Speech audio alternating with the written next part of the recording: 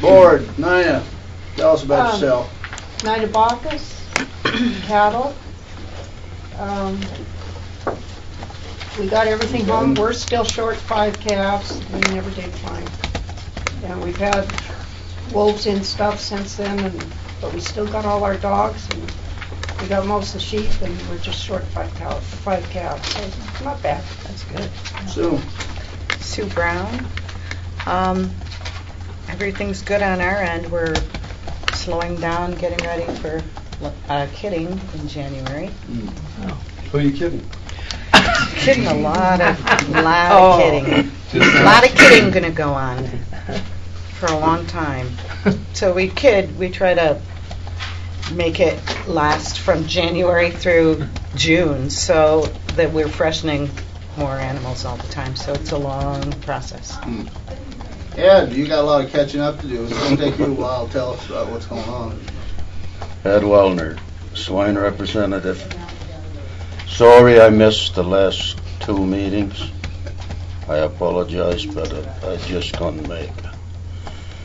Anyway, hogs dropped off, but they're coming back, and everything's all right.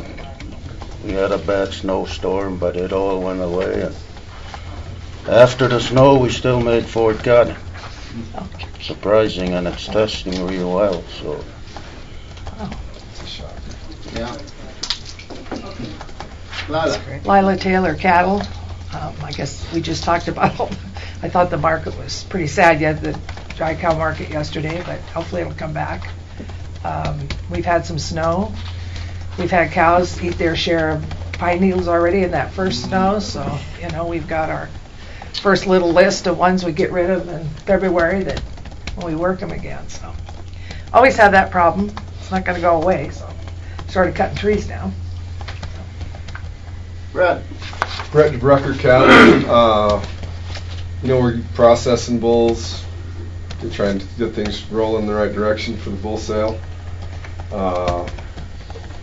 Bangs vaccinating heifers here next week. Hauling straw and hay around, trying to get ready for winter. So that's about it. Perfect. John. John Scully, cattle.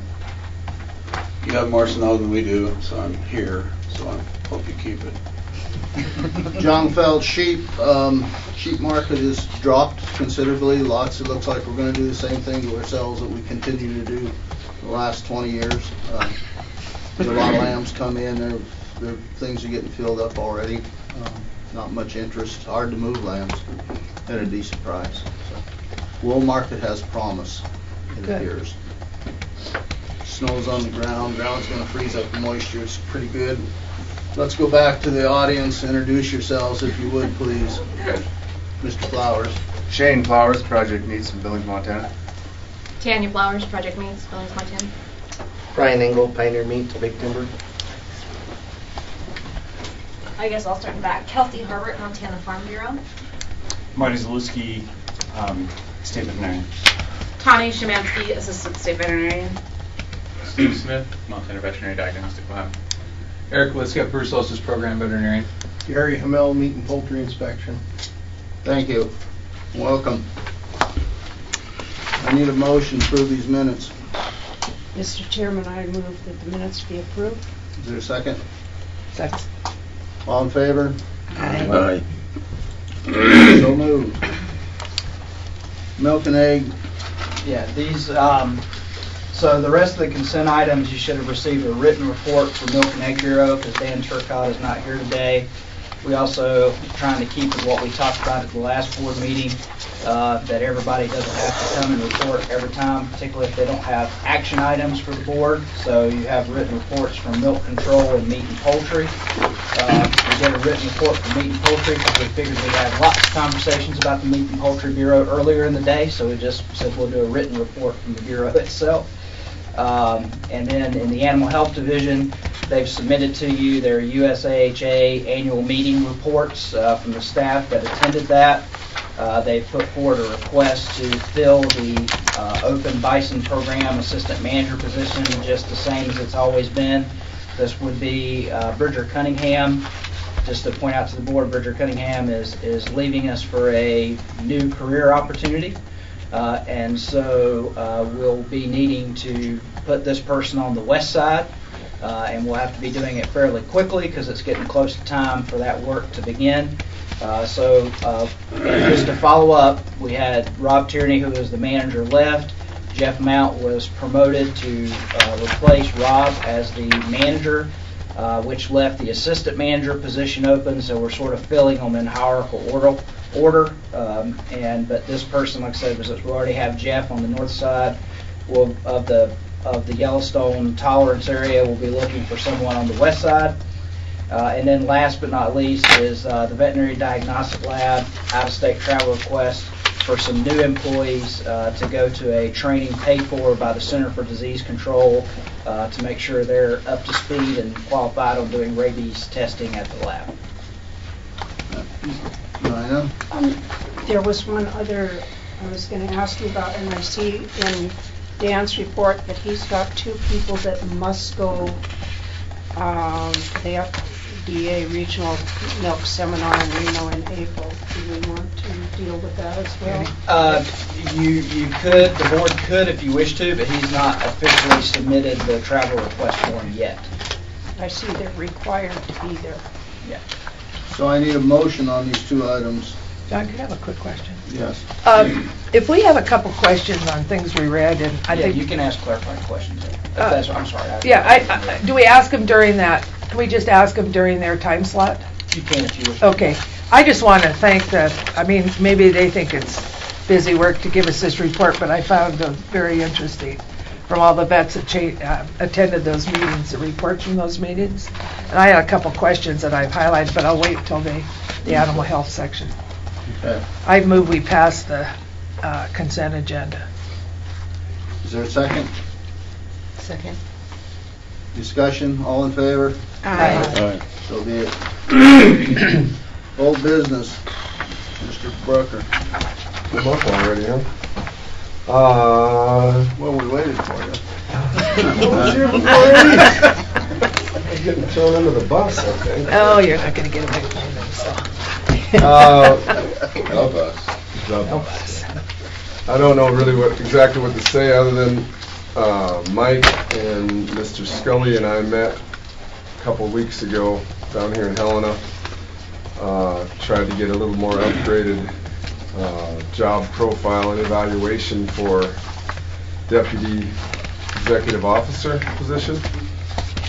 Then took that information and forwarded it on to the committee, to which I got an email back from Lila saying she liked this one quite a bit better. She was going to take up some questions she had directly with Mike. Beyond that, I don't know what to say as far as giving a description of what this entails. I think I'd pass that job over to Mike and let him explain some stuff to the board. So I'll just highlight differences. We put a position description in front of you a few months ago that was a little bit more holistic.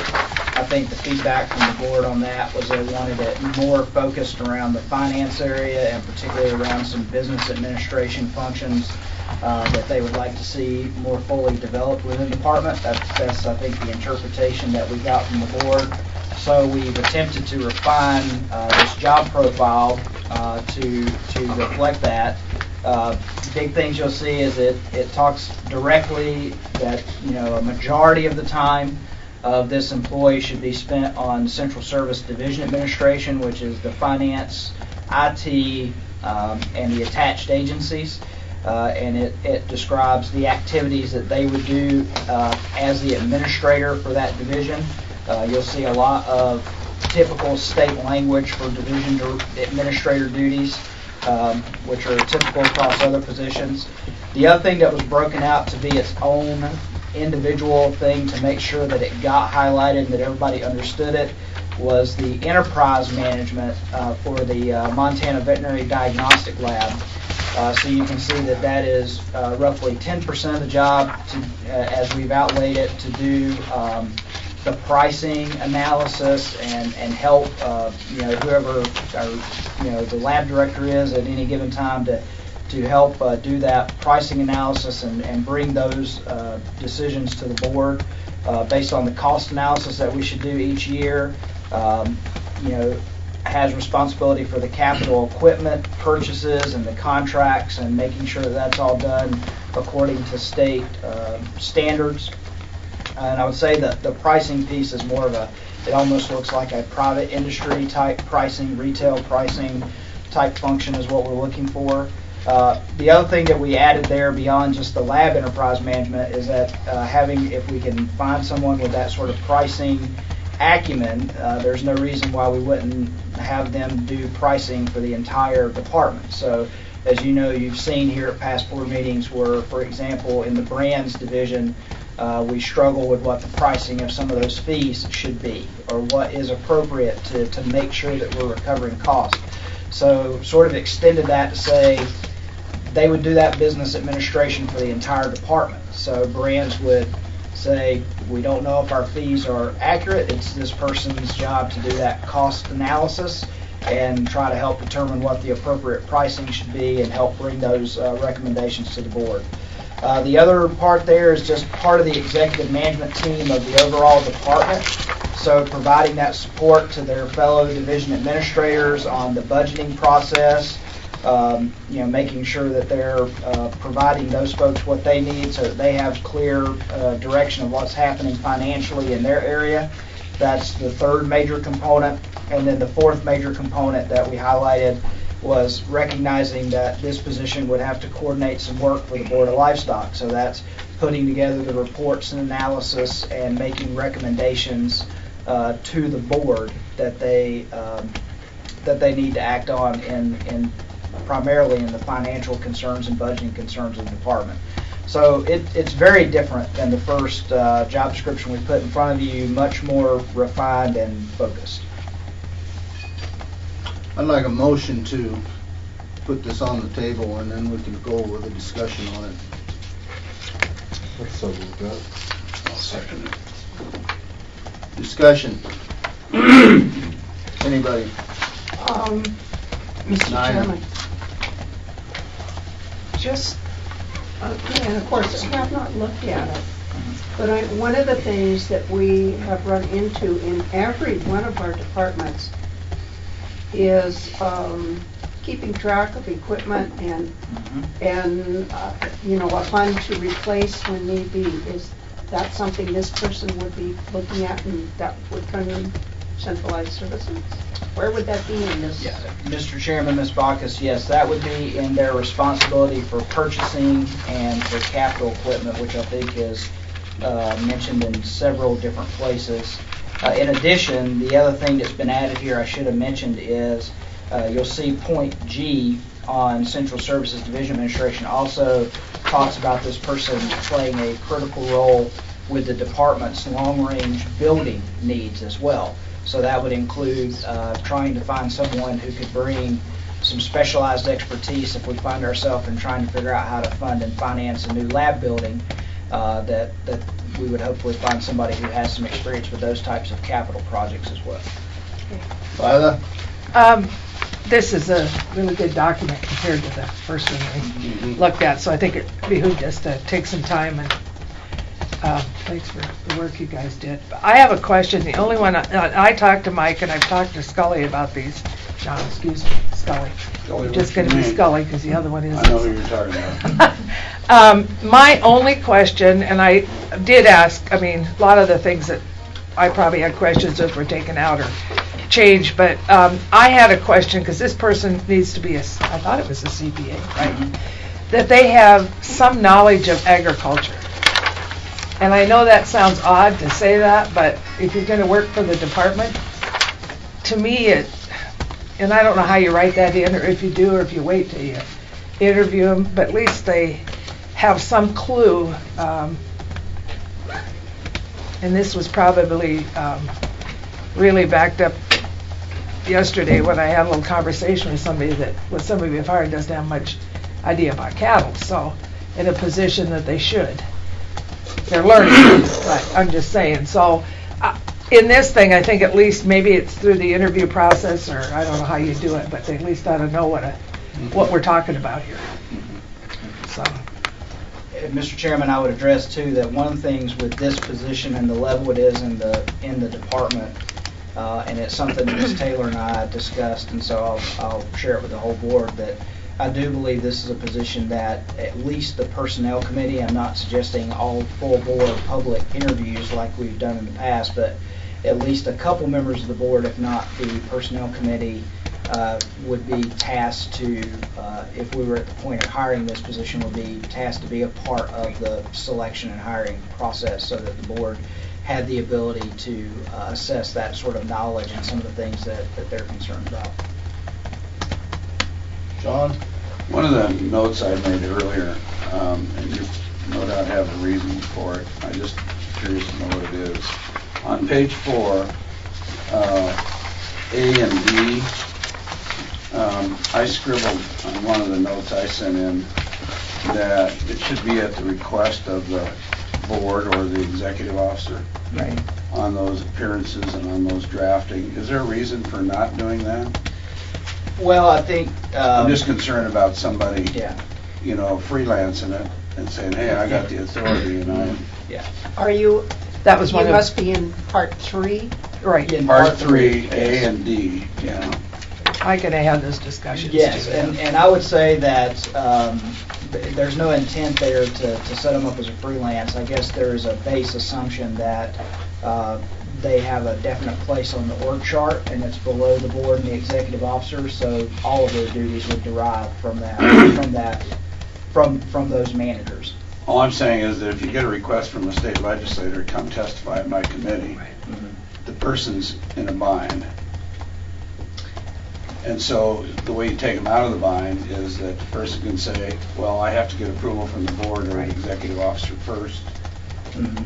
And that lets them off that hook. Gotcha. Otherwise, the legislator can say, wait a minute, it's in your job description. You're to be here, be here. Absolutely. So that's the only caution I've got. And that's an easy edit to make. Yeah, easy. But otherwise, I thought it was great the way you laid it out. So you're just saying at the end of A, with the approval of the board? Yeah, at the request of Request. A and D, at the request. Anyway, I thought it was good.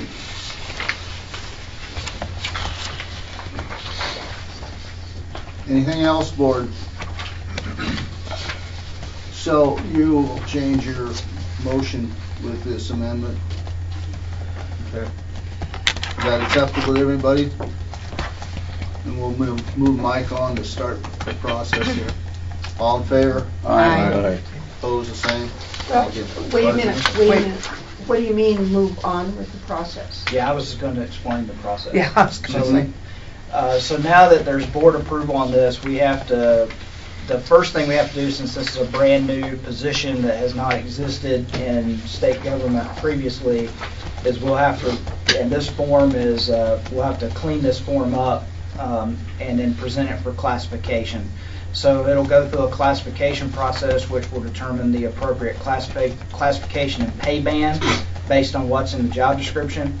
The caution I would give the board is that that's always sort of a process that can come back with surprises. So if it comes back higher than our budget, then we may have to come back in this group and reassess our aiming point if it classifies out of the budget that we've been given by the legislature for the position. And usually we get some insight from the classifiers as to why, what specific duties are making it classify where it is. So that's the first step, and then after you have a classification, then you're at a position where you can then post the job and begin the hiring process. The classification process conceivably could take, especially given it being the holidays, it may be January before we have a classification decision back. It's possible that it can take that long. Yeah. Since a whole bunch of us have not seen this until now, really, would it be all right if we kind of set this aside until this afternoon so we have a chance to read through it first? Would that be okay? Are we voting on the fact we're going to hire this person, or are we voting that this is the format we're going to use, and then when it comes back from classification, then we're going to vote on it? Because to me, It's that, up to you, whatever You have to have a job description That's right. approved to send Yeah, in. to send And in. then when And then we classification can- comes back, there may right. be strings attached to it. that you have and problems because with. some of us have had kind of questions about whether we even want to approve this position, at least I have, as you well know. So I think I'm fine with the way this came out, and I'm pleased that it came out this way. And I appreciate all the work, but I think I'd like to see how it comes back and then vote. Is that odd? No, I think you have to. Okay. I mean, what we voted on was to send it to. Yeah, to get it moving, Process. yeah, to get the Here's process. approved Yeah. If we just Oh, I gotta agree. get some No, movement here. I think it's great, the way it is. Call for the question, or did we already vote? You already voted. Okay. But you look at it, and then this afternoon. She wanted to wait, that's, I guess not. This Okay. afternoon, if you have heartburn over stuff, then you can move to reconsider it. and Right. Because you voted on the prevailing side and you got whipped. Yeah, Unless we all gang up on you I- and say no. No. and that will never. I just, Yes. this If is it's too at serious. a quarter to 6, it might be a no. This is just too serious to just, to vote on it without having looked at it, I think. So, okay. Well, you looked at the older one, right? The original. Yeah, oh, yeah. So you'll see the difference. Yeah, Okay. it's difference between mine and So everybody's good then? Yeah. We'll take a look if it needs to be looked at later on. Okay, a little audit update, you wanna grab that one? Yeah, some positive news, lab performance update. The board has a document that I put at their station this morning, which was a letter that was sent to myself, Mr. Scully, and Mr. LaFell, as I guess the three executive officers of the department. It's not public, I guess, until next week or somewhere in there when the Legislative Audit Committee actually meets on December 12th and 13th. But some positive news there, which is you'll see that the report of the auditors, after coming back and looking over the actions that we've taken based on their recommendations, that of their 5 recommendations, they've classified 4 of them as implemented, which is a really good sign. And the 5th one is being implemented, and the one that's being implemented is the building, and I think none of us would disagree that that is an appropriate classification from the auditor, because we certainly don't have a final solution for building a new veterinary diagnostic lab. But in reference to the other areas, the auditor came back over and took a look at how we did the cost analysis, spent probably about an hour with myself and Evan Waters on how the cost analysis was performed. Seemed satisfied with that. Spent some time with our IT staff on USA Herd's VADS interface. Seemed satisfied with that. They looked over, and we had presented to them before that the board had undertaken the pricing analysis that was requested in the audit, and that the pricing analysis was tied to cost. We even took a step further to show how our budget request that we made to the legislature as a one-time only agency tied back to the cost analysis, that even the fund sources that we requested were tied back to the cost analysis and analysis that we did. So I think for an audit, that's pretty good to have that report come out. Of course, you got to maintain it over time, which means when the spring comes around again, there'll be time for the board to be looking at a new cost analysis based on updated figures.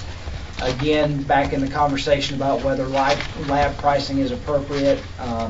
One of the things we communicate to the auditors is now that the lab has an enterprise fund associated with it, that we would undertake that conversation annually. So staff would annually do a cost analysis, annually bring that to the board for a conversation about pricing, and just like we do with per capita fees, annually assess whether or not lab fees are appropriate moving forward on that basis.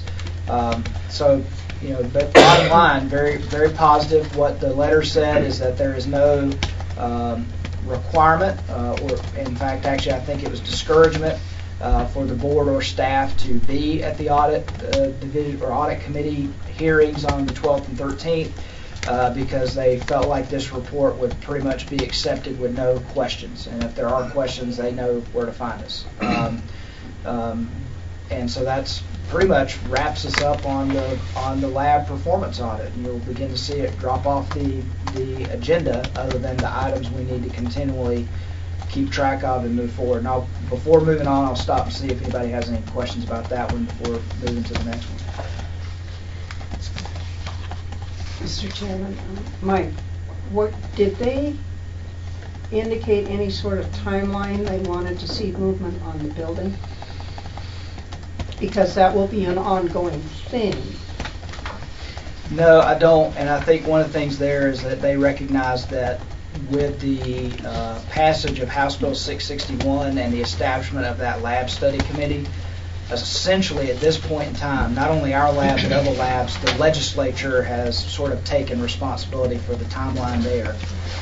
And to kind of follow up on that, one of the things that we were asked, the chair of that committee is Representative White.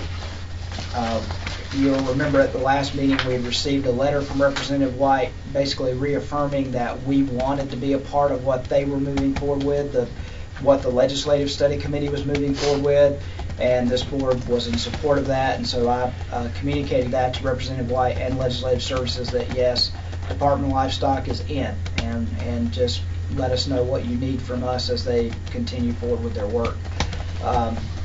And so a lot of that timeline will get filled out based on, in the end, what legislative actions potentially get proposed out of that study committee. And that was supposed to have been this fall. Was supposed to have been, but it looks like it's going to be longer.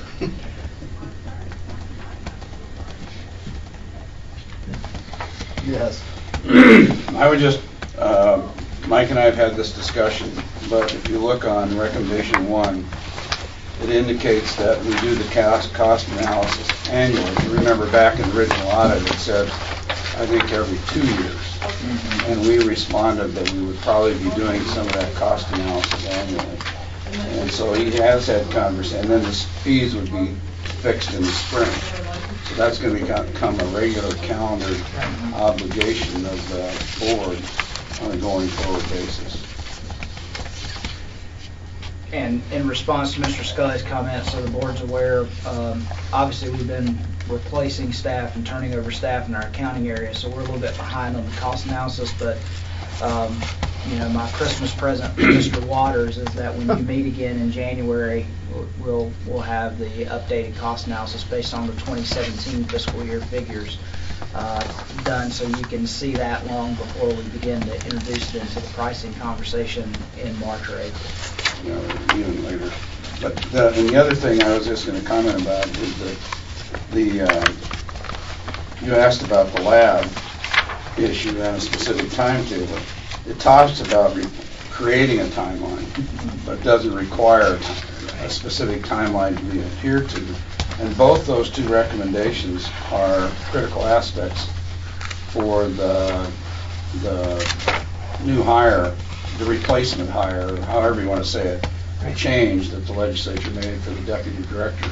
Those are going to be significant issues in figuring out a funding mechanism that that new person would have to deal with.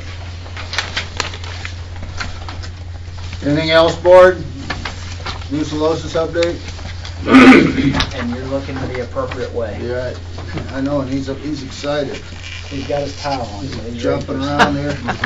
He's got things to tell us. Well, there is not a, I better shush. Mr. Chair, members of the board, Eric Liska, Brucellosis Program Veterinarian. I don't know that there's a whole lot to update you on, but one direction that we've gone, in addition to all the things we've already addressed with the audit, is that we have gotten deeper into addressing compliance issues. So what we've done is we are going back name by name through all DSA producers, and we're looking and comparing brand inspections and compliance with movements and change of ownership, which is a big task, and Emily Kalazek has done a wonderful job at working on that. At the same time, we are monitoring new compliance issues with brand inspections and working with markets and district investigators. Compliance issues that we're finding as we go back through the 300 and some DSA producers, we plan to send all of those producers a letter, in essence being kind of a warning that they were out of compliance.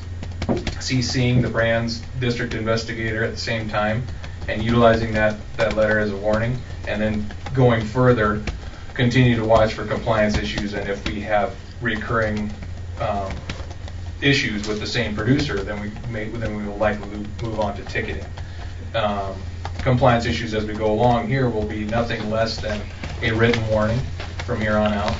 These are all things that we've worked with the brands division. So that's really what I have for an update, and I thought it was important for the board to understand that we were going to send out that letter.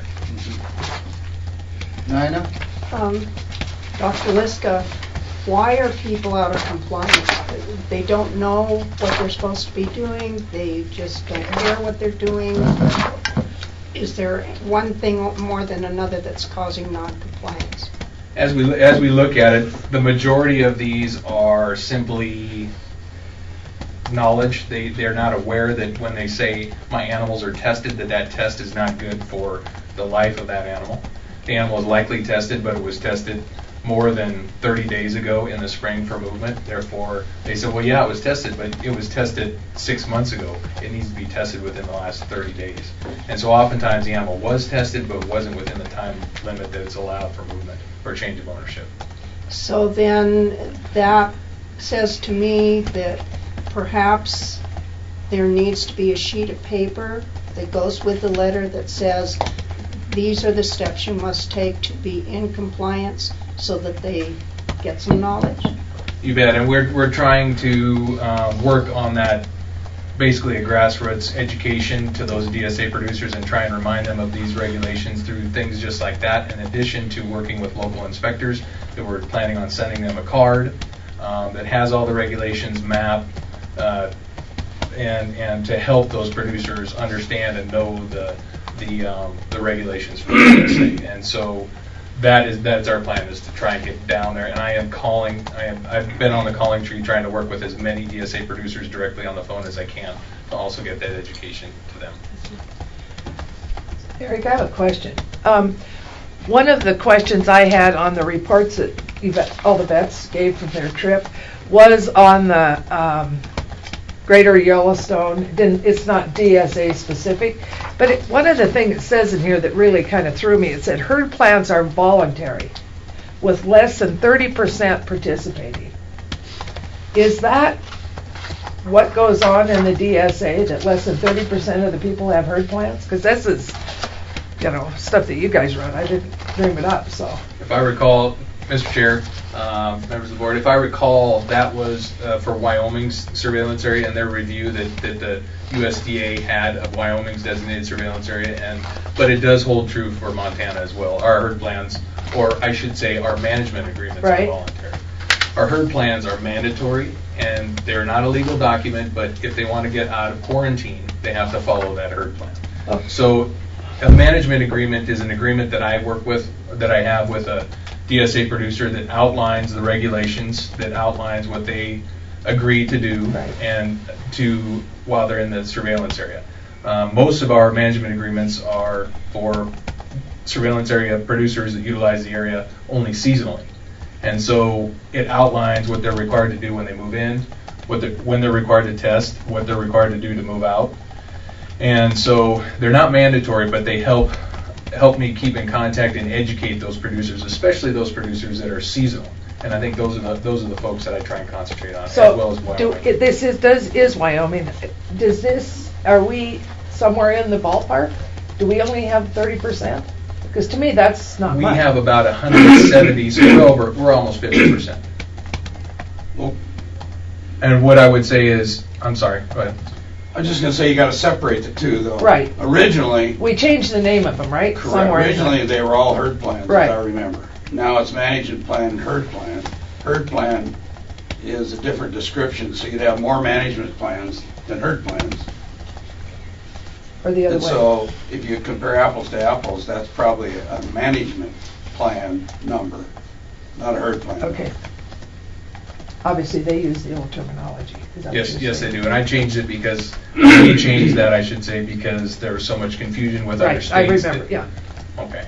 So, but we're doing a very good job. I feel confident, and as I go through each management agreement name by name and call them personally, there are a number of those that are producers that are within the VSA year-round, but the majority of those are for folks that move in and out seasonally, or are the ones I'd like to concentrate on, who probably have the biggest issue as far as what their requirements are. Right, yeah. So that's the approach that I've taken with Okay. management agreements. All right, thank you. Anything else, board? John? So I remember there was a piece in that audit that talked about compliance relative to enforcement capability. So if somebody violates, what are the rules? And I was thinking we had to redo a rule that gave you some authority to fine them. You said ticket earlier. I don't know what we ticket them for or what the penalty is, but I remember the audit questioned whether there was strong enough enforcement capability for someone who violated it. Is that right, wrong? If it is right, we need to do something to give you some authority for ticketing? Because I don't know what quote ticket means. Mr. Chair, Mr. Scully, if I recall, I think what you may be referring to is the use of brand inspection to enforce regulations. And what we had was an issue the law says that the local inspector cannot deny. Right, I got that part. But then what's your enforcement? What's the ticket mean? We'd write them a ticket for what? For what's the penalty? Well, it's a misdemeanor, and a lot of that would be up to the district investigator as far as what ticket or what the price would be, and then a lot of that is outlined for them as far as law enforcement. But it's a misdemeanor, and it can vary, but it would be for not testing animal or animal not being vaccinated when they're required to be, and that we're trying to leave that up to our district investigators, to our law enforcement officers, and we're working with brands on that. Anything else, sir? Brian Engel, Big Timber. Question I have, is the fine cheaper than actually being compliant? Probably. That's sitting back listening. Is it cheaper to pay the fine than to get all your cattle tested and to go through the proper procedures? Yeah, that's right. I mean, that was part of the criticism, I think, by somebody in that audit process. I don't know. So we ought to check on it anyway. Yeah, check on it and see what you got. Because I got the impression that they didn't think we had much authority to force compliance. Right? So what you're saying, it's a misdemeanor for failing to abide by health regulations. I don't know. Is that it?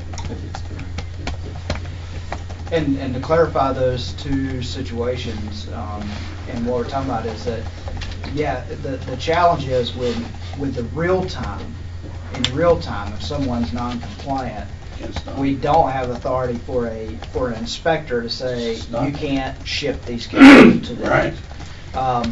So what we're saying is we can't stop them from shipping, but a day or two later after the cattle are gone, their friendly neighborhood district livestock investigator can show up and write them a ticket if it was a violation that was a misdemeanor. But the whole point in it is to stop the disease from getting out. I mean, to have them be legitimate when they leave, so we don't spread anything, right? I mean, to me, that's the whole point of the whole deal.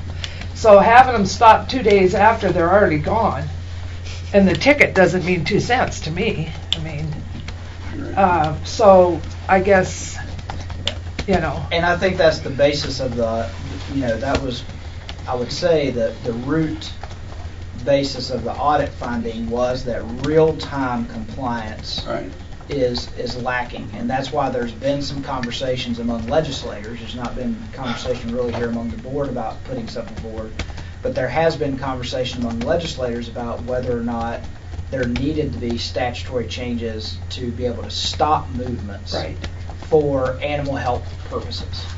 And that would be beyond just brucellosis. That could be any disease control area that we have set up. That could probably apply to trick or any other special designations. And I look back at the vets and they're shaking their heads. you know, that if someone's not compliant, the inspector can stop the movement. But right now, we don't have legal authority for that, and some legislators, I would say at this point, think we do need that. And it's probably something that will come back around again as we get closer to the next legislative session. Well, I guess so if you spin it back, the criticism was based upon the ability to enforce compliance. And so the deputy brand inspectors don't have the authority. So therefore, when they brand inspect, they go outside the DSA, which was what was intended to be prohibited. And so if you had a specific disease problem you could stop, you probably have some public health authority to do that. It's probably not specific to DSA, and the DSA is a rule, right? So why couldn't we put your authority to stop in the rule? Seems to me that we could do that without statutory changes under the scope of the public health authority of the state veterinarian, but that if you are in, or if a deputy director finds somebody who's crossing, they do have the authority to stop, and if they do it anyway, then you can write them a ticket. But you put in there the ability to stop transportation by the brand inspectors, and that's a rule, I think, not a statute. Anyway, I would suggest you look at it, because somebody thumbs their nose at you and say, I'm leaving, see you later. I don't know whether you've got authority to write them a ticket. I don't know. Because your rule, I think the rule prohibits it without the, I don't know. What you do have the authority of is to quarantine them. Yes. You know, you might not be able to stop them, but you do have the authority to make life pretty difficult on them on the other end. That's at a different level, after they're already gone. Yeah. And penalties, and of course... Anyway, it's a pretty sharp knife we're dancing on, I think. Well, except for the fact that the movement between the DSA in and out is usually handled by a deputy brand inspector who doesn't have any authority. So, anyway, Mr. Chairman, enough said. Can we do a preemptive thing? If you're in the, and I know it's one more thing on the people in the DSA, so if they're listening, I just want to make sure that we're not lost on the fact that they are called upon to make it good for the whole state, is the way I look at the DSA. But if somebody knows, I mean, you know when you're going with your cattle because you've had to find a truck or 2 or 3 or 4, and that you can call and get some kind of a deal that shows from you or whoever that you are legal to move out of the DSA. I don't know if that's anything you could do or not, but with texts and phones and a few other little things, whether you can be approved to be inspected on Sunday, which is usually when people who don't want to be caught try to go, that there's some way we could, do it give them permission ahead of time that you're cleared because you've tested or you've complied with whatever laws. I don't know. Well, we know the community we're dealing with, and generally, as Brett stated, that sitting over the top of your head at any given moment is a quarantine on your operation. Yeah, I know that, yeah. And, the community that I know in production agriculture would hesitate to violate in any suitable manager anyway.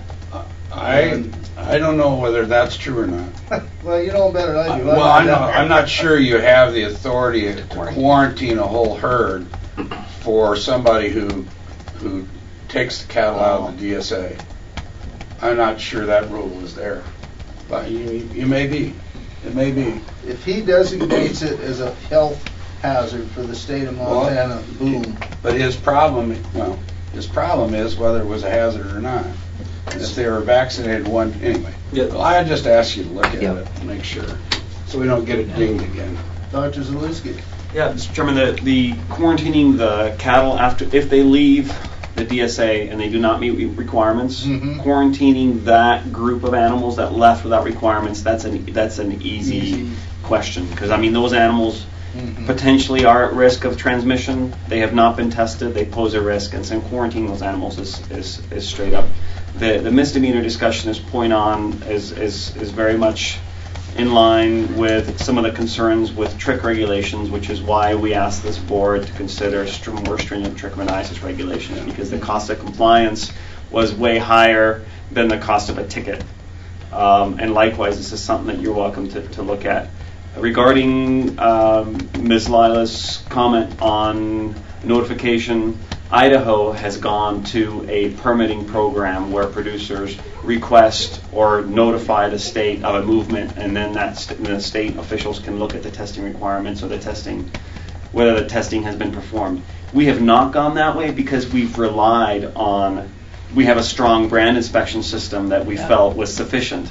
Having said that, if this board and the community feels like that's got too many holes in it because we can't stop movement, that's for animals that have been inspected by a local inspector, then that's something that we certainly are receptive to looking at. So that's kind of the three issues that you kind of hit on. What do you want? I think it's the board's discretion. So you don't care? That's not what I said. Well, I'm asking if you have a preference. The recommendation, I believe that we have the tools needed to ensure compliance. Right. My one point, I don't believe that we need to use permitting because I believe we do have a strong brand inspection system, but I have had discomfort for a long time about the misdemeanor and the low penalty for non-compliance for a variety of things, including breaking quarantine.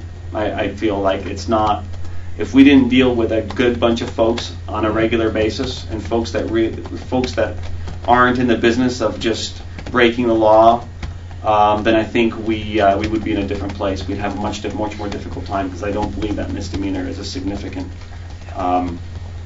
motivator. I think mostly we rely on the good nature of ranchers to follow the law. So. Thank you. And I would point out that in the context of this whole conversation is around the performance audit. And so I think the board and staff both have to consider at some point we'll have to answer to what we've done, and in that intent of trying to get real-time compliance or assess real-time compliance as close as we can. I think we have to consider, what have we done to do that, and whether or not we think the case is strong enough when we report back that we've put enough things in place to satisfy that recommendation of the audit. And you've heard many things. You've heard about the, getting the communication of movements between inspectors and the Helena office, to say, hey, I'm approving a movement out of the DSA, and to get that communication immediately to the veterinarian in Helena, Dr. Liska, to assess that. So I think as we move forward, the real question is whether we think the actions we've taken to this point will satisfy that desire for better real-time compliance on the movement. And I'm like Dr. Zalewski, it's board's discretion. If we feel we've satisfied that, but if the board still has discomfort, then you might want to direct staff. And I guess I'll take the conversation today as a direction to staff to take a deeper look and see if there's anything that needs to come back at a future meeting. Mr. Chairman, I'll go back to what Dr. Liska said to begin with. You have, 300 out of compliance? No, we have 300 producers.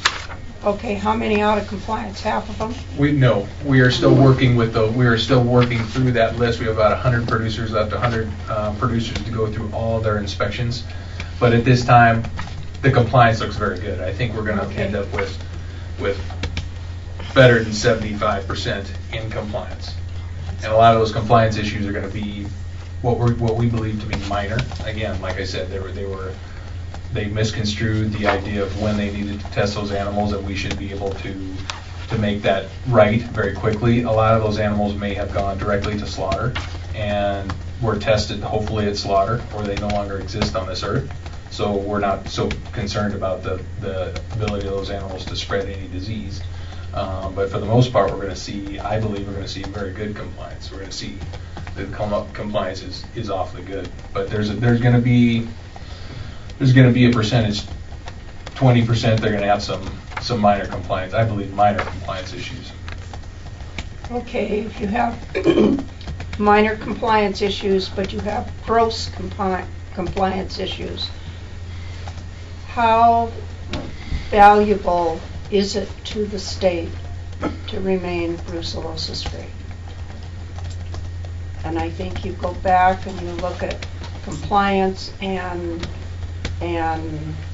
your fines for being out of compliance. I think you look at minor compliance and gross compliance, and you have to ask yourself, how important is it for this state to be brucellosis free, and adjust your fines accordingly. Is that being too harsh? If you're Mr. Chair, Ms. Bacchus, if you're addressing, I guess I'm not certain of what you're directing me to do, but I think that you're speaking to the severity or the level of the ticket that they may get for a non-compliance issue. If someone has deliberately, knowingly and deliberately been out of compliance, then, slapping them on the wrist doesn't do any good. Understood, Mr. Chair, Ms. Bacchus, and I understand where you're coming from. And again, I'm not an enforcement officer, and I think a lot of this might have to come from Leslie or come from somebody that's in that field, a district investigator or an area supervisor, or an attorney. But my understanding of the misdemeanor penalty for DSA is that you could potentially ticket them for each animal that's out of compliance. Up to $200 per animal is my understanding of that regulation. So that said, bulls may be not a big deal on trick, it's one bull. If you have 500 animals that are out of compliance that you didn't test or need to be tested, it could be a significant ticket. And again, that's not my area of expertise, but it's something I think we could look at, and that may make that more of a bite, if you will, if somebody is legitimately out of compliance or breaks the law. Anything else? Thank you.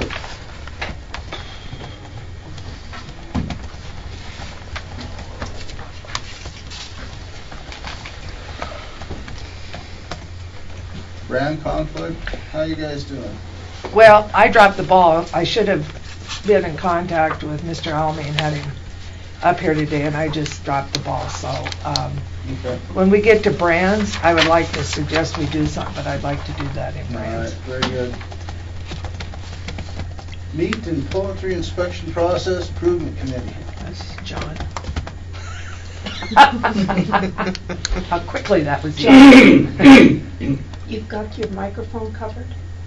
Maybe that's good. That makes intentional. Might have been. Well, let me do a quick review. We went through the various meetings of the committee. Flowers are here, Brian's here. We've had two other participants, well actually 4 other participants that have come in and gone out of the process. We dealt with education, which dealt with staff knowledge, supervisor knowledge, etc., and went on through that. And the most recent report we talked about was the training that took place at the end of October this year, and there was a request made for and whether industry people would be at that training, and the FSIS folks told us that no, that they might be able to arrange training for industry people at some point, but it wouldn't be during this process. The department cooperated with industry in trying to arrange the training schedule so that they could not and would not interfere any more than they had to with the processes of the individual businesses. And I think the end result was that the updated training is something that will probably happen on an annual basis, and which should happen in that period of time, because the industry said that the time frame was the best time frame for them within the calendar year, and they're here, and if I'm wrong about that, they can correct me.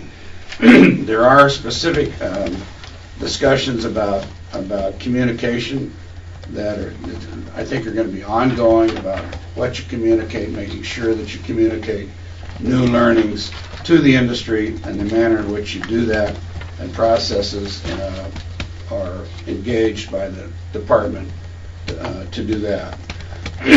The other segment was training methods and behavior. The federal expectations, we covered that at previous meetings. The role of science, and we left it till the end, and I'll get to that in a second. And the other item was communication.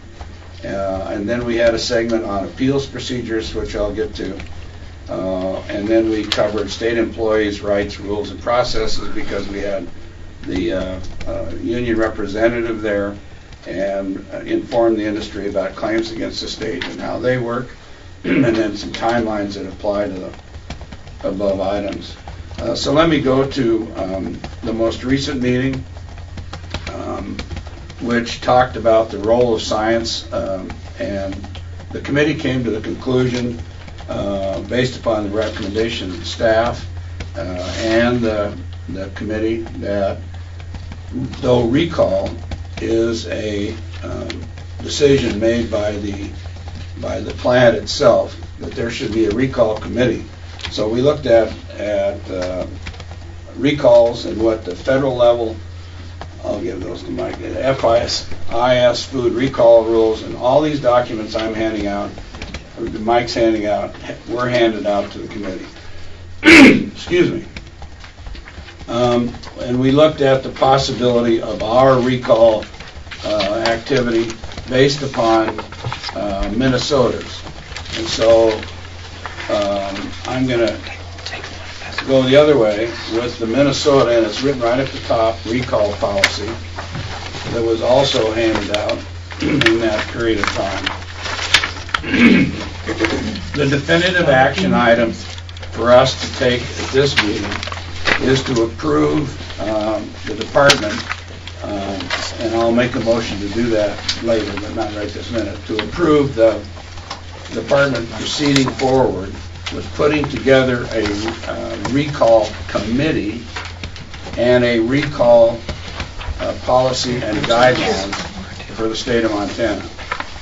They can cut and paste the FSIS rules, they can cut and paste Minnesota's, and today we may get some input from the industry concerning those two items and what they think should be on there. But the specific is that we all agreed at that meeting, though there are issues in it, and they were discussed at length, and will be again probably, that we should create a recall committee in the state of Montana. What the recall committee does is provides an opportunity for the industry business person that if they are considering a recall based upon findings that took place in their establishment, that they can go to this committee and say, what do you think? Do you think we should, or do you think we shouldn't? The decision would not be absolute. It would still go back to the person requesting. The state could not make it absolute, and it would be sent back to the petitioning party for the recall. So what the state would have to do would find a panel of individuals, and we identified that panel at the meeting. And so, assuming that the board would consider the committee, Mike has a list of possible participants, which include the industry representation and includes department personnel by position. They would sit on that committee. Then there'd have to be processes put in place for the recall committee to act.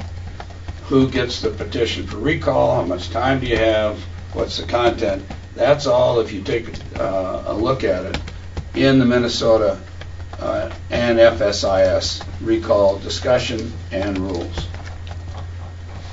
So today's recommendation from the committee is to the board that the staff, that we form a recall committee, subject to approval of the committee procedures and guidelines being presented to the board by Mike and the rest of the team within the department for consideration at a future meeting. So I would make a motion on behalf of the committee that we do so, that we, as previously stated. Discussion? I'd second it. So in other words, if we pass this motion, we're adopting the idea that we have a recall committee. Our problem is that we don't have, I'll get to the problem later about procedures, but we are asking Mike to identify what the committee would consist of, what the process and guidelines that they can consist of, so we can adopt a policy. Then you would take that policy and put it into rule, which would take longer, but the policy would give us an opportunity to act on the problem. What's the problem? Well, the problem is there's a gap of time, right? Something might occur between now and the time you get the policy, or now and the time you get a rule, so this will create it. If something happens between now and the policy being adopted, then we'll have to probably ad lib, because we don't have any specificity as to how either the department ought to act, the industry ought to act, other than the FSIS guidelines, which you all have and can read. And so the department, because we have adopted the federal rules, would try to follow the FSIS guidelines as clearly as possible for that recall activity. In me. So does that, have I confused it enough? Does it make sense to you? And this is at the behest of the committee. The committee, and it's industry. with agreement with the industry, and assuming we would approve this motion, I'm going to ask the industry if they have specifics relative to the recall process, requests that they would like us, the board, to consider, or staff to consider, that they notify Mike, because they've now had a chance to read it all. Yeah. And they could give him that information. It would then come back to the board in the form of a policy and guideline, which would have another public hearing, approval, disapproval, or amendment before any rule would take place. In the meantime, you follow FSIS guidelines. And you came to that conclusion because you didn't feel that the FSI recall was sufficient. We needed one within the state to do a better job? Well, it's just different, is all. That you have we have to be equal to or better than. Right. But you also have to take into consideration the aspects of the state. Because we have a state program, not a federal program, then if you look at the FSIS recall policy, if you were federally expected, they have all the federal talent already employed at the drop of a hat or a phone call in the science base. We don't. So we've got to find those people, create them, and create a board. So you can't, I mean, it's not apples and apples. You still have to have a state process, which is why Minnesota has theirs. And we had another state, but we've gone down to Minnesota because Brian sent us that one. So. And by going to a state recall board, we would feel as if we were going to serve the industry better because we're going to be faster to react. Well, there'd be two things. One, under the federal Act, FSIS, they have a recall process. Right. Okay, so we would be equal to that, number one. Secondly, it would provide the individuals doing business in our state a panel that they could refer to that would give them advice that they know, both in a timely manner so that they can make their decision, and from the state standpoint, understanding the science aspects if there's difference, because we do have science expertise at Montana State University. And Dr. Bowles came to our meeting and talked about that. So it's a mixture. Because you have a state system, you better have a state process. Because you have because you don't have the FSIS personnel at your beck and call for a recall, then you better create it. And you need to have an expectation so that they know who to contact, how to contact, when to have a meeting, who's to be there, and discuss the outcome of it. And so if we're going to continue with the state system, the industry felt having that recall sounding board was a real benefit to them and internally to us and our inspectors relative to science on a going forward basis. The heartburn of that, I wasn't going to bring it up, but the heartburn of that is the standards of science. But we'll leave that to another day. I'm not going to get into that. That's a personal problem. Well, that's part of the heartburn also is you create another, hopefully it's helpful. And that's what you're trying to do. That decision is not an appealable one because it just renders a recommendation back to the petitioner, the business, do it or don't do it. It may render information that could be used by both parties and FSIS for that matter, relative to science that may be different. But it would no doubt help in the interface between state employees, Mike thought, and the businesses that they engage in, and the businesses felt the same. So, Nina? So if this panel is called together, it is only called together if the producer, the operator asks that it be called together? It correct. is not called together because our people ask for, okay. Well, wait, let me the clarify. process you could have it. You could have our people do it, but that's going to be in a process for you to review later. Yeah. So it's possible that it could be, well, the process is going to act two different ways, right? You have an action that took place on premise, and there's an issue as to whether it's right or it's wrong, and it's the premise's right to control the decisions. If they didn't want it to go forward, they would simply make their decision instantly and be over with. So, in a way, they will give notification, but it doesn't preempt the state person from triggering the recall as well. But if they don't want to participate in it, it's over. Yeah, and I'll clarify that, and I think Mr. Scully did good just to give a few more specifics of the two ways that recalls will come forward. So, the establishment finds something and notices something and needs to deal with it. You're not going to probably engage the committee because they're already making that voluntary decision. I know I've got this issue. I want to recall. Let's do it. And we have some folks in the room who've had experience with doing that voluntarily on their own because of something they noticed in their process. The other scenario is something they may not be aware of that's found by an implant personnel or one of our inspectors. But what this changes is now that piece of information has to be validated by the recall committee. And so at least when the recommendation goes back to the establishment knows that was more than just the implant personnel and the Department of Livestock managers making that recommendation. So if you've included Dr. Bowles or some of these other people in it, they're also supporting that recommendation, which to the establishment owner gives them a little bit more comfort in moving forward. But it also means that if for some reason that recommendation is not taken and there's action that needs to be taken on the other side, you've had a review by more than just Department of Livestock staff. In other words, you've had a review by a panel of a mixed panel that have all agreed and said, yes, we think this is the recommendation that should be followed.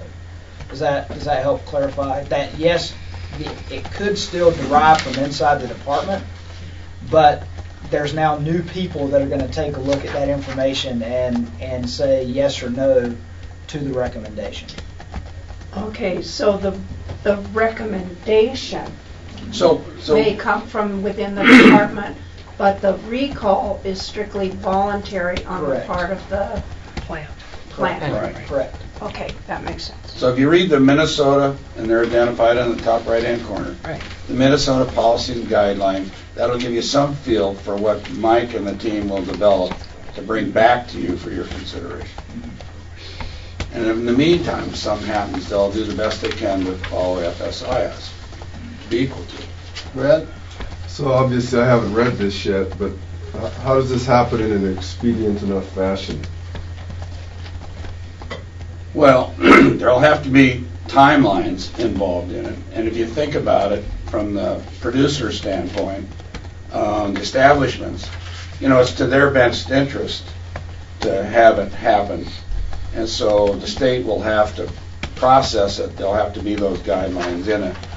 And it happens at the federal level fairly quickly. Okay. I mean, there's even, discussions we had of phone calls to people on airplanes. But, we don't have that. So it's going to have to be relatively timely as opposed to instantaneously.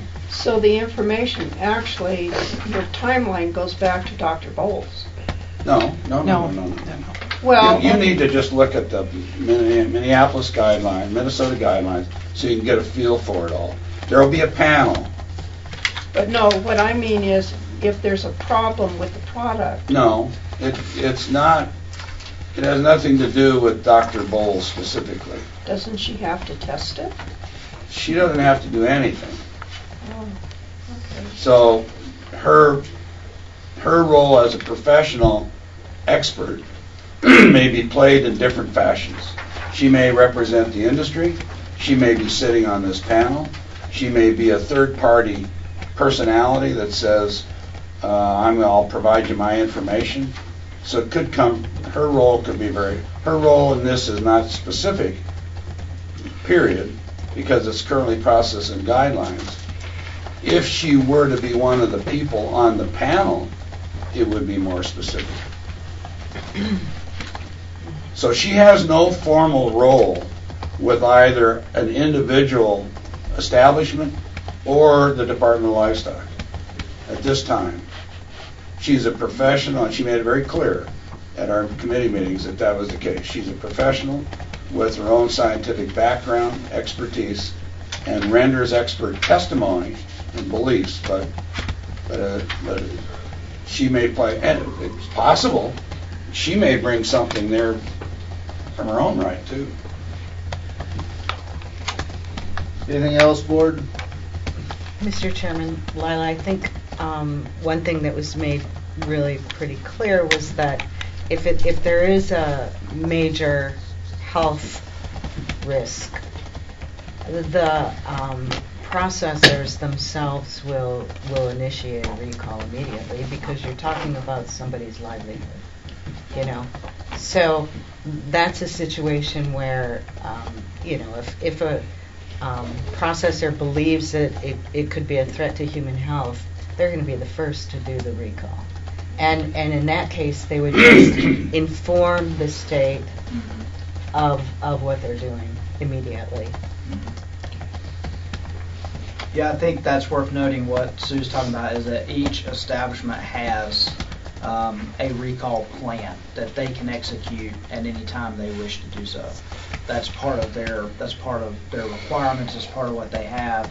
So in that case where they initiate it, they're essentially initiating their own internal plan and then telling the state, and then the state by federal regulations has certain things that it has to do and carry out at that point once notified of that. But that's purely initiated on the establishment side in those cases.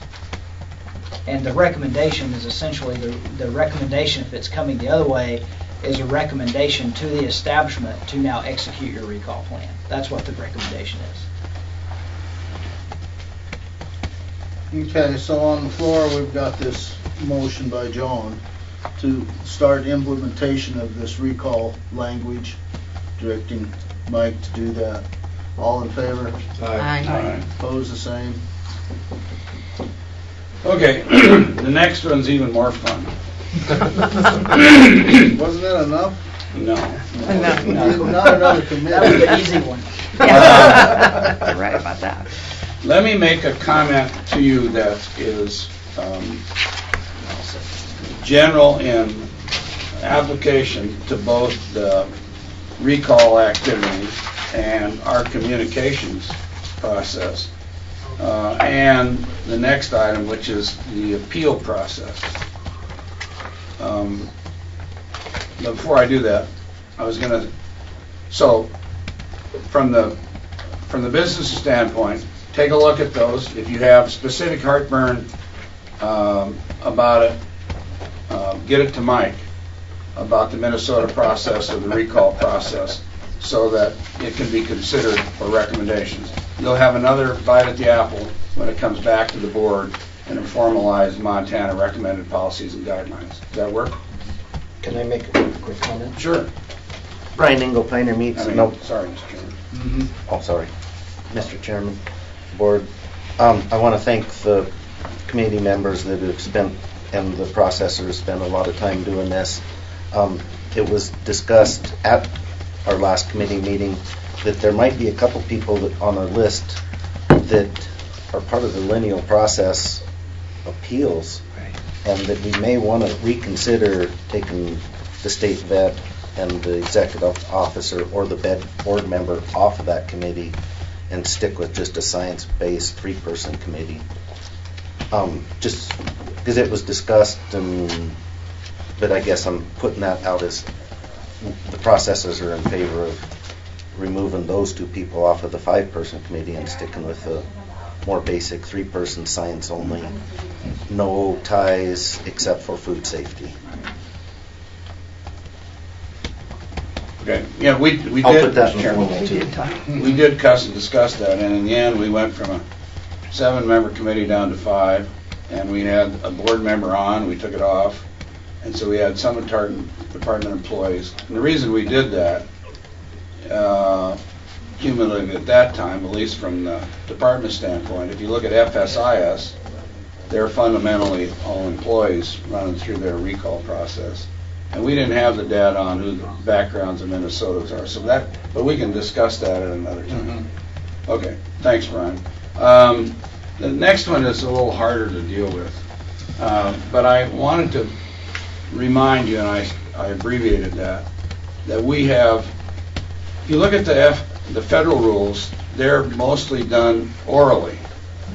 And so what we're trying to do in the department is to make them written so that there's a record of what's taking place. And so that as you go through appeals in this activity of recall, it'll all show up for us as a written request or a written appeal or a written position or written submissions that are applied by. And that's obviously a choice the board can make in the end. But so far, we've opted for the written. The committee has opted for the written rather than the oral. So, appeals. I'm going to hand out what's identified as on the top right-hand corner. It says Fed on it. And that's a document that identifies federal guidelines.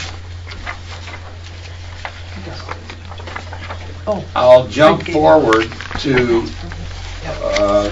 my conclusion at the end from the committee. Maybe not. Maybe I better have one, Gary.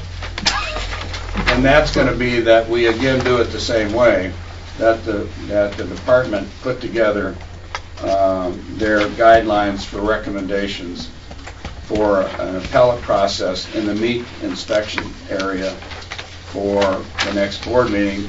And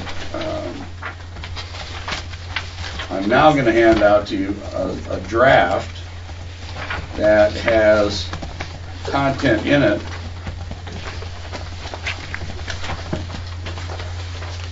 that is the Montana Department's Meat and Poultry Inspection Bureau Appeals Guidelines.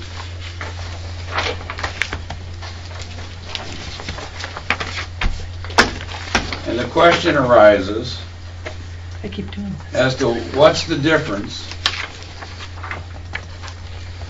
between what the state attorney, Rob Stutz, has recommended for guidelines versus what the federal guidelines are. Here's a document now that attempts to try to identify the differences. The industry has all these documents as well. It's the first time the rest of the board has seen these, so I'm not going to go through individual ones. But I'm going to say this about them. It adopts a federal example, not in totality, of chain of command appeals. Chain of command appeals means just what it says. You appeal to the next highest level, and you go through the system all the way up to the board livestock. In the board livestock activity, because you are appearing in front of a quasi-judicial board, the suggestion has been made by our attorney that we may call it in here, you'll read it later, when it gets to the 5th or 6th level of appeal. When it gets to the board level of appeal, they should be represented by counsel. That'll be something you'll talk about in that process, in your own mind and at the next meeting. In the event that an appeal is taken, again, you'll see here that the notice is given to one place only. It goes directly to Mike's office, not personally, but as the office holder, to be disseminated along the chain of command for the next course of action. So notice, so it will be a simple, centralized receipt of that appeal. The appeal is in writing, so it arrives in Mike's desk in writing. It's an appeal of decision, and he then will designate that proper hearing place for the person in the chain of command who's next in line, or in the event that the next in line person has a significant conflict. In other words, they could be standing by the mud puddle and they got mud all over them too. Then he can skip and go to the next one. So he will designate that. So it arrives there from the industry. It's written from the industry. It arrives at the office, executive office. It's disseminated back. Then in the appeals guidelines, there are, if you look at the federal rules, there are varying, I'll profess a bias, there are varying sets of timelines. We want to try to establish fair timelines for both parties. Fair in the process of, we ask that if you're going to appeal this decision, that you appeal it in a timely fashion, so there'll be a timetable in it that you'll get to discuss later, not today, but when it gets presented. And then there's a timeline for an argument to be made so that a decision can be made and it can be either further appealed or agreed to. There's other context activities in the Montana guidelines, but they're fairly similar to the document.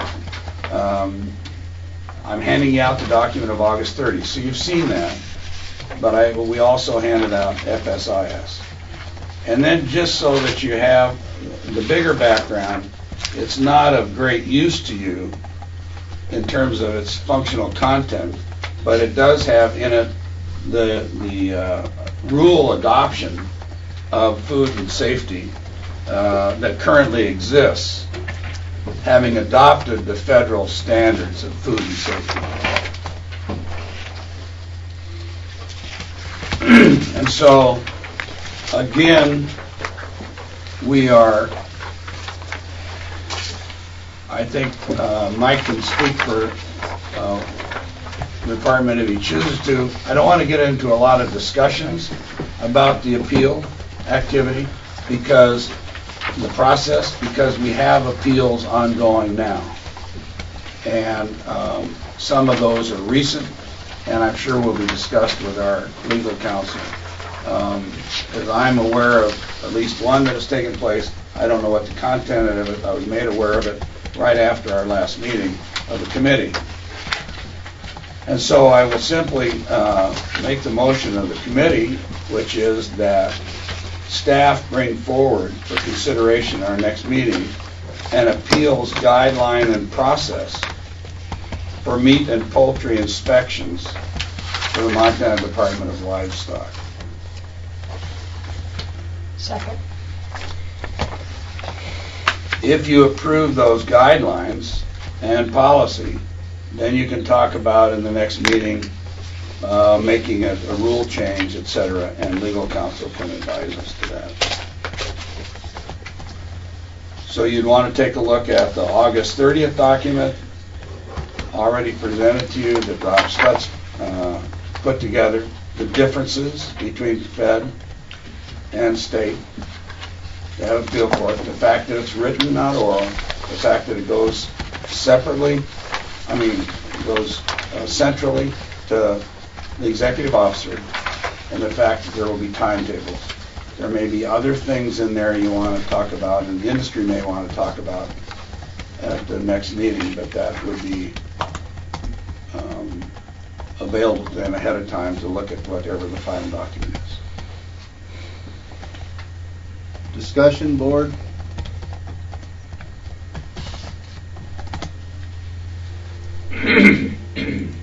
So what John said is you're going to have all this information in front of you when we come back to it. Right, and you'll have a forward formal document that Mike will present to us for our consideration with this in background, and with opportunity for the industry to comment about whatever is formally presented prior to it becoming a guideline. Yes, sir. Flowers. Mr. Chair and the board, I researched a little bit, and I'm no legal guy, so I'm not trying to create an argument here by any means. The judicial review deal that we had talked about at the committee. Yeah. So I researched that a little bit because it's got a 10-day timeline on it. And I was informed about the statutory citation 24702 of the Montana Administrative Procedures Act that we have 30 days after written denial for appeals for judicial review. And the 10-day rule that is stated there is for specific items that limits it for that 10-day. And so I'm just bringing that up as so that maybe we can look into that and see if that's the case or how that all plays out as far as that paragraph there goes. Okay, Mr. Chairman. I don't want to get into the topic. We'll save that for attorney's legal discussion, because one of the appeals I found out about afterwards, this is a core issue in it, and it was brought up during our committee meeting, and so I would ask that when we have our executive session, there has been an appeal that has taken place. This may be an issue within it, and I haven't seen the appeal, nor have I heard from Mr. Stutz, but I'm at least cautious enough after the last meeting that I think that I would ask that we not talk about it. And I saw Mr. Stutz's hand go up, so I'm assuming I might have covered what he wanted to tell us, but I don't want to assume anything. Mr. Chairman, members of the board, the S&T, what formerly was appeal, is now litigation, and so I'm happy to discuss litigation strategy, including possible defenses, during executive session. Okay. Anything else? Sounds good. Thank you, John. That's a lot of work. Well, that's we still have more, but we have a motion on the table. And what is your motion? The motion is to have Mike write up the documents. It was seconded by 9 ayes. All in favor? Aye. Opposed, the same. Got it, Donna? I just want to thank people who worked on this committee, because the processors that came made it's not easy, especially the last one was pretty short notice, but it's hard to find dates when everybody can try to get together. So I just want to thank everybody, and especially John for all the work he's done in presenting this. My other life, I might want to be an attorney. Well, you've got one coming in the family. Yeah, but that might be scary. Asking the sheriff about the next statement. Yeah, and one of the things I'd say as we bring that forward, just so, because I know we got industry folks in the room that have been part of the committee, I would make sure that since I'm directed to put that document together, you've now had a chance to read through both documents, I'm sure, and probably have some bullet pointed concerns or suggestions, and I would ask that you send those to me in an email, if you will, so I can have them very clearly spelled out as opposed to trying to capture them verbally today. Yeah, that's a good idea. John? Okay, the next one is that in the process of this discussion, we have had some discussions also of the more generalized appeal process that we you have documents on that previously, and I would leave any discussion of that to just because I don't know all the data behind what's going on right now, to discussion with legal counsel as well. And that's the general appellate procedure, and the discussion has been that that too should be put on a chain of command process for the board's discussion.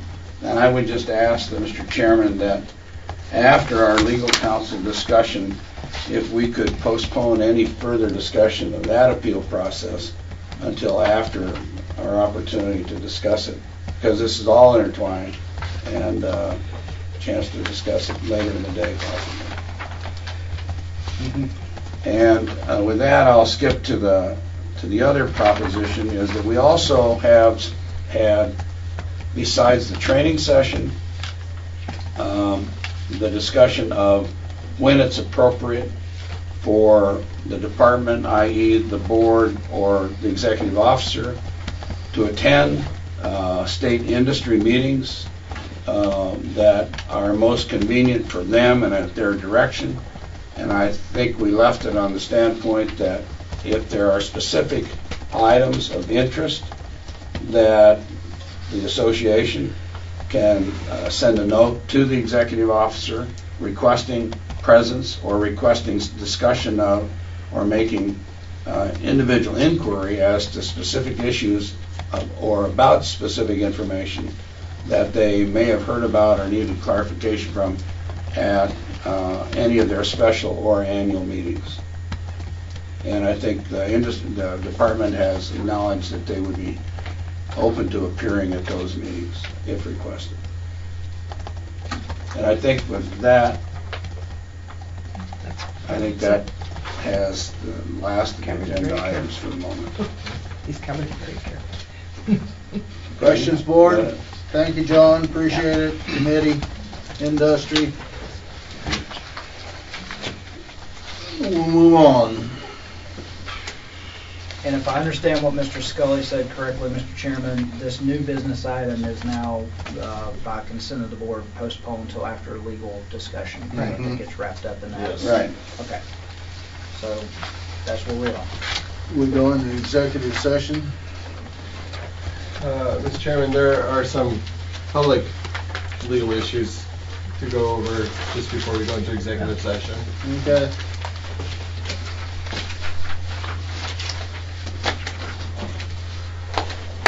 I'll sit here. You can hear me all right. Over here by the microphone, please. Well, pull your chair up. You can pull your chair around, but. Oh, his chair's over there. Oh, his chair. I'll just sit. Yeah, I don't you can want pull to that block one. the view. I'll just sit up here. This is okay? I guess we can catch it. You're in the wires. All right. Mr. Chairman, members of the board, just two updates on some legal issues. We've already covered to some extent some rulemaking issues and then the appeal guideline policy issues. If anybody has questions or want to discuss those further, go ahead and ask. I'd like to do a litigation update. We have, at the last meeting we had 3 lawsuits. Or 2 lawsuits, now we have 3. The latest is a judicial review petition that was filed by S&T Meats of the board's decision on the appeal of the meat inspection issues.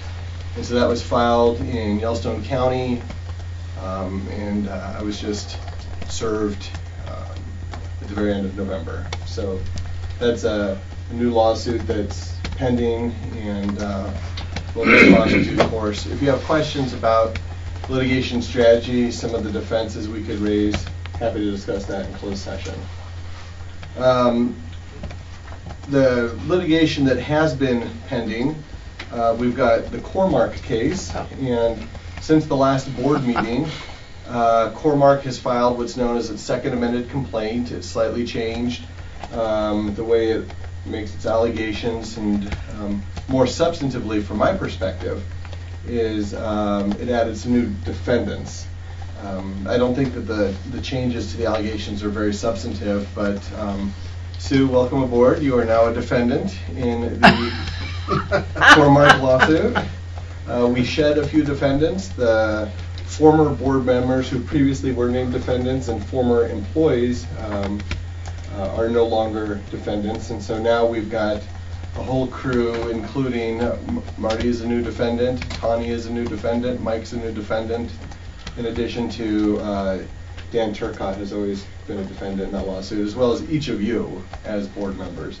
And we can talk about the specifics of legal strategy in executive session if you want. I do want to let you know that we have received a settlement proposal, and that could impact the litigation or the strategy, and I'm happy to go over the specifics of that in closed session. The other pending lawsuit is one that's being handled by Mike Kaufman with the Drake firm. That's the Montana City Meats lawsuit. There have been a number of developments in that, and in that case we also have a settlement proposal. It's moving to trial. There have been a number of defenses that have been successful, and so it's a bunch of the claims have been dismissed. But as far as the strategy and then the settlement proposal, happy to discuss that with you in closed session. I do want to note that in addition to the work I do, Kyle, as you know, in my office also is one of your attorneys working on the Cormark case. Aislinn in my office also does some work. Mike Kaufman is out of the office. He's in private counsel, and but he does work in Montana City Meats. That one was outsourced because at the time I was named a witness. Because I had firsthand knowledge of some of the things that happened in that case, but since then I've fallen off the witness roles. So, in addition, though, you have a new attorney. His name is Jeff Hindoin. He was previously with the Secretary of State's office. He also has been a city attorney, and he's worked a variety of positions in private practice and with government. He's going to be advising you about an administrative process. It's a hearing for Park Street pasties issue. The hearing is going to be held before a hearings examiner at the Department of Labor and Industry. They have an appeal bureau, and they do appeals not just for labor and industry, but they do appeals for other, or they do administrative hearings for other state agencies.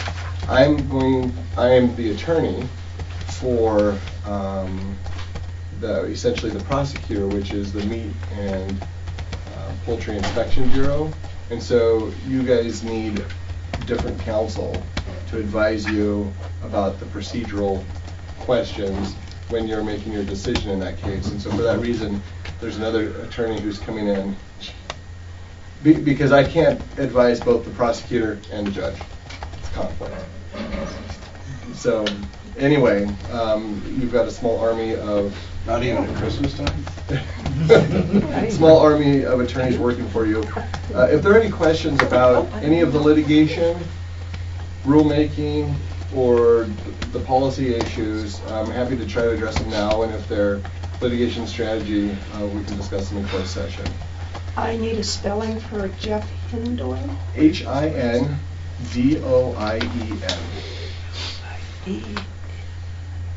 Thank you. And Jeff will be here, I anticipate, in a bit to make his introductions and answer any questions you may have about that appeal, or excuse me, that hearing process. But I'm just letting you know about it. I'm counsel for one of the parties, which is the Inspection Bureau, and so I can't advise you about that case. Any other questions, John? What's the standard for that kind of a review? Is that something we can get on request? And they will be making a decision, correct, based upon it? As opposed to the last process we went through here, so though there was no decision, but that you handled a hearing, and there was really wasn't formal. Yeah, so those are two different things. The appeal process is a management review. It's not subject to like a MAPA, Montana Administrative Procedures Act, contested case hearing process. It's the internal appeals process is, you don't like the decision of this employee, you go to their supervisor and then you go to their supervisor and ask them to reconsider it, and so on. So that's a management appeal process that's not a hearing under MAPA, and that's one of the things that was acknowledged in the lawsuit that S&T filed. Is that's a different type of process. This is an actual hearing that's subject to various statutory and rule due process requirements. It's because in the federal meat inspection rules, under very limited number of cases, i.e. when there's been a suspension of inspection services and they're not held in abeyance, and a party files a request for a hearing, in that very narrow situation, then they're entitled to a full-blown administrative hearing. And so that's only happened, those circumstances have only been met once, and that's with one of the Park Street pasties issues. But is there a process, Mr. Chairman, is there a process like for the last, if we wanted to hold a hearing for a contested issue in front of us, that we could formalize that with a recommendation, like the circumstance we were in for the auction dates? So that you hold a full-blown hearing and then there's a recommendation back. Can this board request something like that? Well, yeah, I mean, so there are different types of hearings. There are contested case hearings where you have parties to a dispute that need the board to resolve an issue. Right. That's different than a single party appealing a management decision, which is different than a rulemaking hearing. I got that part too. And so it wouldn't be a hearing under MAPA, but the board could certainly ask staff or council to go through some sort of formalized process and make a recommendation after gathering testimony and evidence. It's not a hearing under the contested case statutes, but it could result in a decision with a recommendation for sure, and that's what's expected in this hearing out of the Department of Labor and Industry Appeals Bureau. Is they're going to be issuing a recommendation to the board, and you guys will make the decision. But that one is an actual hearing because it's a contested case. I'll save my question for later. Okay. Any questions? Anything else, board? Well, let's move to executive session then. Okay. Thank you, everybody. Short. Like, 2 minute break. yeah, like 5 minutes. Okay, 5-minute break. So my problem. Maybe there's coffee. Get John some water. Hello, board members. George Edwards, Livestock Law Support. I gave you kind of a more convoluted sheet than you normally get with just this year's figures on it, so you can see a comparison to last year. And we've already paid out more claims dollar-wise this year, we're about $6,000 ahead of last year's entire year total. And so I'll still be receiving claims up probably into March. That dollar amount's going to just continue to grow. But at least it gives you a comparison. And you can see as far as like grizzly losses, we paid for 78 cattle this year, and last year we paid for 73. And the grizzly losses in the cattle column are up, and there are more grizzly claims still to come. All my stuff's about 2 months behind. Sheep numbers is a big decrease, but we didn't have a big, large kill like we had in 2016. Overall, the question I got asked, especially at wool growers, was how much money do we have left in the account? People are worried, do I have enough money to cover claims? And the answer is yes, we have enough, and we have $202,244 left to till June 30th, and then July 1st we'll start with another $200,000. This year I started out with $300,000 because we were allowed to carry over money over the years since we've got our statutory appropriation in 2011. And so we have enough to cover the mountain lion losses this year, but we won't probably have enough next year at the rate they're going. And I still have to work on an administrative rule on how we're going to handle those payments, because it matches the legislative intent and how the law reads. So claim numbers and that, John might have more specifics on activity levels, but activity levels in general were pretty close to equal to last year. The big thing I wanted to cover at this board meeting, and it's because it's broadcast and people are watching all over the state, is the mountain lion claims. And this became even more apparent at Wool Growers Convention last week, and people not understanding the process.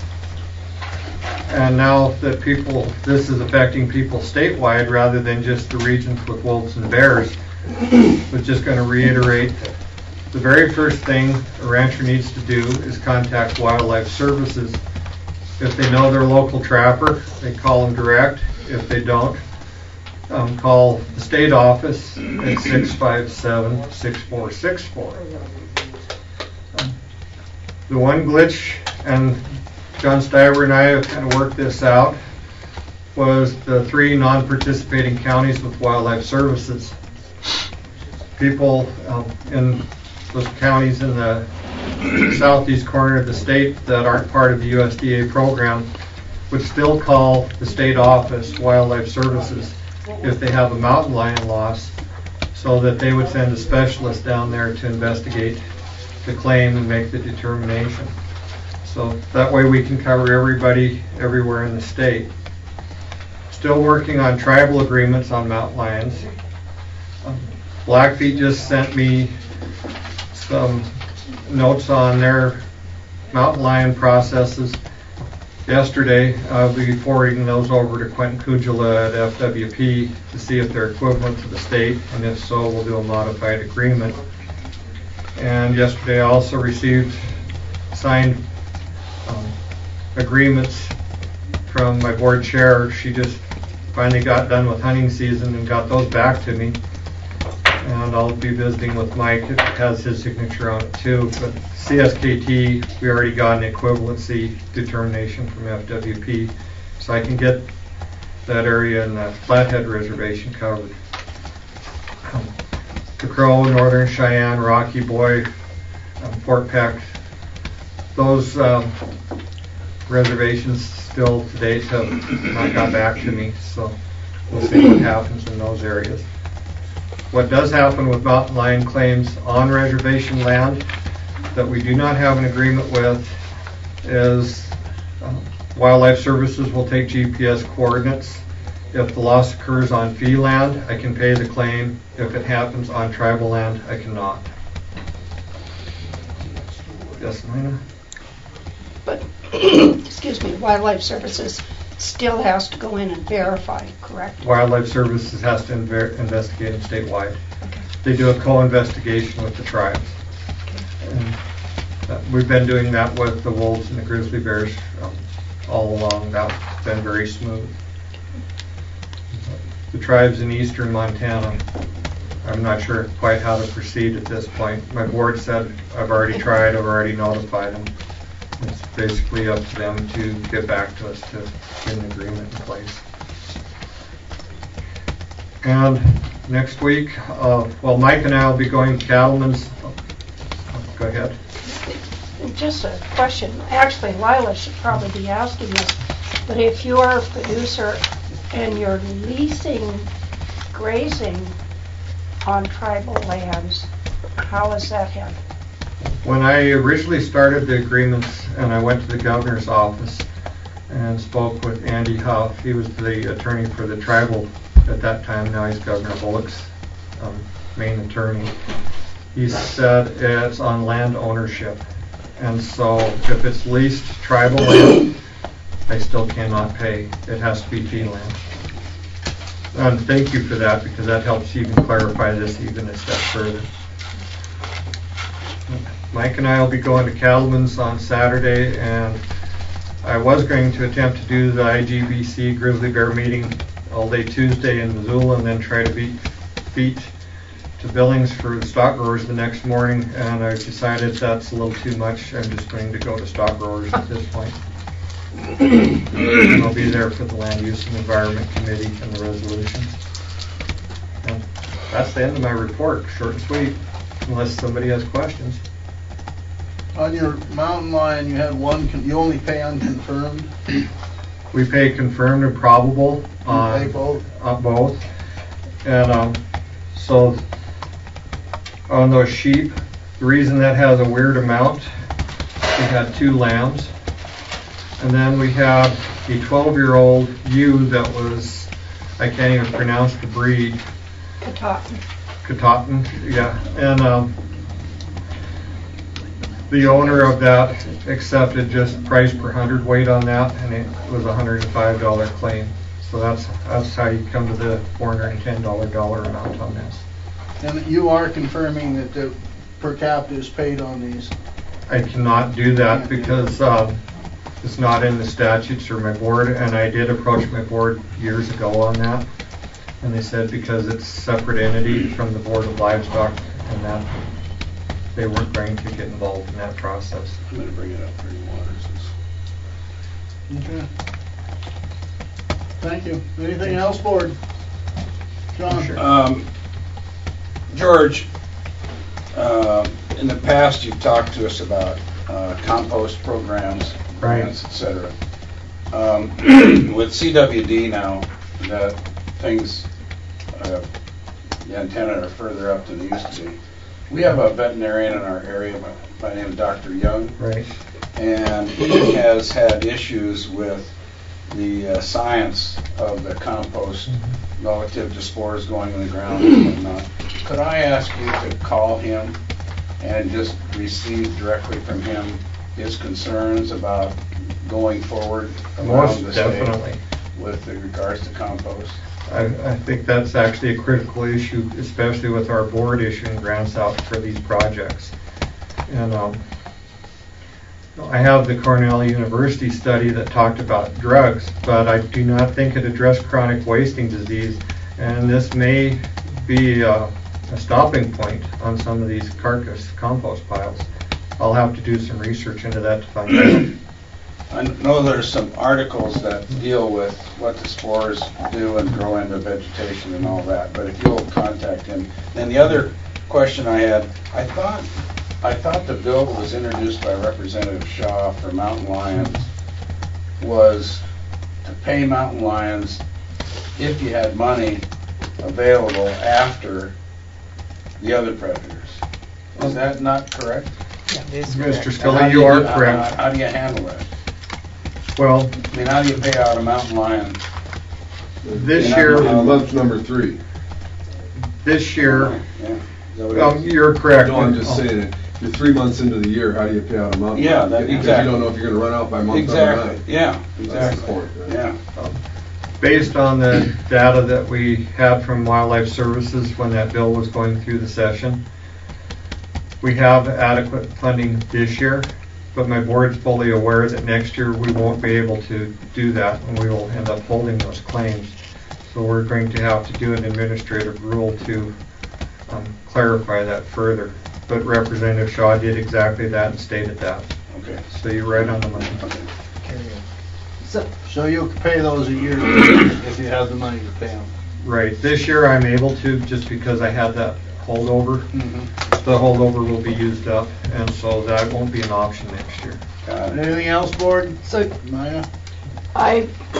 and they're not in here. We got all this information from Animal Health on the meeting they went to. And there are 2 things here dealing with CWD, both of which say instruments are expensive, and when you get a positive, you must throw the instruments away. And it says it twice. So I can see where composting would be very serious. I appreciate that was brought up at this meeting because that will become critical to our future grant processes too, as well. We're not going to be able to fund something that that raises that kind of a risk to the industry. Lila? No, that's fine. That's good enough. Anything else, board? Thank you. Thank you. John, If you're you up. need his phone number, let me know. Yeah, I'll catch it from you later. Thanks, Mitch. You ever find the critters? Still missing some of the cows. That's two calves. Some of the calves are growing. Cows Good morning, Board. For the record, John Stiver, USDA Wildlife Services. The first thing on my talk is to talk about the MOU between the Department of Livestock and Wildlife Services. I think maybe you all have copies of that MOU. That is a 5-year MOU that we have had for a long time, and it basically sets up the relationship between Department of Livestock and Wildlife Services, or I should say it maintains, I guess, the cooperative relationship between Department of Livestock and Wildlife Services, which has been in place a long time. Basically, to conduct aerial predator damage management flights with Department of Livestock 2 helicopters. I didn't know if any of y'all had any questions on that MOU. Board? Any changes between one and the other? No. Just nothing to say. I tried to look, but I couldn't see it. Yeah, it's pretty much the same thing. I might have changed Wildlife Services or something, but otherwise everything stays the same. And once we get a signature, then we send it to our regional office for signature and then send copies back to the department. There was some confusion about the MOU and the cooperative service agreement because they're both 5-year documents, I guess, but the cooperative service agreement deals with the funding issue, and the MOU just sets up the working relationship between the 2 organizations. So let's see. So as Mike and George can attest to, it's the busy time of the year for meetings. Everybody has meetings now. So last week we had the Snowy Mountain Wool Pool meeting, the NCD Grizzly Bear meeting, the GYE Grizzly Bear meeting, Montana Wool Growers Convention, Beaverhead County Livestock Protection Committee meeting. This week I've already been to the Blackfeet Nation meeting. Yesterday we had the North Central Montana Sheep Seminar. This afternoon I have a meeting with Fish Health and Parks Director Martha Williams. It's just a very, very busy time for meetings, putting out a lot of miles and so on. So I also had an interesting, last week Monday, I had an invite to speak at the University of Montana School of Law with 3 different groups. I don't really understand. The lawyers have different groups, so there's environmental law group, there's public lands group, and there's rural advocacy league. And each group has different kind of, I guess, slant to it and stuff, but you can imagine that there was a variety of opinions and ideas at that. But I did get to meet Waddy and Lila's son, Peter, who I think is president of the Rural Advocacy League. So I had a friend there, and it was a really good deal to talk to these I think it was all second-year law students maybe that were there. It was a really neat deal. We talked for about an hour, and then for a full hour after that, they talked about, asked questions and so on.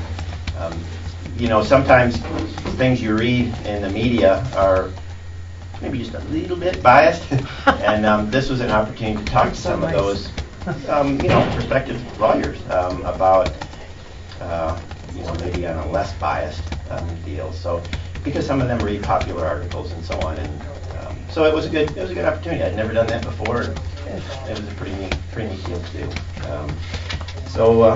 I've summarized our grizzly bear work, and I can hand out some of that for FY17. I don't know that I have enough copies here, but maybe just pass those around. And you can see that the grizzly bear damage increased again this year.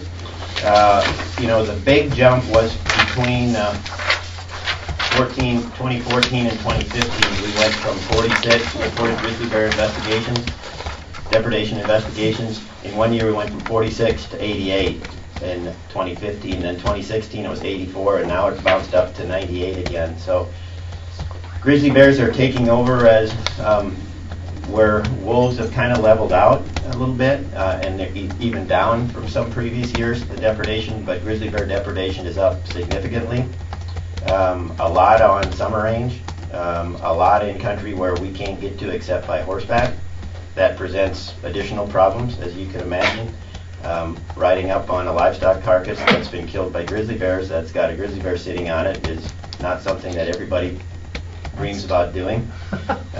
First of all, you have to scare the grizzly bear away, and then you've got to watch it while you do the necropsy on the calf. They don't often like to leave the carcass. And then once you've determined it's a grizzly bear, your options are limited, because if Fish, Wildlife and Parks would like us, and Fish and Wildlife Service want us to relocate that bear, you can't relocate that bear on horseback. So your options are to either release it on site or kill it on site. And typically, when we talk to the Fish and Wildlife Service and so on, we've had to release those on site in the middle of the cows. So, and this is going to be an increasing problem on public land, particularly on summer range. The gravelly mountains the grizzly population is expanding in the gravelies. Chad was riding horseback up in there every week, once or twice. And it's just getting to be, and I don't have any idea what's going to happen this spring. It's just getting to be an increasing problem. And we see that along the Rocky Mountain front, and we see that, down around Red Lodge, and we've seen that up in the gravelies where, and those are really tough situations when you're riding in on grizzly kills. And also for livestock producers, they've been attacked by grizzly bears when they're working their cows, or come up on a calf that's been killed and the grizzly's sitting on it, and we had several instances where cowboys were attacked while they're just up there. So this problem's not going away. The GYE, of course, is delisted. The NCDE is not delisted, although delisting is on the horizon. The grizzly bear, that's the Northern Continental Divide. That come down from the north. Okay. And you can tell that our workload with grizzlies is increasing. It's taking up a lot of time and so on. So it's a big issue in a lot of areas, and just the expanding population. I mean, they were out Stanford, Tiber Dam, all that country. There's grizzlies now, or were. So it's a pretty big issue, and it's an expanding issue. Another subject that you may have heard, Dr. Zalewski has asked me to speak on is, last week we received a report of feral pigs coming into the state from Saskatchewan. Frenchman Coulee in extreme northeast Phillips County. So I immediately got on the phone to our Washington, D.C. office, and they approved funding to go up and check it out to see. So within, I think, 2 days, we were airborne up there with a Super Cub. We've got a contract pilot out of Turner, and we flew 5.3 hours and did not observe any pigs in there. They didn't have snow cover, and snow cover usually helps. It makes animals, just much easier to see. So we're going to wait now. We've still got some funding left. We're going to wait now until we get snow cover and fly again. But there were several reports of feral pigs coming in from Saskatchewan. Saskatchewan and Alberta both have established feral pig populations in both provinces, close to the Montana border. North Dakota did have feral pigs. We believe that we've eradicated those from western North Dakota. We killed, I think, 54 pigs in the grasslands in western North Dakota. So the other populations, there is some in Idaho, there is some in southeast Colorado. But if we get pigs, they're probably going to get here from Canada or illegally in the back of a trailer, which has been done in a lot of other states. So fortunately, Dr. Zalewski and the department was very proactive on working on legislation to make it much more of a, basically outlaw bringing pigs in and making it very difficult to transport them, and really setting Montana up well as far as law enforcement authority on people bringing them in and hunting them and so on. So it was really a proactive step to do that, and I really applaud the department for working on that, and the legislature for seeing that it's an important issue. Yeah. Do the pigs trigger more money into the department for you? Yes. So they did all the other states. Yes. Yes. That had pigs. Yeah. 2 or 3 years ago, I think 2 years ago, USDA Wildlife Services was one of the few agencies to get additional funding, and we had, I think we got like $20 million nationwide for feral pig control. Really? And so some of those states that have huge established populations will never get rid of pigs. But there were a number of states that were just getting them, and the focus there was on eradication. Idaho, Washington, North Dakota, some of those states, the idea was to eradicate feral pigs. And they have discretionary money, and that's the money that we got to do these flights. And we still have some flight time. We're going to fly again when there's snow. The other thing, we've received some reports in Sheridan County, so we'd like to check that out as well. But Wildlife Services headquarters has been really good about jumping on and providing that funding over the phone, so we were able to get up there and fly for it. It certainly is a priority for us, and I know in talking to Dr. Zalewski, concerned, we don't want feral pigs. Number one, the damage that they do, and number two, the diseases that they can transmit are not terrible damage down south where they've established themselves. Yep. I'll go back again to the report that your animal health gave us. And it says that the hogs, or the feral hogs, can carry influenza and lepto. And there are concerns in Spain. They are the main source for tuberculosis, but at this point they haven't found it in feral pigs in the United States. So they carry a lot of other diseases besides. A couple more common diseases that they can carry is pseudorabies and swine brucellosis, which have been in some of the southern states. So,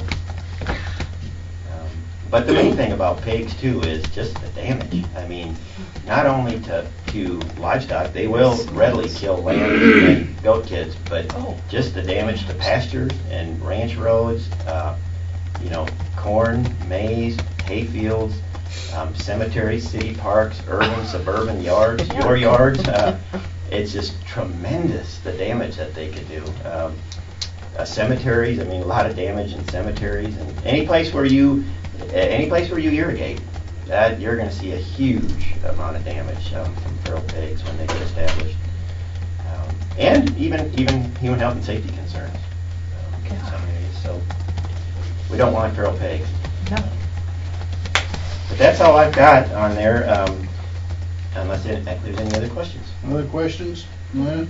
How are the helicopters? Helicopters are busy. We're headed up. I know we're in Cascade County today and Beaverhead County today. Well, Beaverhead's fixed wing, but helicopters are all ready to go. Everybody kind of holds off a little bit this time of year with the holidays and so on. But we're doing some flying on a ranch in Cascade County that had a lot of coyote damage. Interestingly, this ranch was having tremendous amount of coyote depredation on sheep. So the owner of the sheep penned his sheep, and then a lion got into the pens and killed 25 ewes in one night Oh my in his God. pens. So, you know, you do Can't everything win. right, and you go above and beyond, and this is not a small producer. It's not like it's a little, you know, a couple little sheep.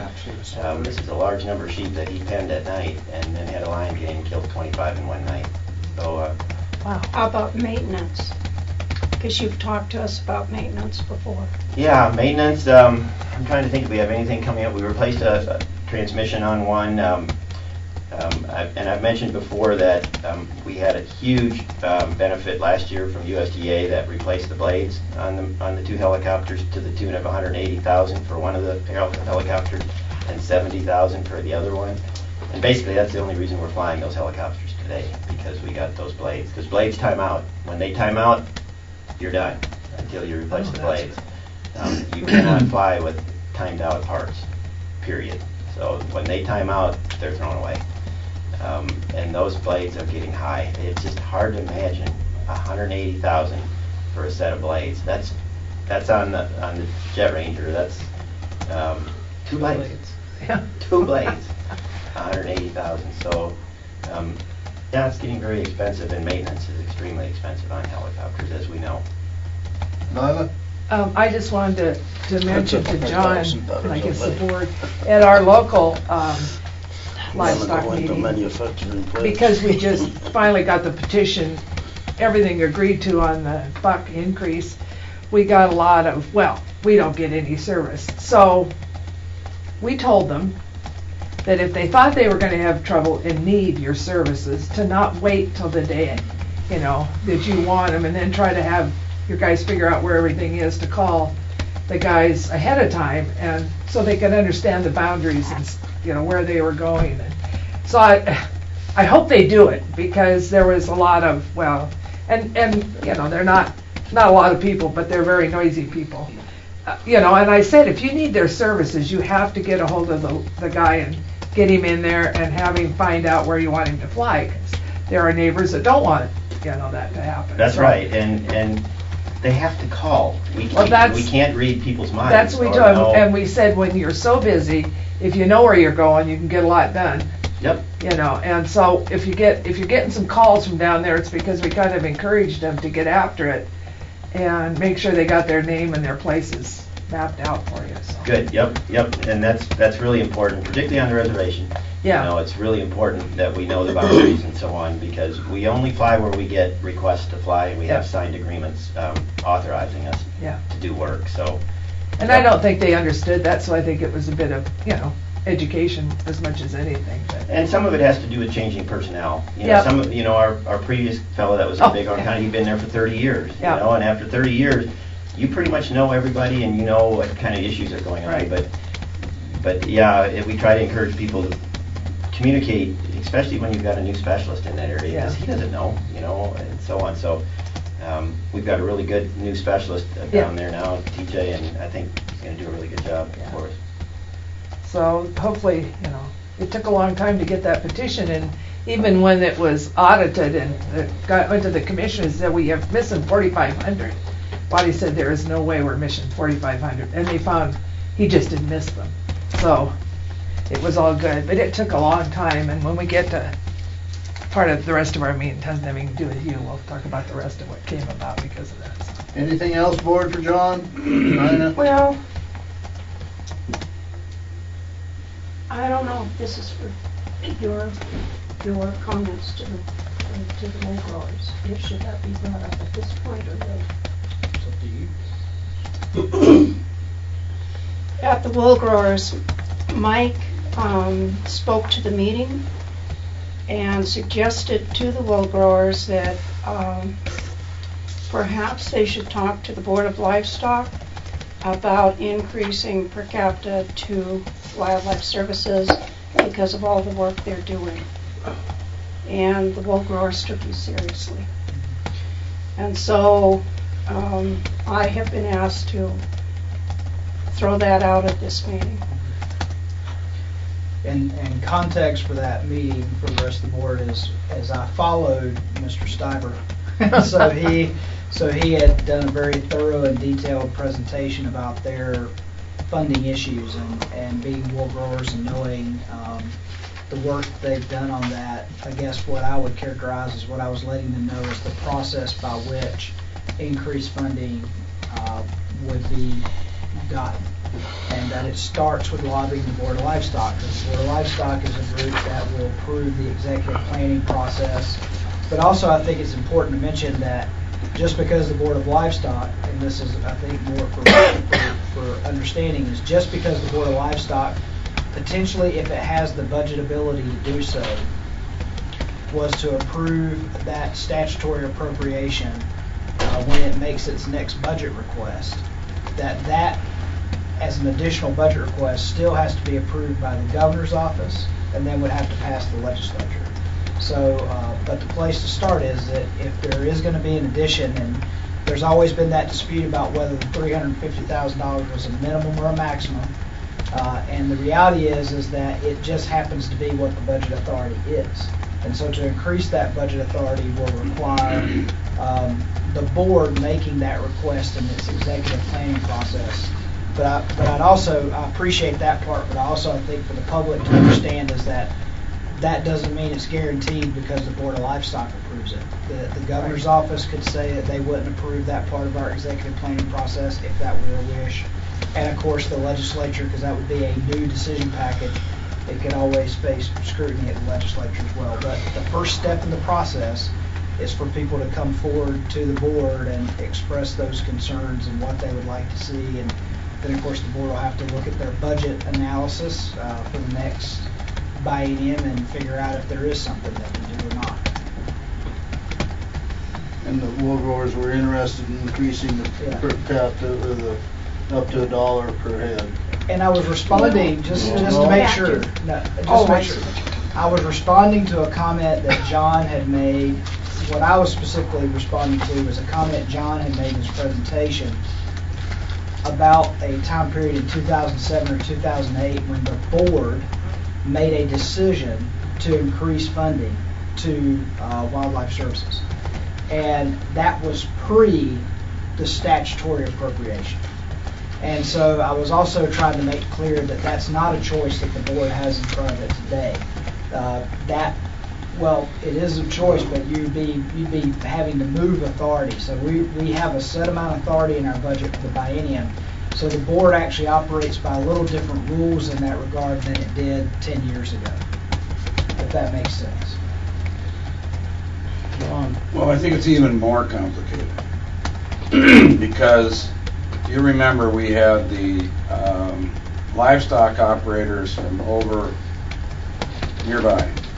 Can't remember the name of their association. They were here asking us to increase our per capita spending for predator control. And the position was that $350 was a cap. That cap, as I understand it, is now gone. Okay? So if Homer comes in here and says, I want another buck from the wool growers, and we want that to go to predator control, then the board is going to have to try to figure out what portion of the $350 that you already got was paid by wool growers, and what portion of the. So you're going to complicate it, number one. So it is not that simple as saying we want to raise the per capita for wool growers 50 cents, and we all want that to go to predator control. Doesn't work that way. And so the protection we have now from that argument is that it is in the budget. So when the budget gets presented next time around, you can't guarantee somebody that if you raise their per capita, that amount of money goes directly into predator control. And when it comes time around again with that cap removed, there will be others with the kind of issues we've got asking this board to increase the $350 to something else. And how it gets paid is another issue. So the quid pro quo issue is not something that you can really deal with very easily in the budgetary process because, to your point, we don't approve the budget. We approve a budget that goes, but the deal of raising per capita tax on one industry to get them would have to be something very different than the way we live now. And if I can make a clarifying statement, and I hope it came across, the conversation that was had was simply about the appropriation, not tying it to a change in per capita fee. Just a change in the appropriation. So the change in the appropriation would be a new decision package and be dealt with by the process accordingly.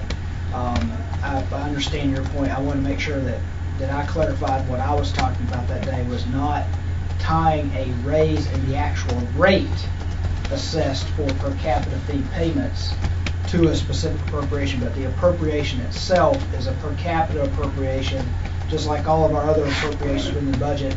And if you want to change it from $350,000 to $500,000, that has to go through the budgetary process. And we can do it now because the cap's gone. They made sure of that. So it's going to be a budget issue, especially if Colstrip goes away. Otherwise, with and I think the point I was trying to make is that otherwise, the base that carries forward is $350,000, and that's what kind of keeps moving forward.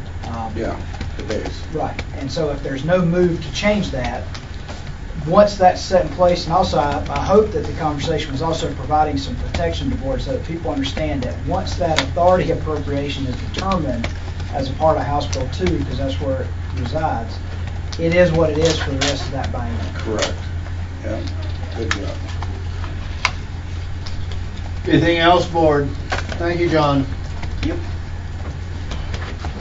Well, I haven't, I believe you're up. Do we have to approve that document? Yeah. And that's what I was going to ask earlier. We've already had the discussion. Does the document have the how much in it? Doesn't have anything. No, that's just But I move we approve the cooperative document. Is there a second? Second. Is that the right title, cooperative agreement? MOU, memorandum. MOU, it's the other way around, sorry. And it is not a financial document, it's just how the agencies work.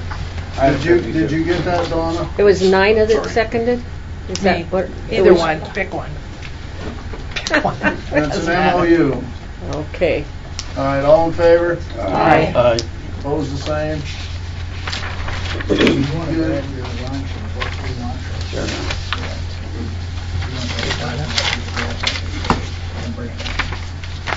Sure, if you think so, I'm not hungry, but yeah, I guess we're gonna eat.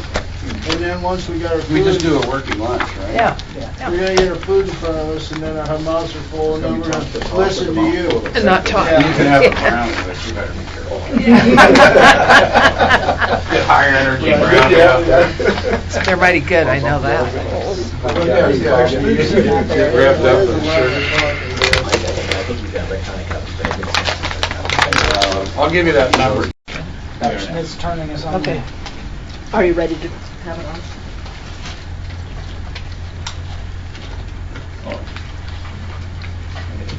Did you get started? Yeah. So we are on. Yeah. We on? John? We agreed to postpone one of the new business items, the first one. I'd like to go back to it and move that we direct staff to prepare a new set of rule proposals for publication dealing with the Department of Livestock standard appeal process. Second. Discussion? All in favor? Aye. Motion passed. Evan? Morning, Mr. Chairman, members of the board, Evan Waters, Finance Accounting, CSD. Just a moment, assuming you're making the food was really hot. Well, that's what I'm hoping to do here. Right through this. Not leave anybody sleeping. Mr. Chairman, I'd like to take a hit a point here that I think Mr. Honeycutt did this morning, as pointed out our accounting. We have, with being our short staff, this our special projects, federal grants accountant for the last few months, and then with our accounts payable accounting tech moving down to the RAD division with a short staff, and we have fallen behind on making several of our paying our vendors. But we have our accounts receivable accounting technician, Stephanie Boudreau. She has stepped up and she has been helping out as much as she can and doing a great job. And Michelle has been coming up and helping her learn the process. Stephanie has not been cross-trained with AP up until this point. But she's been doing a great job, but she's been also doing her own work too. So we're not falling behind as fast as it could have been, but so we are. But next week, our new accounting technician, our accounts payable, she will be starting on Monday. She was here this morning and hoping to get introduced, but she had to go back to her other job. But right now, today, I'd like to introduce our new federal grants accountant and special projects. Hi. This is Deanna Ziesman. She just started on Monday. Thanks for being here. Yeah, and she has the experience from her prior employment, working with federal grants and being the accountant over there. And so she's just stepping in right now and picking up where Lisa had left off and where I couldn't quite catch up either. So you jumped in with us because once a month you get a free lunch? Is that what? Yes. All about that. Nobody else had that on the resume. Could she introduce herself a little bit and background? Yeah. Yes. Hi, Yeah. my name is Deanna Ziesman, and I've worked here at the state now for over 18 years. I came from public health, and then before that I was at Department of Labor. I was there for 8 years there, and I did the federal grants for several of their programs. Before that, I was at public health doing federal grants. So I do know the federal grants. But the last job I had at public health before I came to you now, I was in budgeting. So yeah, this is, I like the low key. Oh. I'm really liking it. And everybody's so friendly, so yes. Way to lull her into submission. Great to have you here. Yeah, thank you. So, thank you. All right, good luck. Thank Thank you. you, Deanna. Mr. Chairman, board, might as well get into the stuff here that'll help you go to sleep right after you meal, financials. So, as normal, nothing new here is in our book. It's still our same old projections, our standard budgets, and our revenue where we're sitting. On page 1, just going to do a flyover here. Our personal services, we are projecting to be over about $287,000. Big part of that problem, again, same one as last, going to be the same, is because of we had the 2015, we had the budget amendment. If we gave raises, we'd have that extra $500,000 in funding. Well, when we did do the raises, it was not captured in the snapshot for this budget. So that's where we're short on our budget, is about $500,000. That was the 2015 legislature. Do you want to say that again so in English? Okay, in the 2015 legislature, they gave us an extra $500,000 if we implemented the pay raises. Yes.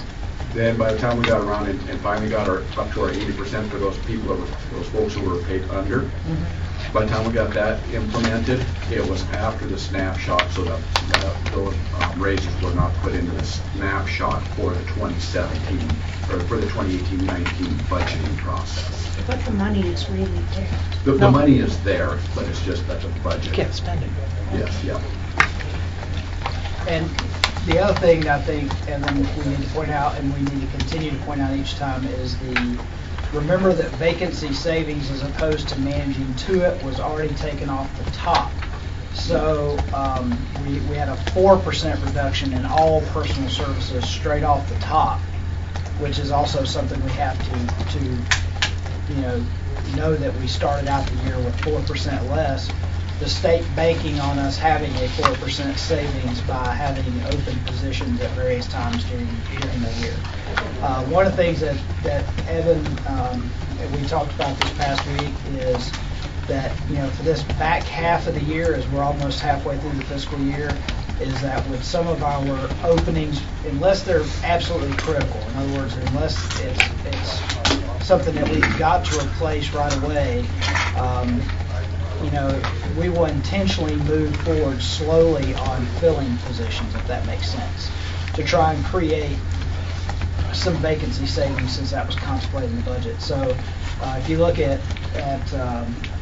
that, if our total personal services is in that $8.5 million range, I mean, you had $400,000 right off the bat that was taken out for the vacancy savings when they approved the pay plan.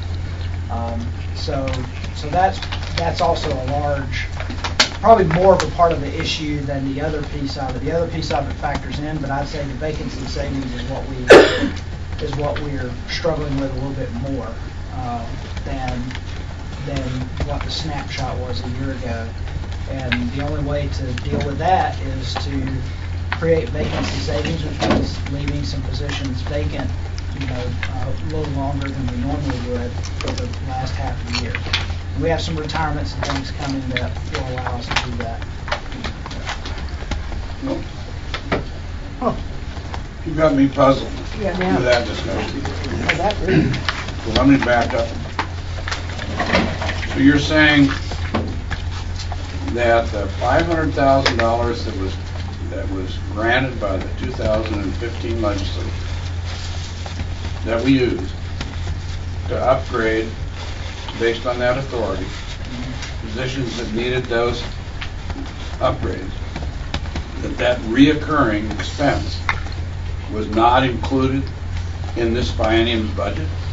It was not captured in the snapshot, but what Evan's not sharing there is that there was an increase to personal services, as there naturally is, which we didn't use all of our personal services from the previous year. So yeah, it was not captured in the snapshot, but it was within the realm of our budget, and that's where I'm trying to correct and say more of the issue we're dealing with now, with projecting being $280,000 over, is because of vacancy savings than it is the other piece. Well, but we also had FTEs that were the plugs for those vacancy savings. No. We kept the same number of FTEs. Right. But in previous budgets, not all those FTEs were hired. They were used as plugs for the 4% vacancy savings. So you had FTE X you didn't hire because that was your 4%. That was the way they plugged the budget to cover the 4% required vacancy savings. They did it with FTEs in the budget. So you didn't hire 25 FTEs, you hired 24, and as a result of that, you saved 90,000. Right. So then, what you're saying, I guess, is that we left the FTEs at 25 level and hired all the positions. So we didn't have an accounting for the 4%?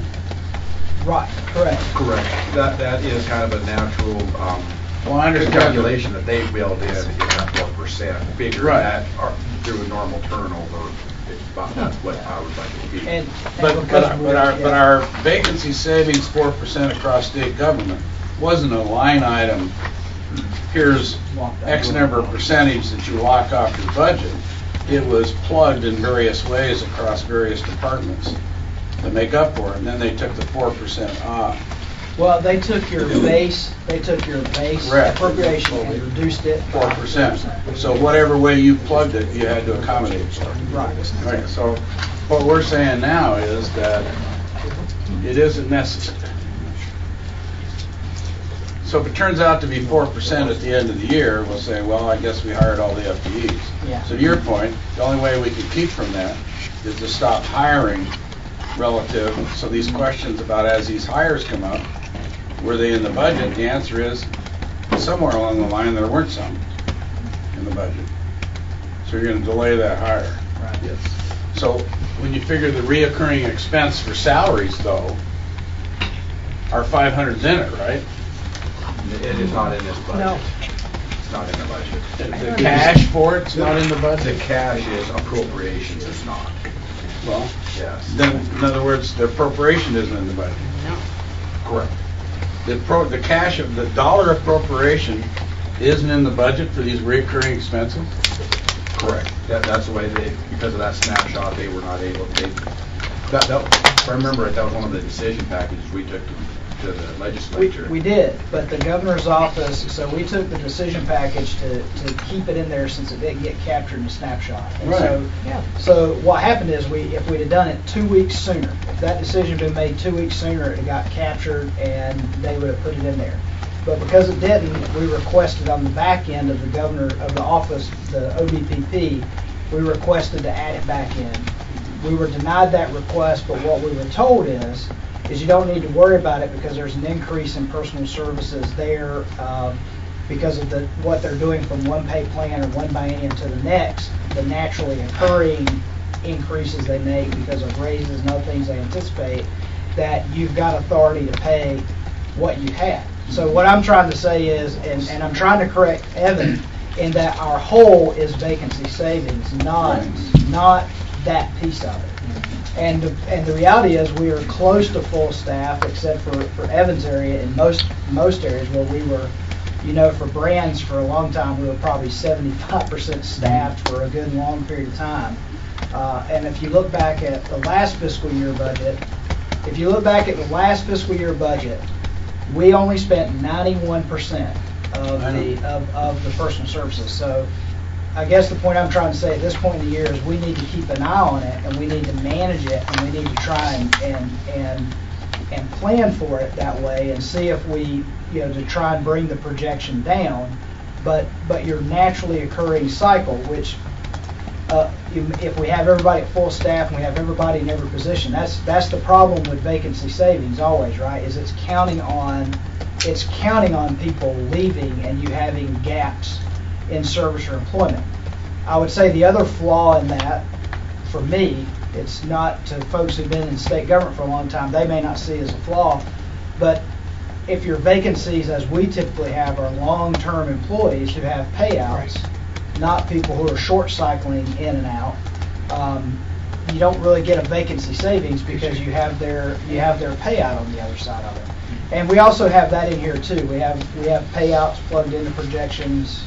Not yet? Not at this time. Okay. Yeah. Well, but I guess the bottom line here is that if you had a budget, which we did, that had FTEs in as plugs to create the vacancy savings, so you never hired those positions.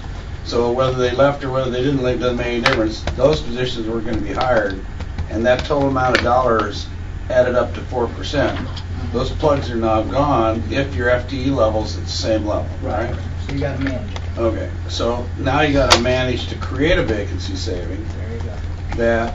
And so we never asked the legislature this time for the denial that the governor made concerning that $500,000 on the reoccurring expenses. So as you hit June this year, we need to make sure that reoccurring expense is in there. So it's capped. Which automatically is a $485,000 increase, right? Correct. So, wow. So we should have gone back to the legislature, but woulda, shoulda, coulda. We should have gone back when the governor denied that and said, wait a minute, you, the legislature, authorized us to do that. We did it. Now put the money in the budget for the fact that we did it on a reoccurring basis, and we never did that. Oh. Creative. To my knowledge, we never did it. Well, no, we didn't do it, and I would point out that because we had to support the governor's budget, we really weren't in a position to do it. Well, but legislators were. Yeah. I understand what you're That's saying. the other half of the process, you know. I guess I'm making the official statement that. I got you. Yeah. But officially, that just makes it tougher on us come spring. Right. Yes. It does. And the question then becomes whether you can manage to accrue that every year at that high a level. 300,000, that's a big savings. I do not understand at all. It is mud. But this is not the time nor the place, so I would like to ask if we could sit down and you could flush the mud out from the information. We can do that, yes. It makes no sense whatsoever. How do we go about getting it in the future, making sure those numbers are in there? Is it just part of our budget? Well, it'll then, or- happen. In May. Yeah, and one thing is this is the base year. So, you know, what our expenditures are now, and what machinations we have to do to make it get captured as our base, which, you know, that's what, perceivably, what we'll start with as our base for the next biennium.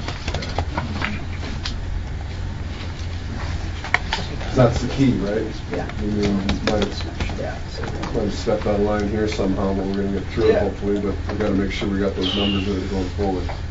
And I would, and I would say that whatever somebody is one of those funny things of state budgeting, because literally if it had happened, I think 2 weeks prior, there'd have been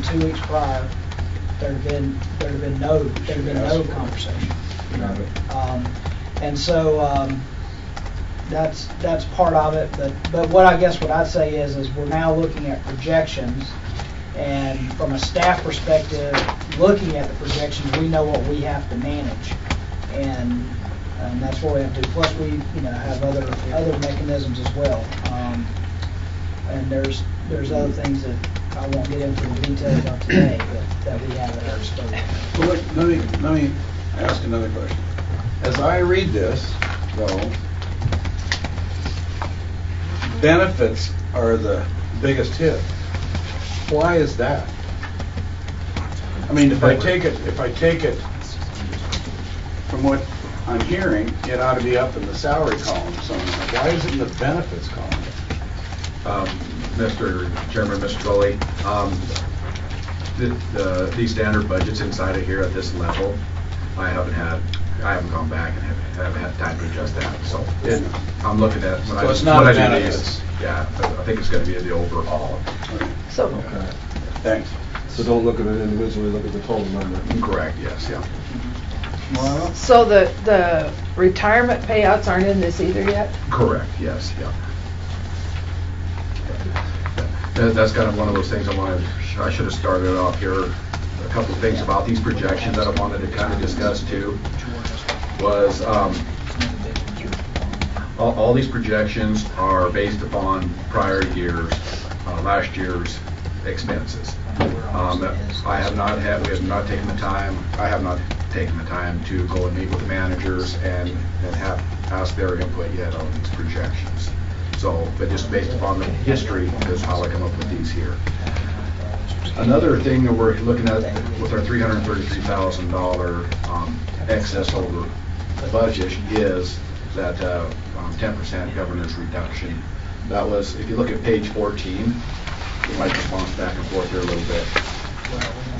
This here shows it says pay increase, but that was that's a missed title on that page. That's part of the governor's reduction. Where are you looking at here? On page 14. Right?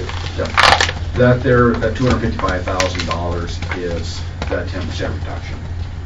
I'm trying to For the find general fund. okay, there it is, Right, okay. the second column. Okay. So what are you saying about that, I'm sorry? So that was a governor's reduction during the special session. Okay. So that adds to our deficit because we had to take that $255,000, reduce our budget by that $255,000.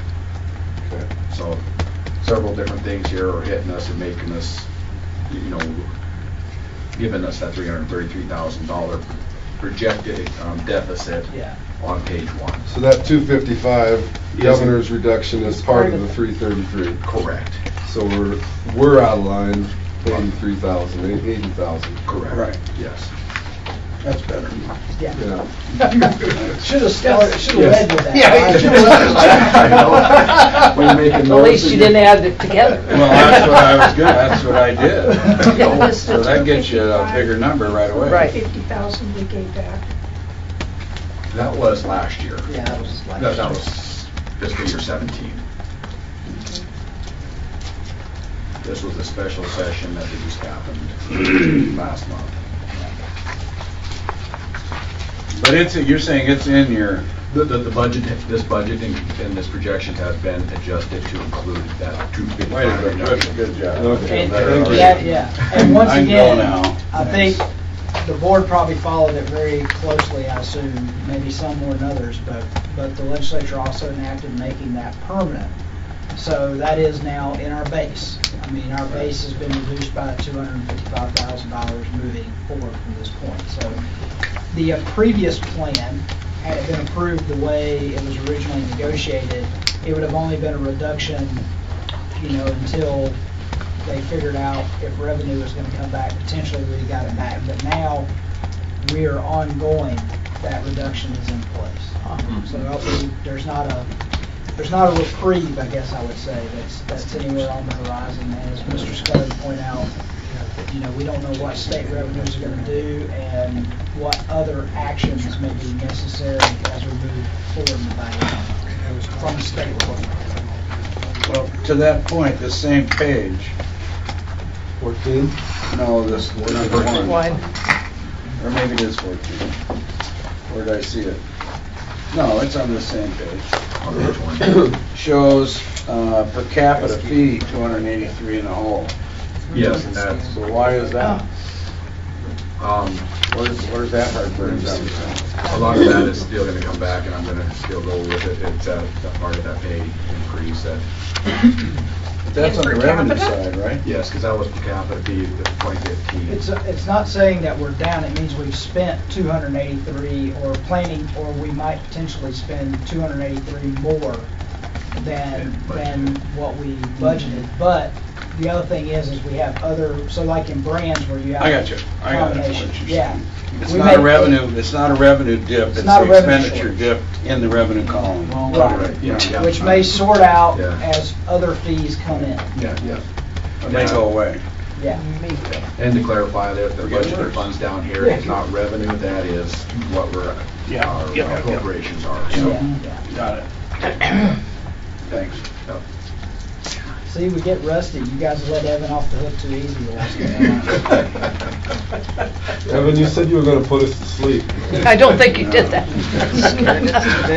Keep some blood pressure going That here. brownie, next time, no brownies for you. I didn't even get one, imagine what would happen. You didn't either?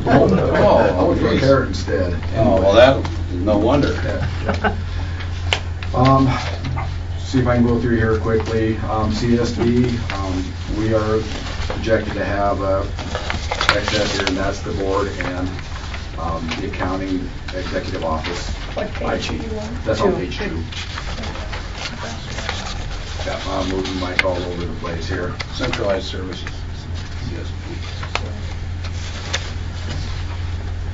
And Projected to this, have- this 39,500 in benefits goes back to the 264,000. Correct, and that's one of those things where I need to get in and make sure that those numbers are tied into the actual budget, to the salaries. Some of these calculation stuff I have to still correct, but the total personal services, that would be relatively accurate. Page number 3, George, Livestock Loss Board, George Edwards program, that was the one that got hit with a 10% reduction. 9,700 is what he got, or $9,100 what he was reduced, his general fund, so that adds a lot to his $10,000 deficit. I'd also point out this is one of the other ones, and I hate to bring that up to confuse people, but it's another one where the vacancy savings piece really hurts, because this program has one person. And so they take the 4% off. Where does it go to go? Yeah. It's 14. Farm, lake.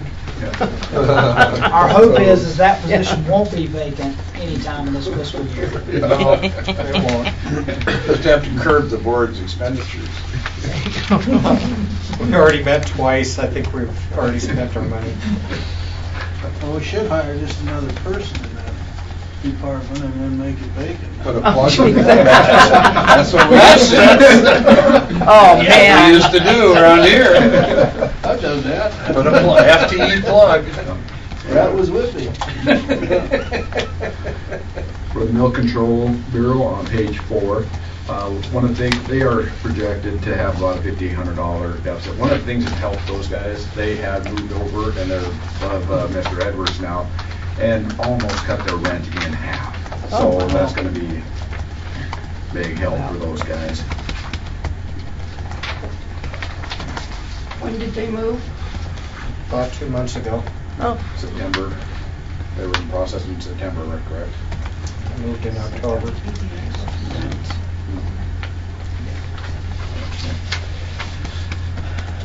And another one of our fun ones on page 5 would be the diagnostic laboratory. My calculations are not sitting as bad. However, we do know that that is not some of the things that are not in here yet is some payouts. Dr. Lake will be leaving, so we'll have to add that into it. It might be a couple more retirements I just heard, so could be hit here in quite hard. One of the things I want to point out down here is, I don't know how I got this error, but if you look at towards the bottom of the page, first column, there's federal animal health disease grants. I showed no money expended there yet. That is an error, and we will go back and fix that. We will spend that whole $30,000 federal funds by the end of the year and make the adjustments into the other categories. Here we're showing also on the last column deficit in the per capita fees of $80,000, while we are still showing a surplus in the general fund. The reason we have a surplus in the general fund of the diagnostic lab is, if you look on the next page, the milk lab is a deficit of the same amount. So that part is going to go over to pay for the milk lab. So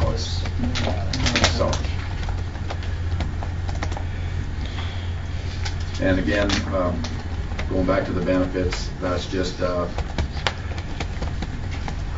adjusting those calculations, making sure the benefits are tied to FTEs.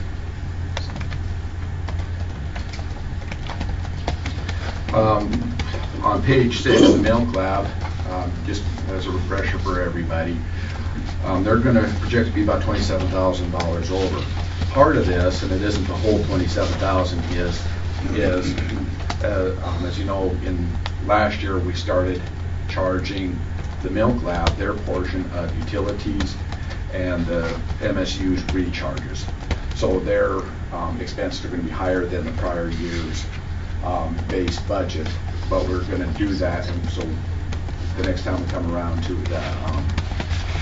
the snapshot, this one here they'll both have the correct amount of expenses. And the main lab should be the same amount less. Correct, yes. Yeah.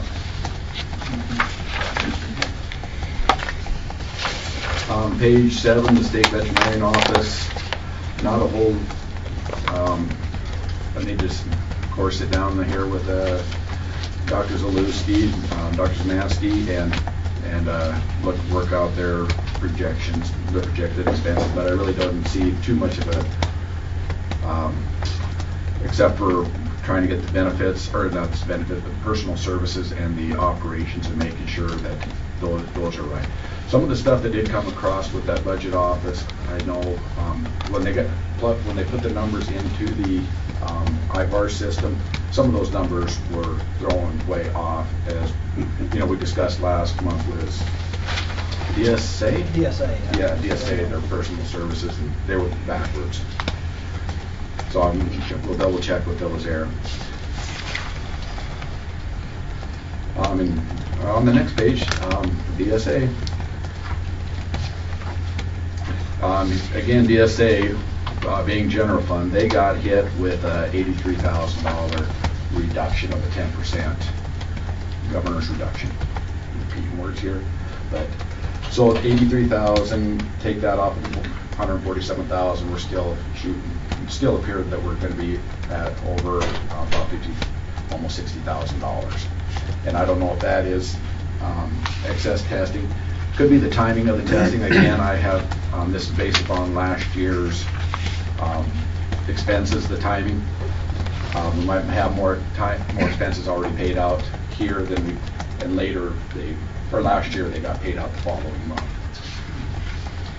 I know there's a lot more movement earlier this year than of animals. Yeah, and the other thing we've got to check on DSA with the general fund cut is that we have to make potential better use of the federal umbrella grant, which right now is always sort of in flux because you don't know when those expenses are going to come, but we need to make sure that any, so for example, I think last year we talked about this where one of the things we've done in prior years with the DSA was if it looked like DSA, we charge a DSA, but once we have a positive and we're in an EPI investigation, that's something we can use our federal funds for, and we should be doing that, and we should be, because we're talking about a federal disease, we also have the ability there to transfer more of the personnel expense for those employees to the federal grant if need be, as that shores itself up throughout the year.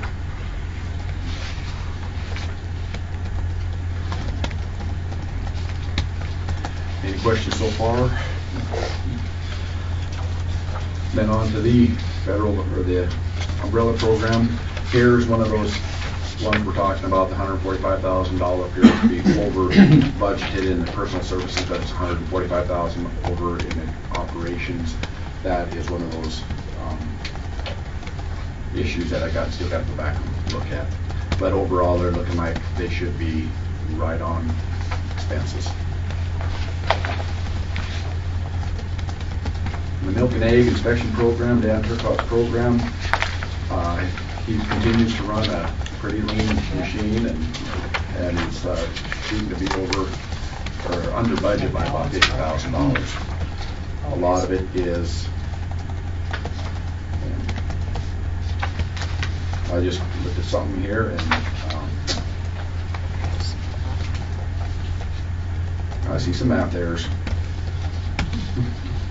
Is there some bonus program, like where when he retires for all the years that he's been under budget, he gets a piece of it, or what? I don't know. The guy's incredible.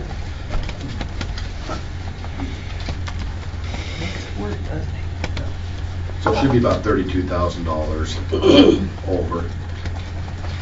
Some of my numbers at the bottom of the page are not the one correct.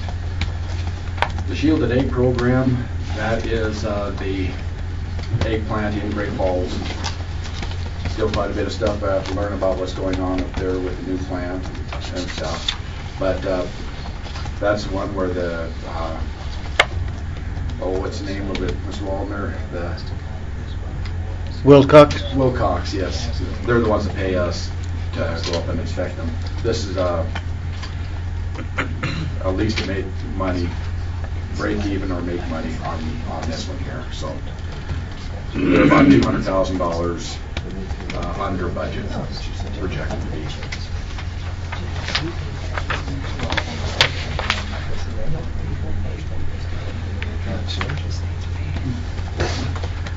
You're on a roll. Good. Okay, on page 12, this here is the brands enforcement. And the brands enforcement being about almost half of the department. Wow. They have the biggest fluctuation, and with their personal services, it appears that they're going to be about $285,000 over. And part of this here, I believe the animals were moving earlier, so we were actually having more hours earlier in the year too. So that will hopefully get back and we get that cycle back to normal where we have a lot of wages paid in September last year, or this year, where last year they were paid in November.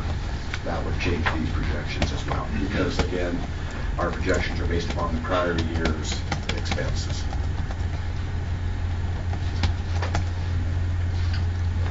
Their operations appears to be in order about $30,000. So.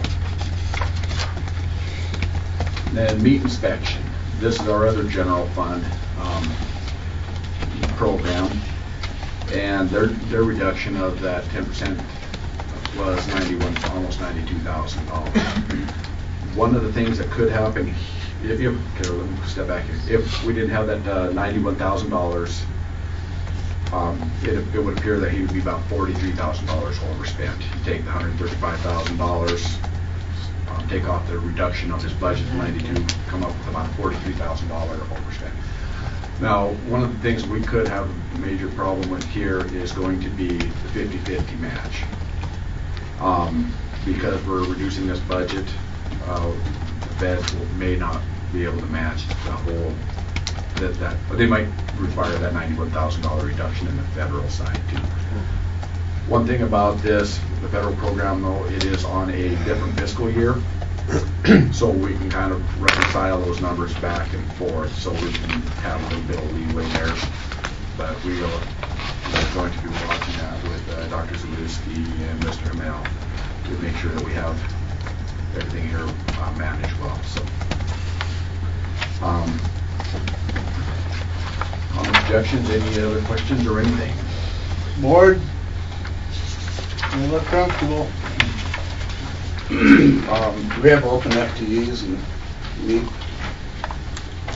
What happened to the two? The two are just never going to be Gone, right? But at one point, we thought of those as making up the gap.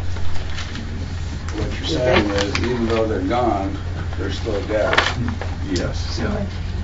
So, a couple of months ago, we said if we don't do those two meat hires, then that'll narrow our hit. And yes, now you're saying it might narrow it, but you still got a hit. We're still, once again, that's where the organization of labor and the collective bargaining agreement comes into play, and those are some things that are choices that nobody had, and so we got to figure out how to manage around those. So, because you can't, when we did the bargaining agreement, we did that, after our budget and everything was figured out. So that was in August of 2016 when that process started. It wasn't negotiated until December of 16. But didn't the last legislature fund 2 more positions? They did fund 2 more positions. So that would at least 1 whole position. You figure it's 50-50, right? Yeah. But you still have. So the gap is even bigger. It would be, yeah. Yes. By a lot. Because you had the cost of what came from your collective bargaining agreement. That was an additional piece that had to be managed around, which is another thing that we presented to the governor's office, that we were in bargaining and there was no movement on that. Because it was general fund based.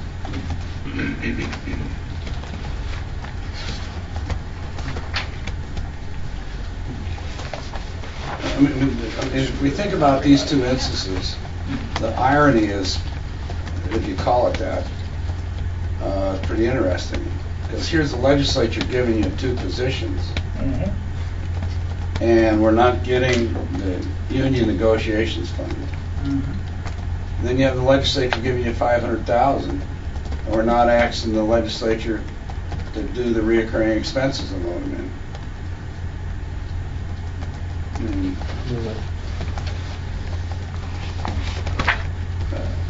That's accurate, right?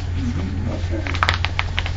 And even, can I ask the question, even though when they took the snapshot, they didn't have that done, you couldn't go to them and, you did try? We did try. I mean, we put it in our, it was in our EPP document that went forward to the governor's office. Yeah, see, and I didn't, till right this minute, that's news to me. Huh. Because I thought we were funded for all that. The only thing we didn't get was the attorney. And that's interesting. Well, I mean, here we are, right? Yeah. So what? You fix it from May or try to figure out the next step. And then if you don't get it, there's at least 200 more people over there that, I can't imagine the legislature if confronted with the fact that we gave it to you, you relied on it. You gotta at least put 90% of it back in there. Be able to go in the next time and say, yeah, we should have. the learning is that there are other people in the appropriations department. Okay. Besides the governor's office. So that means whenever we're given something, we don't take it for the gospel truth until after everything's shaken out after legislature. No, I think what learning is that if you get something that isn't appropriately carried through on the budget, you go fight for it in the Right. appropriations process. Whether you're not supposed to or not. Yeah. We learned that. They're not popular, but that's for sure. This new position, better know how to put on a pair of gloves. And there's lots of things. Once again, remember that we're talking about, while we're sitting here in December, you're looking at something that goes back, because of our timing, goes back a month.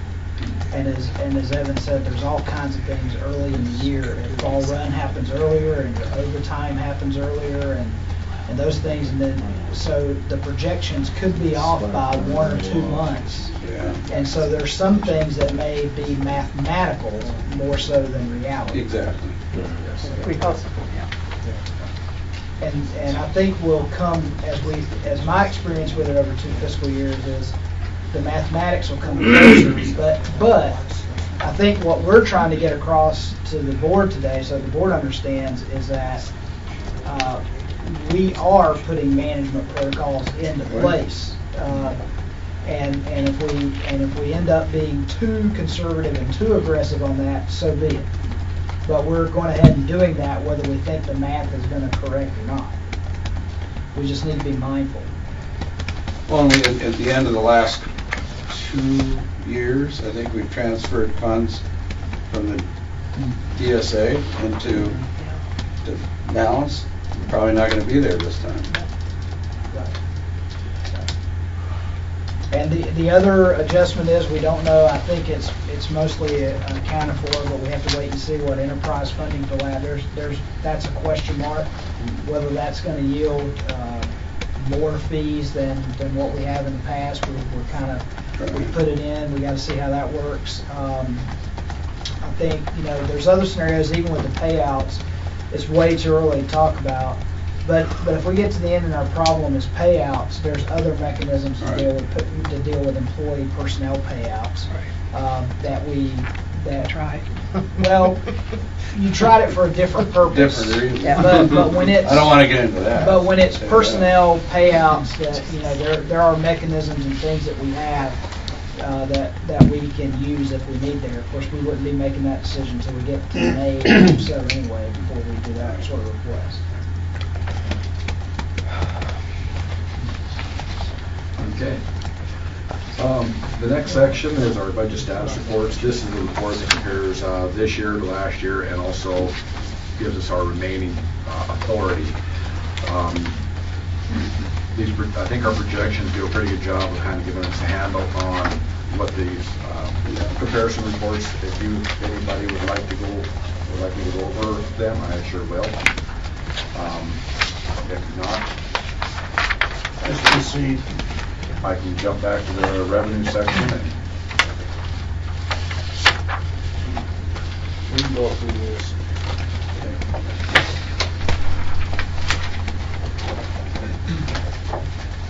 So on the last page, Mike, would be our revenues. I did it again this month, and Dr. Smith got me on it. Our budgeted revenues for is last year's. I got to look at that number again. So don't look at the last column as far as where we are. But that's what we're thinking our revenues are going to be. Brands were projected out there, which is going to be our, I'll just tell you the numbers. It is our authority for brands revenues. It is $2.9 million, almost $3 million is what it should be. Some of the reason for that is our new grants and transfers are slowly creeping up in some of those other items at the end of the year. Again, the security interest filing fees, big difference between that. $72 last year is what we had recorded, but that was because of the adjustment I had made in order to get that unrecorded or unearned revenue account balance correct. So that's why we have a big gap in those two. And of course, this year we're starting our security liens this year of the 5-year, where they have to renew their security liens on the brands. So that revenue is going to go down next year because we only get to recognize 1/5 of all the security liens next year.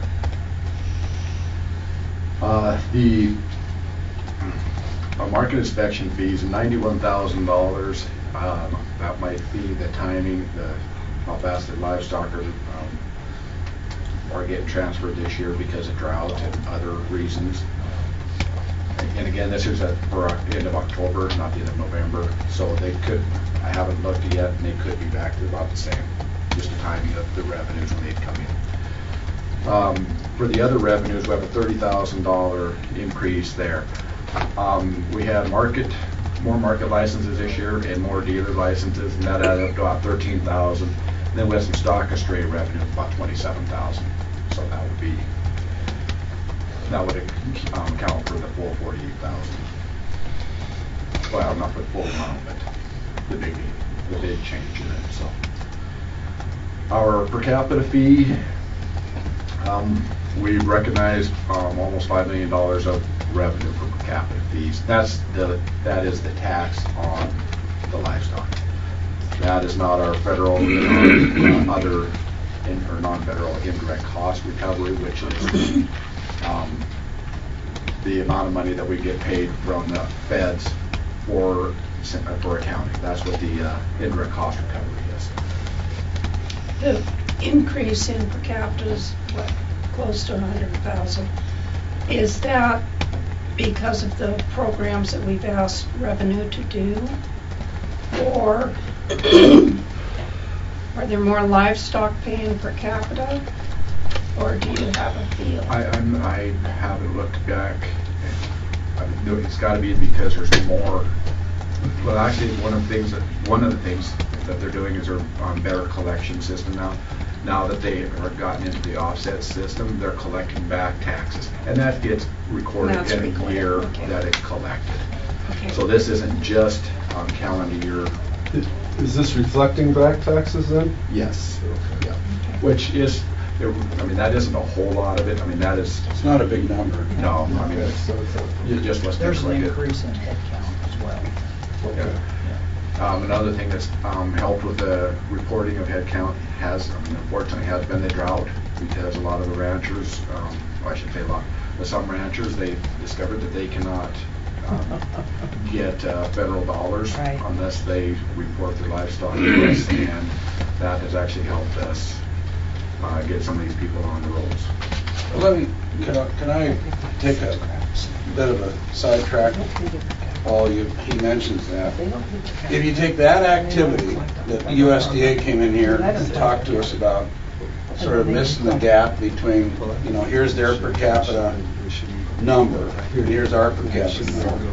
And then the discussion they had where the USDA, they're having applications for recovery, and they don't show up.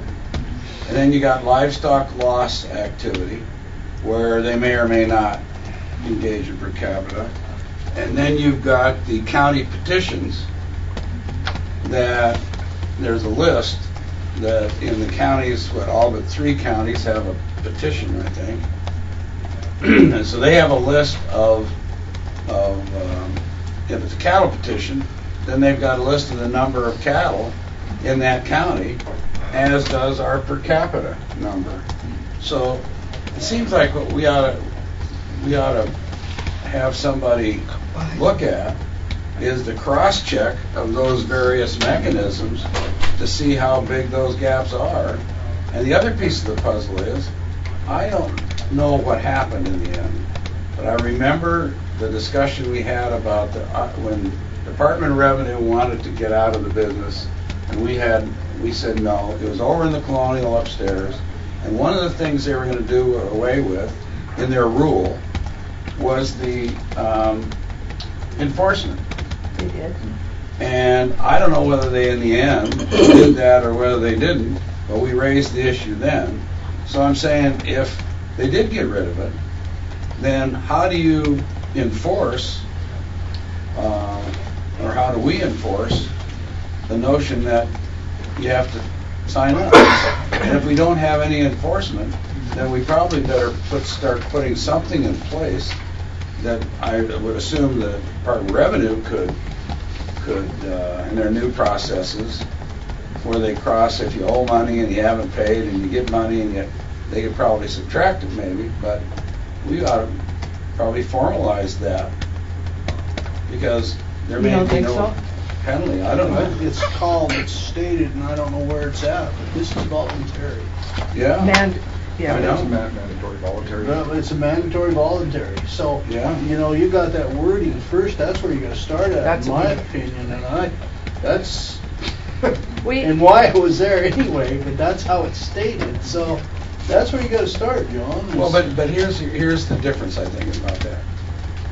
I want to rationalize it. Okay, good enough. So if you go back to whenever that was, and you have the livestock industry says, we will voluntarily tax ourselves to pay for our department, and here's our board. We don't want any general fund, right? Because the first general fund we took was not long ago, 2 or 3 years ago. We don't want to ask for general fund. The first general fund we asked for was session before, or 1 or 2 sessions. So they voluntarily decided to tax themselves to provide this service of record keeping. So that's the definition of what they put together. Once you've decided that you're going to tax, then I don't know whether it becomes voluntary or not. And so I would do both. I would get rid of your notion, but I would also get an enforcement rule in there. Because once you're billed for it, or once you've filled it out, you got to pay it. So it switches from an involuntary to a voluntary. You know, if you report it, you're going to pay it. Well, if you've reported it at the county level, so if you go back to the inventory tax, which is when it got removed from the county level, which is where the county petitions are. So they verify those county petitions with their holders, just like they used to. But I'd argue that if you once declare you have them, then you got to pay them. So to your point, though, I think you clean up the whole thing. Yeah, we need to. And you cross-check. And you cross-check them, yeah. It may be that they voluntarily set this mechanism up to tax themselves, but as a definition, it's probably not a... The question is it a voluntary tax then? Well, yeah, that's because we want to pay for it. So fast forward, right? So right before last session, and the people that wanted to fold the Department of Livestock into the Department of Agriculture, or the Department of whatever they want to call it. Oh, really? So then how would you fund it? Well, if you get folded in just looking like a Department of Labor, is the industry going to voluntarily then? I don't think so. I don't think so. So I think it just merits cleaning up and checking. It's not easy. And I noticed that in your job description, you've got per capita in it, so I was happy about that. Oh, yeah. But I think that's a task we ought to look at. But I'm You know not how sure long we it's can gonna direct take. Department of Revenue to proceed until we get that wording down to... Oh, yeah. No, I'm talking about us. Just Yeah, get our hands Hands around it. around it. I'm just talking about get our heads around it. And maybe we need legislation for next time, maybe we don't, I don't know. But Yeah, one of the things we need, I think, legal review on too is a question that's been posed that we never followed through to the answer. We just brought it up, I think it was 7 or 8 months ago, about, I think it started with Livestock Loss Board you were talking about, which was different because they're under a different board. But it's one of those things where we've talked about it publicly and we say it's mandatory. You're supposed to report if you have livestock. Once you report, you have to pay on what you reported. And of course, as we know, Department of Revenue, even if you don't report and you reported in the past, they still send you a bill based on the numbers you had the previous year. So we know we got all those things in place. What's lacking is what can you do about it on the other side? Right. So can you, and I hate to say this in public meeting, but this will elicit some comments from the public maybe if I say this, but we've had internal conversations about, so if you show up on shipping day and they're not on the per capita roll, right? Do you say, yeah, you can ship the cattle, it's $1 per head plus your per capita for the number that you're moving that day? To in case you have people, and I would say that it's hard to, we think about that in terms of cattle. We've always said that cattle numbers are probably more in compliance than maybe some other species, we think, but we don't know for sure, and we certainly are finding out. One of the things I think we're learning is by FSA, because they're trying to make sure that they're making appropriate payments on programs. So for FSA using the per capita data, we have seen some odd things. We've seen people come up and pay per capita that didn't pay per capita before. And probably hadn't been. Right, Period. right. Yeah, absolutely. And probably the most unusual request that we've ever had was a couple of months ago, where we had people requesting to change the reporting numbers from February 1st. Now, because I assume that had some sort of impact on their forage loss payment. It did. And so they want to change it. Of course, I will say what our answer was, and that was no, because if you want to change it, you're basically attesting that on February 1st you were dishonest, and we're not going to let you do that. We're just going to say, yes, yeah, you were honest with us on February 1st, right? Let's not go down that road. But we have had that request, which tells me people, and granted, here's the thing. I think we all, and I want to be practical here, I mean, I think we all understand that sometimes people aren't going to go out and count. And there are people who will maintain the similar number from year to year. Sometimes they come out ahead, sometimes we might come out ahead, right? Because they don't go out there and count. Sure. I mean, we talked to... They may have sold. So. Yeah, we hell, they all count. They know damn well what they have. But we talked about... They all know their numbers. As a member of the Board of Livestock, I think Mr. DeBrucker is going to be absolutely honest on his per capita. But we mentioned today he's got 7 cows, right? Check that. Right That's now, all I've got. But right now today he's got 7 cows he can't account for them. Next year when he does his per capita, those 7 cows he may still pay per capita on them because he may just, say, yep, that looks right to me. So we know there's some win and some loss there, I think. But I think what we're finding out is these mechanisms are that other agencies are using, other ways they're using our data are showing us that there are some gaps. And the question is, how do we close those gaps, and what can we do about it? And that's what's lacking. And I'll say it's as Mr. Edwards mentioned, we'll be at Cattleman's on Saturday. It was at the Cattleman's meeting in Billings last year, where I got very strongly talked to about that there was issues with per capita, and the question I posed back was, what do I do about it? I mean, what enforcement action do I have to make people pay that? And so those are questions that I think what Ms. Scully's saying, and what I'd support is seeing what is it we legally can do, and then contemplate, is that something that this board wants to actually try to propose legislation for this next session to address? And that's kind of where you're at. Did you make that phone call, Lila? No, I didn't, but I can tell you some people that helped with our petition came up to me at our local meeting and said, you guys, us, need to get on this per capita, because they had the list and they're very familiar with people in that county, and they figure we're about 40,000 head short out of Bighorn County. Who said this to you? People that helped get the signatures on the petitions for the predator. And that's a significant, and they wanted to come up, and I said, well, yeah, if you want to come up to the board, because I said, do you have thoughts? They're, of course, we don't even have a Department of Revenue now in Hardin. They have told us we can go to Billings or we can go to Hysham. because they've closed our department.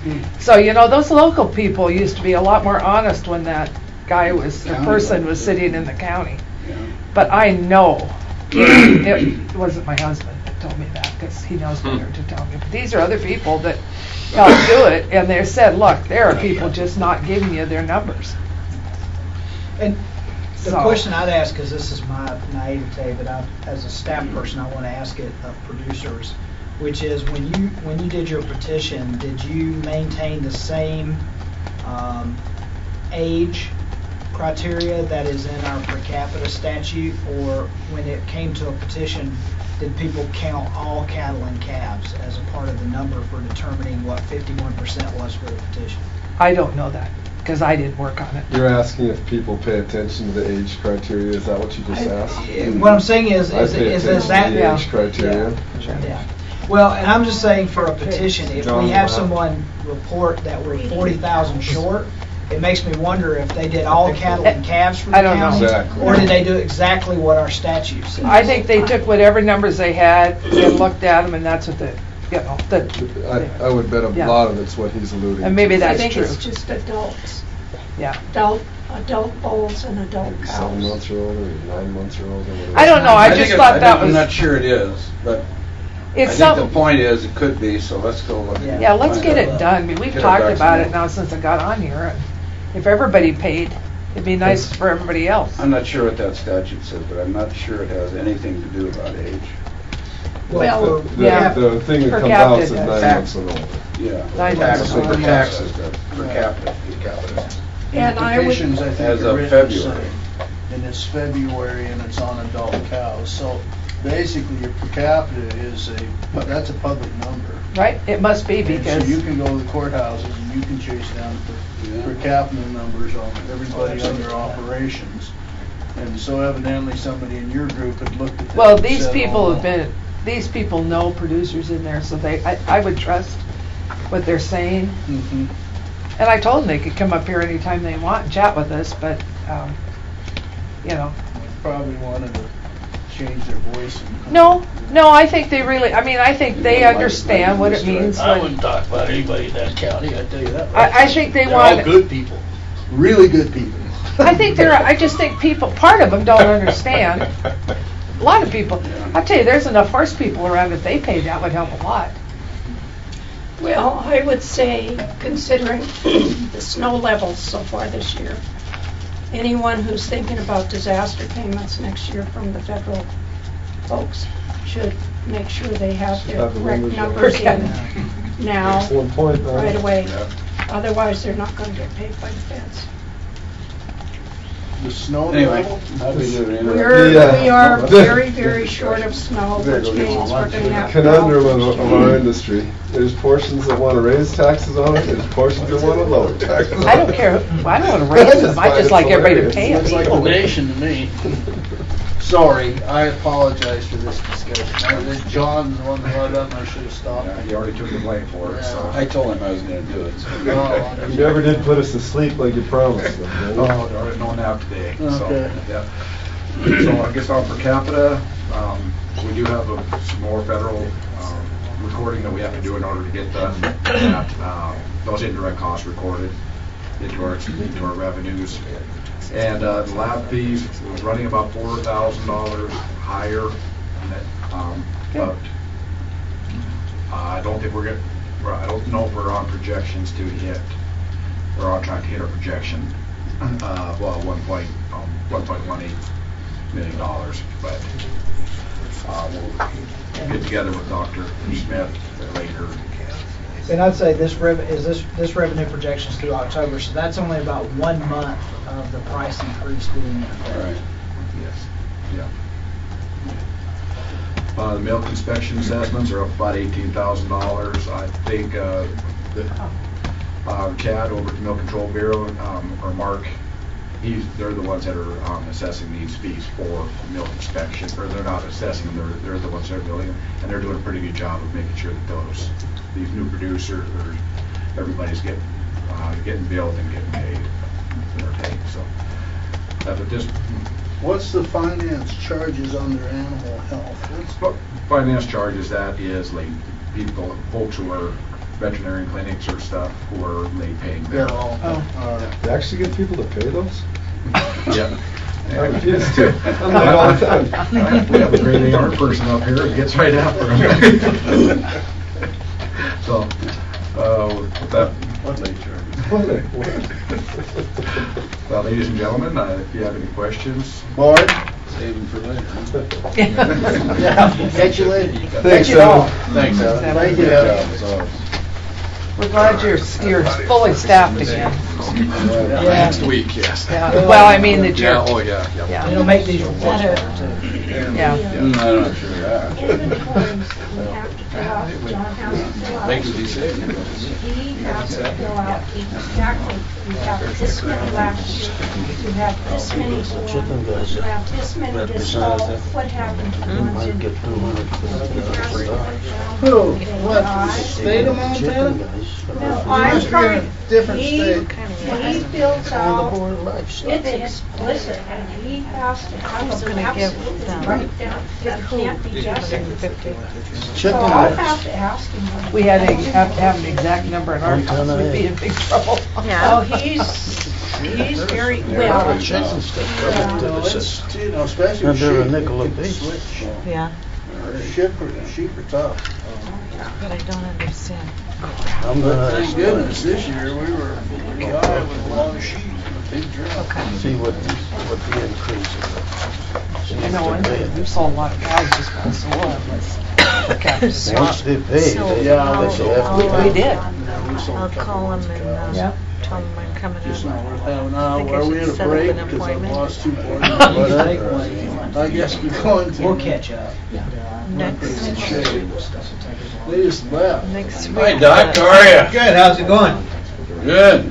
Is this a formal break now, or? Yeah, it's a formal break. Okay. Depends Is on how it you live? guys are doing. Shut it Yeah, it off. is. Hey, if you want something, You're live. you just go ahead and help. Yeah, We'll wait. stop us. No, Were you I'm, getting food? I'm sorry. Yeah, she was getting. I food. did. No, I was putting forks out. No, But I she- did eat something. I'm good.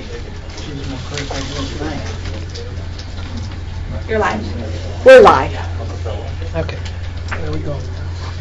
And you, are you live? Because that's where we're at. I'm live. Well, Got me ready. You want to say an opening remark? Nope.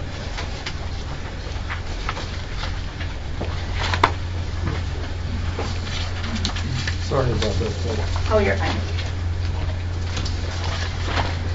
Good afternoon, Board. Connie Szymanski, Animal Health Bureau. Just 2 items for you today, and then we'd be happy to address any questions that you guys might have in regards to our USHA report. The first one is a proposed rule change to Administrative Rule 322401. We have alternative livestock health books that we print for veterinarians that work on for our alternative livestock producers. They fill out these books for inventory, animal movements, deaths, basically anytime they lay eyes or hands on these animals. We recently reprinted the books, and instead of going with a traditional book of 25 certificates, we have gone to a pack of 25 individual certificates that we're sending out to these veterinarians. It provided a huge cost savings, and it allowed us to order a smaller quantity so that we didn't have an inventory for about 20 years of health certificates. So we just want to reflect the change in printing price to go from $35 per book of 25 down to $20 per sheath of 25 certificates. Will they lose them? Mr. Chair, Mrs. Bacchus, these are official forms that are issued to accredited veterinarians, so they're responsible for keeping track of them. We do other forms in a similar format, so our Coggins forms for testing horses also come in a similar format. You know how unusual that is, I hope you know that. To have a decrease in any. I'm just wondering if we could write it in such a way that you don't have to come back and forth. As you say, charge a fee commensurate with the following activity, and then you wouldn't be changing the rule all the time. Mr. Chair, Mr. Scully, I guess I may not be the best person to speak to that, but I I thought that that was part of the purpose of us being able to recoup these costs, was having these fees specifically outlined in administrative rule. I could be incorrect on that. I'm happy to look into that before we proceed with this one. Well, you can go ahead with this one, I don't care, let's just save you next time around. Seems like you have the authority and the rule to establish a fee for the booklet of such and such, and commensurate with your whatever. And then whatever it is, and whatever it is, it is. I don't know, maybe you can't. Maybe it has to be explicit. Mr. Chairman?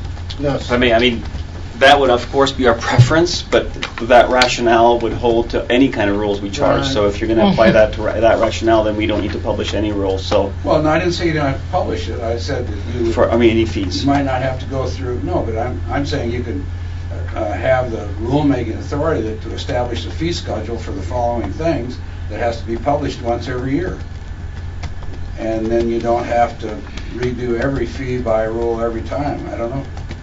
I think I'd take a shot at that and find out.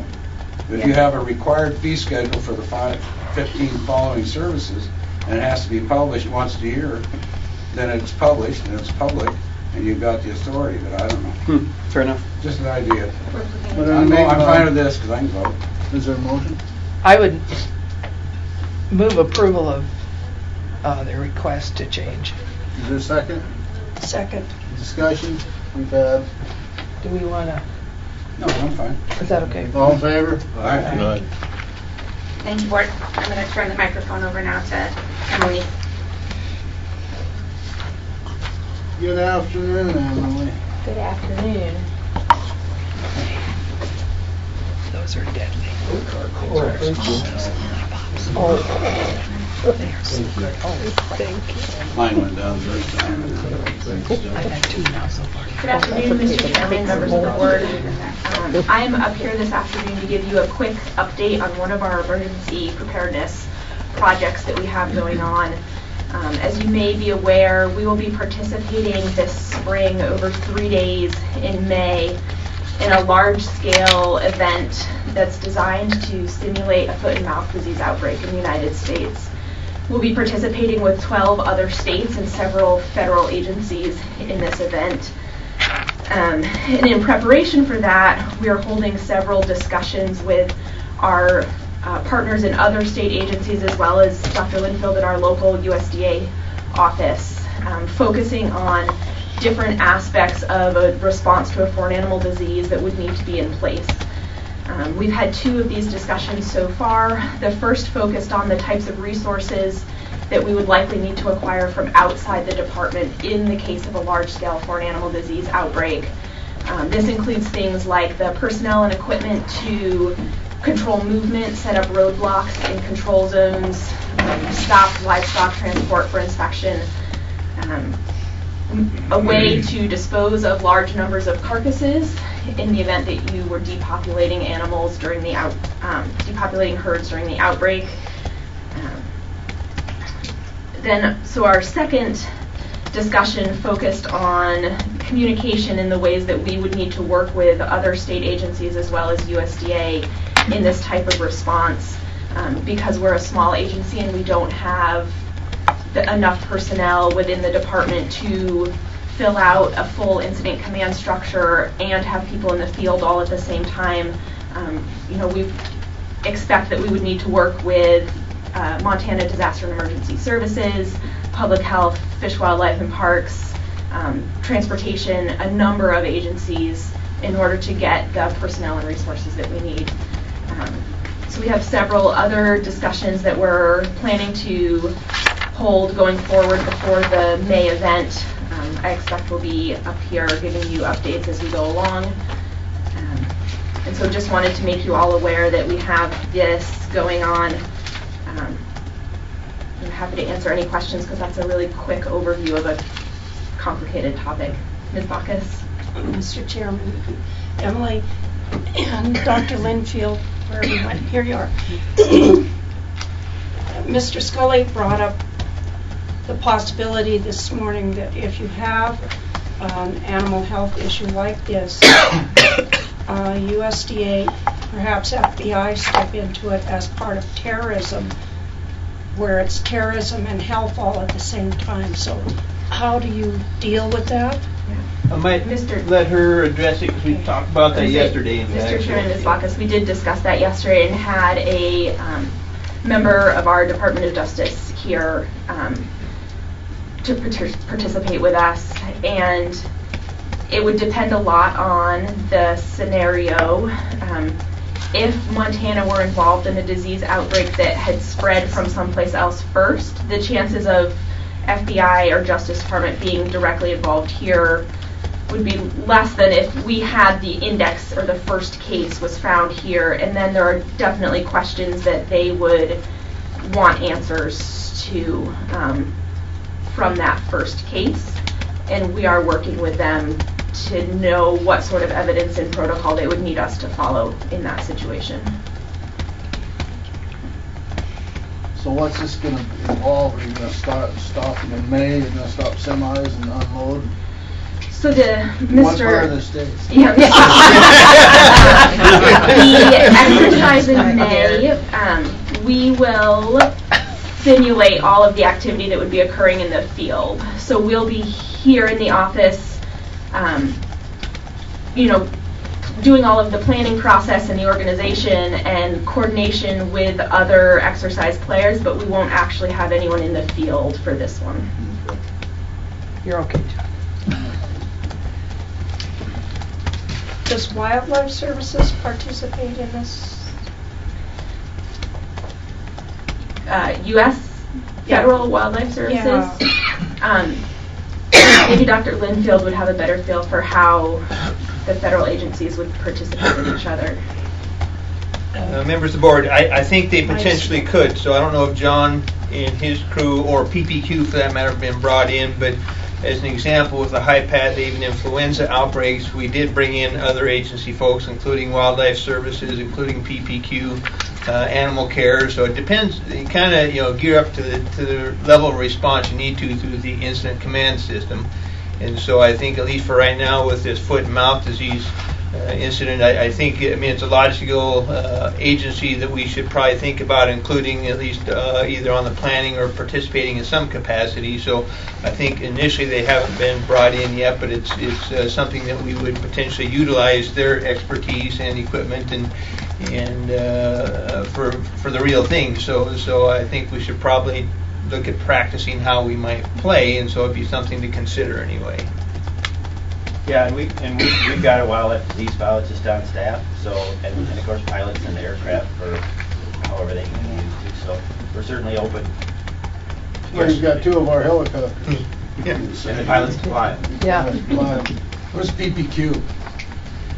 Plant protection quarantine. So they likewise are quite good as far as incident response. So they're familiar with the incident command system and that structure and responding to emergencies. Theirs tends to be more plant related, but they likewise are just another one of our USD agencies that we've brought in for some of our emergency response on animal diseases. So they've been involved in some of the grasshopper abatement, yeah, whatever you might call it. Some of that stuff. Emma, I have one question. Is ICS incident control services, or what is ICS when you're talking about resource management and ICS discussion?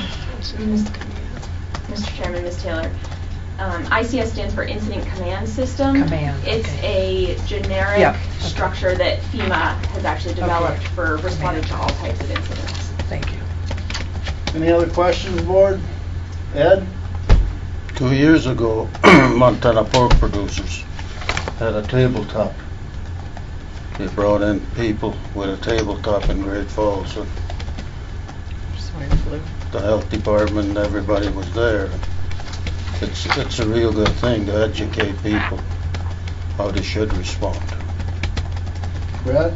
So this kind of deal, is it, if you prep for it, at 2 p.m. on Thursday, you're going to get together and start it? Or at midnight, does Marty get a call and kicks the whole thing off? Mr. Chairman, Mr. Rucker, we were actually invited to participate because the organizers who are building the scenario are going to put the index case in Montana for this one.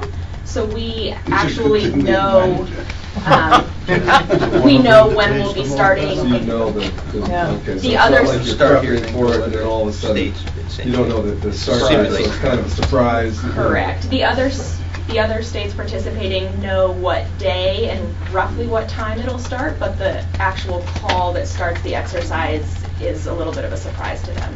Oh. But not to us, because we're the lucky index Chosen case. one. Perfect. Or Thank you. unlucky. Nina?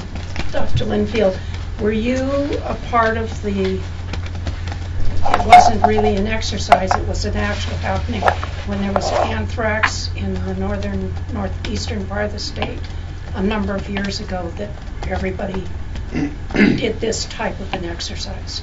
Ms. Box, members of the board, I was not directly involved with the anthrax, and that was right on the boundary of the Fort Peck Reservation, if I remember correctly. But one of our personnel was directly involved and assisted in that response, and overseeing or helping with the burial of those carcasses and so forth. So we, it's probably been at least 10 years ago, I think. On It's that. longer than that, and I'm aware that Wildlife Services helicopters came in as part of the Department of Livestock. This is different. This was cattle and adjacent to Fort Peck.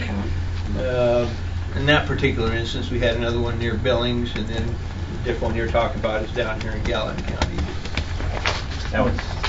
But I think the ones up in Fort Peck were actually deep burial as far as those carcasses anyway.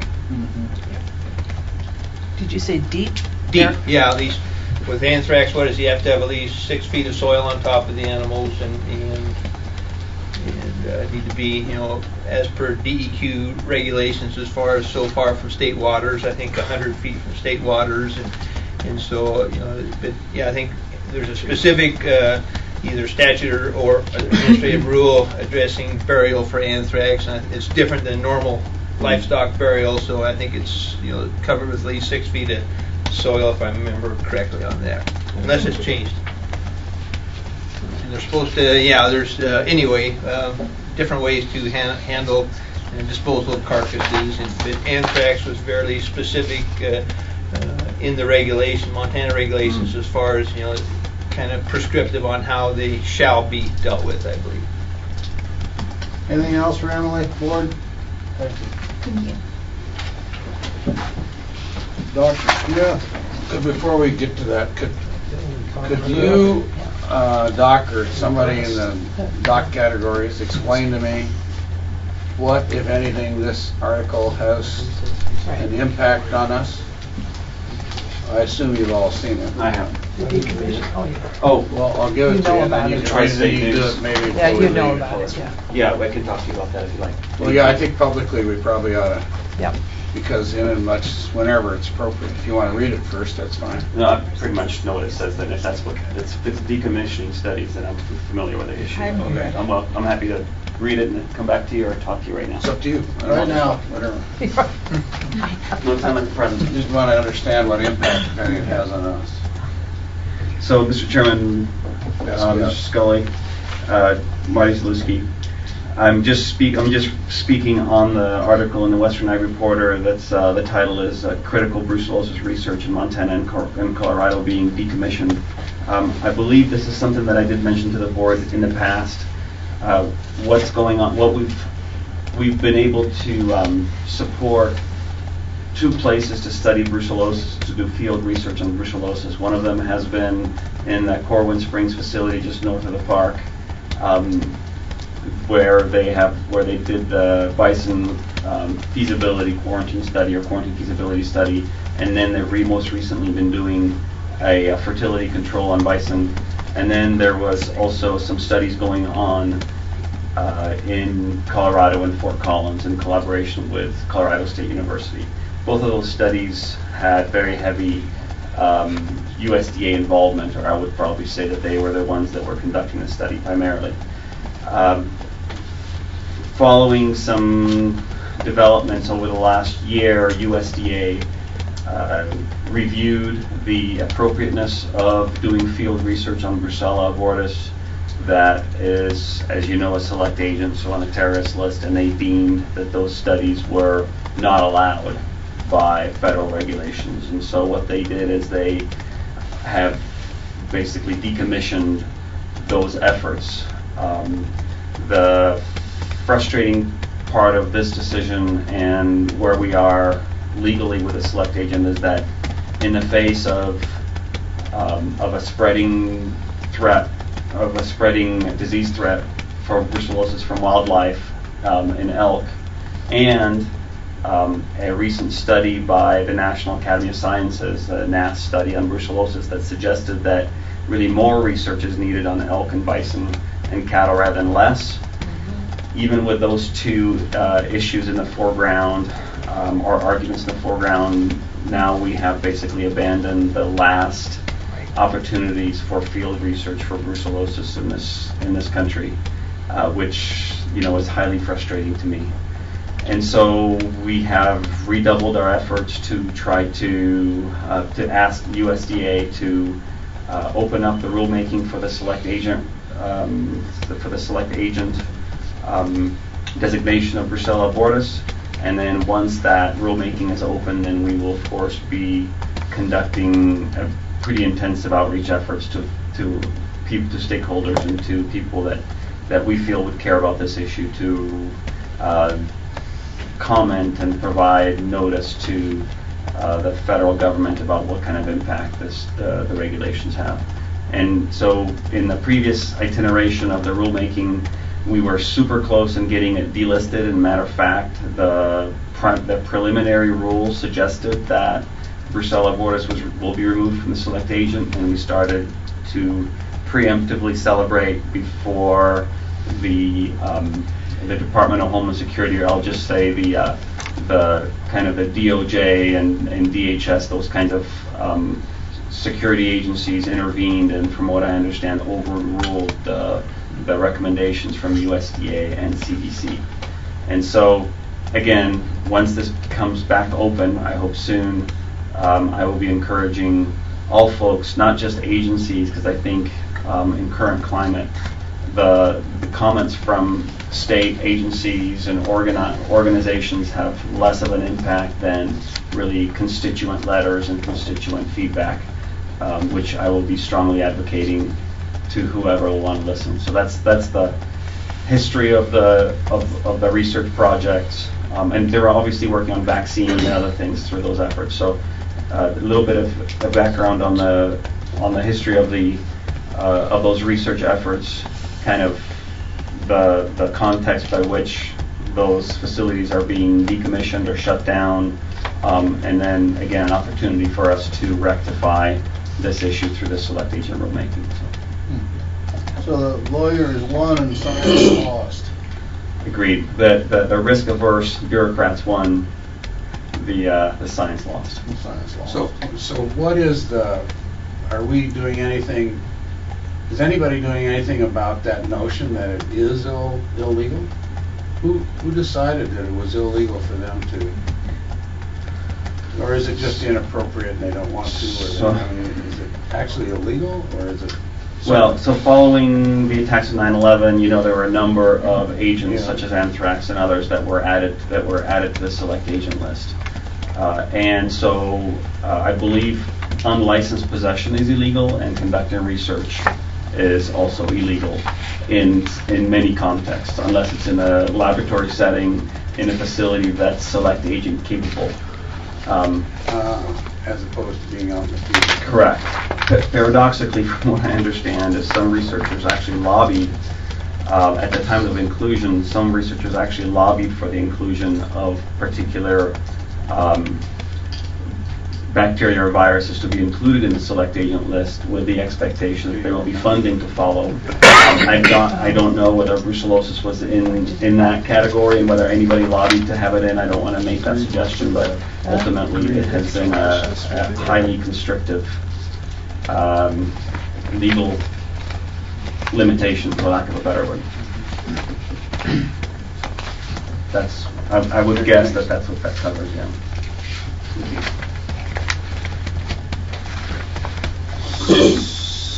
So, where do I Dr. Smith was about to address this.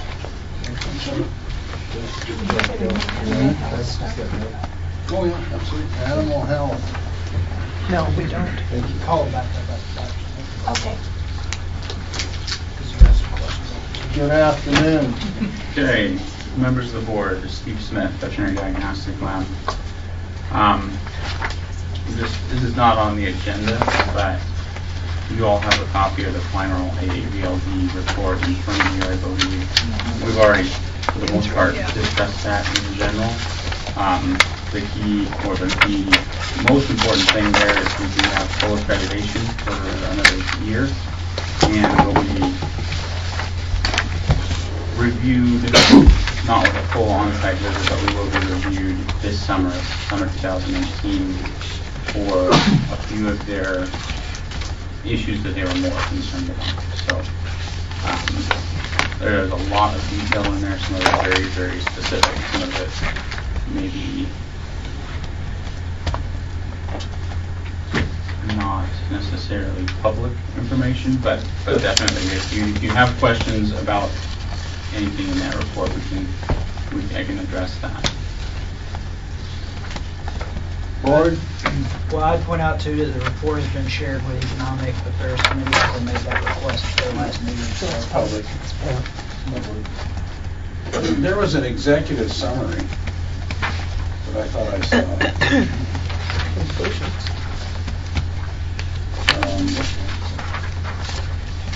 Didn't we get some kind of executive summary out early or something?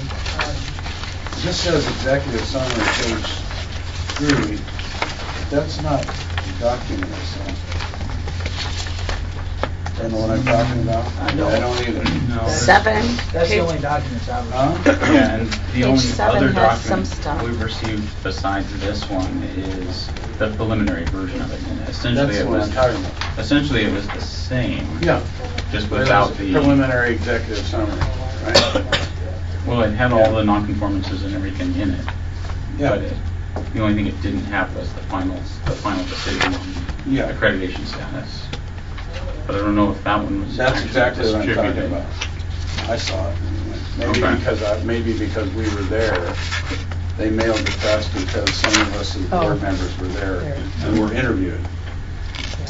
That's probably why we got it. Okay. That document's a very good one to have. The other. Because it's very clear and concise about for economic affairs and others. It's longer. If there are no questions on that, the fee updates on the agenda, we're going to dispense with that. The clinical pathology fees were not updated last year. We're going to go ahead and roll that into the fee update this coming year when we do this year's cost analysis and update those fees in the spring. We'll just address that at that time. So we'll put that off for now. While we're talking about fees, though, Evan did mention lab fees and projections and tracking. I can pull information directly from VADS and get real-time data that's not a month behind in that respect. And so what I can say is we are tracking above last year's fee income. If we extrapolate where we are right now with the same rate that we had last year, over the remaining 7 months, we're looking at coming out about $45,000 above what we had last year. That's still about $100,000 less than what's projected in the estimate that you saw there, where it said authority for 1.182, I believe, million of lab fee income. We're probably, if we come in with projections, we'll be about $100,000 below that. That being said, we're talking about raising fees and hopefully as early as possible in spring. That'll have an impact on that as well. We haven't seen, or have we seen, a lowering of tests because of the rate increase, no?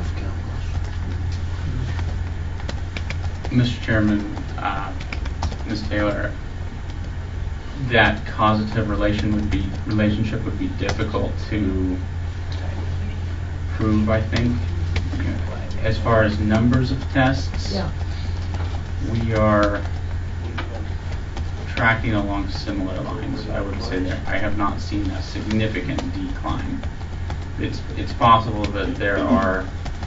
So the increase in dollars is not from increased tests, it's just from the increase in price. That's what I'm trying to get at. Or decrease, I'm just trying to see if because we've increased prices, we've decreased tests or something. Volume. There you go, thank you. We may have in certain categories, but whether there's a causative relationship there is difficult to say.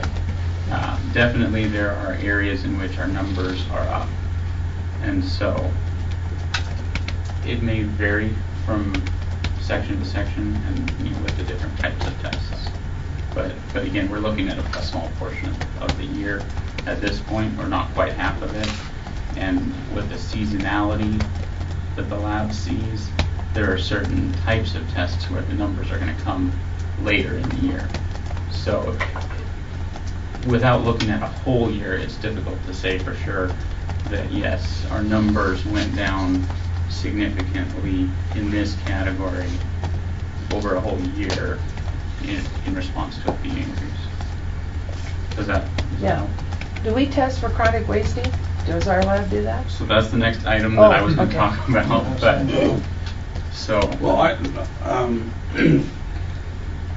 we ought to know. If you, I guess we'll know better at the end of January, because then we'll have Novembers and Decembers and parts of January's. I guess, but what's got me confused a little bit though is you didn't say any of the volume is down. You said volume in some areas is up. So if we had an up volume in some areas and an uptick in price, then it seems strange you'd be off a revenue number that big. But like I say, we can wait till January, but that's the crux of the issue, right? No, I see what you're saying, and to be honest, I've got a list of several hundred here that I'm sure, as you say, I'm sure there are areas where numbers are less than. There's no other explanation that there are areas where numbers are less. I guess what I'm getting to there though is if the major numbers in the pie, because I remember there's like 3 major volumes of tests. If those 3 major volumes of tests, one of those is off, then it would be a bigger hit. So we probably ought to be ready to talk about that in January if it's necessary. And the majority of your increase will come from accession fees, not from actual individual tests. Right. Because we intentionally left some major test categories out because of they have a special designation one way or another. Yeah, actually, accession fees should generate roughly $100,000 just accession fees alone. Right. Nina? How is ClinPath? Is it moving along? Are we having any problems with that? Because that was one area that we've had serious discussion about. And I don't care if is it busy? Let me clarify. So numbers, operations, you're saying are they busy? At one point, we were considering putting ClinPath. Yes. Okay, is it holding its own? Is it up? Is it still struggling? Well, what I will say to start with is it's never held its own, but that's across the board for the lab. We just pretty much operate at a subsidy. ClinPath numbers, when I was looking at them this morning, are a little bit low compared to the same period last year. That being said, we did have that period where there was uncertainty, and I know that once we did have somebody come in, there were a lot of clients who started submitting in some cases, even more samples than they had in the past. And so what the numbers are low compared to what the exact corresponding period last year. What I would hope is that that will correct itself as we move forward. But we'll need to look at, I think, a larger time frame to actually be able to say that for sure. John? I would appreciate it if you would, when you get back, talk to Dr. Layton and tell him thanks for all the, and whoever other staff people, maybe it's you, but VAD's had to tear a lot of hair out over the last couple of years from various individuals down there. And with the audit report and with your accreditation, I mean, congratulations to everybody who has suffered through that, because it seems like you may not be finished with it, but you at least you were able finally to get it to a plateau. And so for whoever the other employees were, I know it drove Doc Layton crazy, but for all of you, thank you, because that sticking with it was a big deal. Thank you. Mr. Chairman. Yes. Dr. Smith, I understand from the stuff we got from Animal Health that part of this foot and mouth disease exercise is going to have to use U.S. herds. Is that correct? And yes. is ours working? Mr. Chairman, Ms. Nina, please clarify the question. Well, it seemed to me it said that for part of that you would be using U.S. herds for some of the work in the foot and mouth thing, and I just want to know, is ours working? Yes. Because we've struggled with both of those considerably. Ms. Bacchus and Mr. Chairman, so USA Herds is working and VADS is working. That it's a fact. So the challenge that we've had in the past and continue to have, and I think we're seeing light at the end of the tunnel, is to enable VADS, so the lab data, to transfer to USA Herds, so that way when we pull up a client or a customer or a rancher in the a record, I'll just say, in the USA Herds, then that testing information is brought over there. We pretty much are limiting that to really brucellosis at this point, but that's really where our emphasis has been. We've made strides in that, but we're not quite to the goal line, even though we're very close. Regarding using the systems for emergency response exercises, again, USA Herds is working. The way what we're talking about there is we'd be using it for permitting. So when you have an event in a place, that those ranchers in that circle, in that affected circle, still need to get feed. They still need to go to the, potentially sell animals to the, either at the market or at least move them out of that circle for whatever reason. And so you need to be able to certify or assure that those animals that are leaving that affected circle are not affected and are safe for the rest of the livestock industry. And so that process of verifying and documenting those movements that are non-affected from an affected area are really critical. And that's the part that we need to get schooled up on. The system can do it, but none of us have ever been performing that function in that system, and just for lack of resources and ability. So that's one of the things that probably the exercises or these preparedness discussions are highlighting. Thank you. Okay. Dr. can I ask you, does that require bringing someone in here to train us? I mean, is that rather than sending everybody somewhere else, is it? Or what does that require to get whoever up to?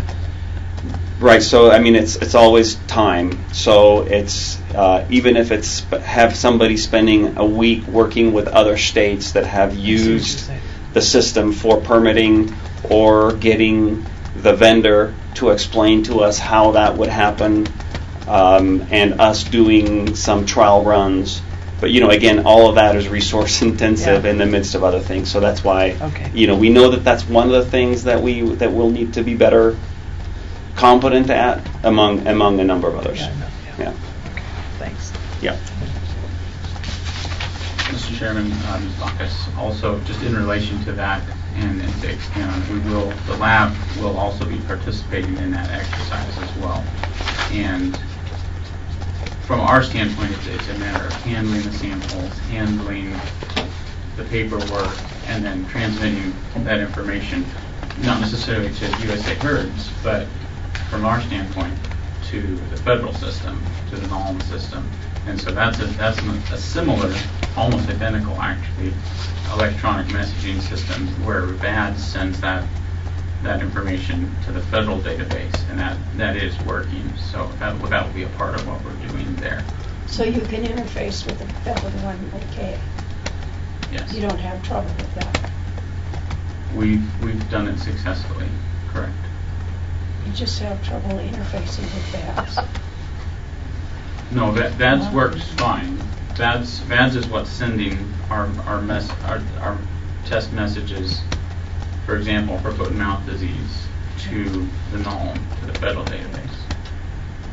So, what we're looking at, you're mentioning the VADS USA Herds issue. It's being sent.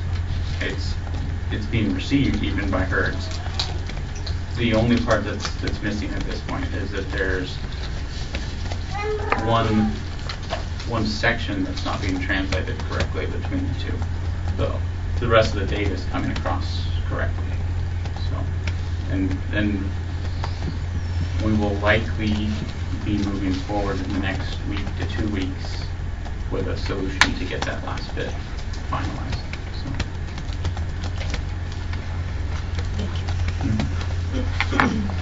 So the other thing on the agenda, and it was also brought up, was chronic wasting disease. This is not something that we currently test for, but it's something that we're very interested in moving forward and getting up and running at the lab. I've been in contact with Fish, Wildlife, and Parks as well. They're obviously very interested in having the testing done in state. There's a public health benefit to it. There's a time, just a turnaround time benefit to it. There are just a lot of potential benefits for getting this up and running here in the state. In addition, it's going to be a pretty high volume test. I don't have the numbers off the top of my head as far as how many tests we're talking about in the course of a year, but I would say it's probably, I would not be surprised if we easily hit 1,000. Do you have? Yeah, Mr. Chairman, Steve, I just caught up with Quentin Kujalef from Wildlife. He said he couldn't make it because he had a conflict, but he did relay to me that they're looking out of the Carbon County area surveillance efforts. They're looking to hit 2,000 samples, 1,600 of which have already been done. So now that doesn't include the northwest area, where they've just received some of the samples. So there is a significant, I think, need. And what Quentin said is that when you discover a new area, that's when the peak of sampling is going to be, because they're trying to determine the scope and the prevalence, and then it'll probably taper off. But some of that sampling will continue continually. Well, and this is going to be it's not something that's going to go away. We're going to have this, and there will always be a certain level of sampling, even just from hunters saying, you know what, I'm more comfortable having these samples tested before I eat the meat, and so that's going to continue long term. Mr. Chairman, Dr. Smith, is the volume going to be such that you're going to need another FTE to handle the volume for this test? Mr. Chairman, Ms. Bacchus, that's difficult to say at this point. It depends on what that volume ends up being on a steady basis. For the most part, it's going to be a pretty seasonal thing. And so it may be that we can work with our current staff and shift positions such that during hunting season, we have all of those samples coming in, we have more people working on it, and then they would shift to other types of testing other times in the year. So I think we can definitely get it up and running with the staff that we have. Whether we in the future need additional staff members to continue that will depend on what those numbers end up evening out at in the long term. Mr. Chairman, Dr. Smith, hunting season and movement out of the DSA kind of come at the same time. There's definitely some. Which can also be a very busy time for the lab. Mr. Chairman, Ms. Bacchus, I would agree. There is some overlap there, and this is still very much in its early planning stages. But it's quite likely that some of the staff that would be involved in CWD testing once we get this up and rolling are not the most busy staff during peak Brucella testing season. So I think we probably, as I said before, I think we can definitely get it up and rolling with the staff that we have, and then we can reassess and see, is there a need for additional staff at that point. So basically there are two tests. So and you may be familiar with this, there's an ELISA test, which is a rapid test, and there's an immunohistochemistry test. Labs vary. So there's a list of labs that perform, some perform one test, some perform the other test, several perform both. My ideal would be to get both tests up and running. The ELISA is, I would say, faster, but it is also more of a screening test. It's faster and probably cheaper to do as well, but it's more of a screening test. The immunohistochemistry is a little bit more of a confirmatory test, but it also offers the opportunity to do, or I'll take a step back. The technology offers the opportunity to do additional related testing, like BSE, bovine spongiform encephalopathy, or scraping even. So there are pluses and minuses, or there are definitely pluses to both, and the ideal would be to get both up and running. We have the space, the staff, that we could do both. I just have gotten some numbers this morning actually. To do the straight equipment cost to get an automated immunostainer for doing immunohistochemistry would probably be between $120,000 and $130,000 for the equipment.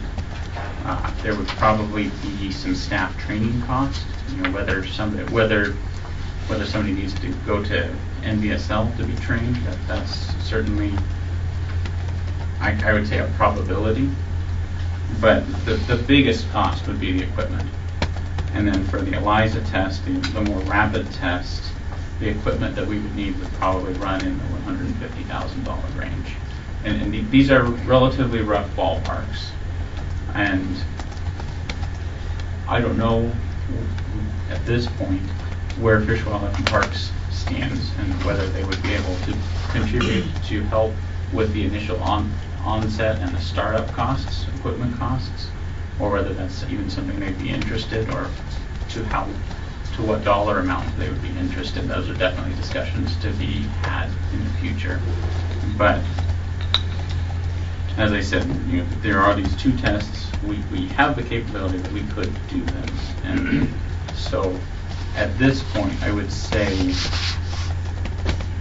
I'm just trying to put more information out there.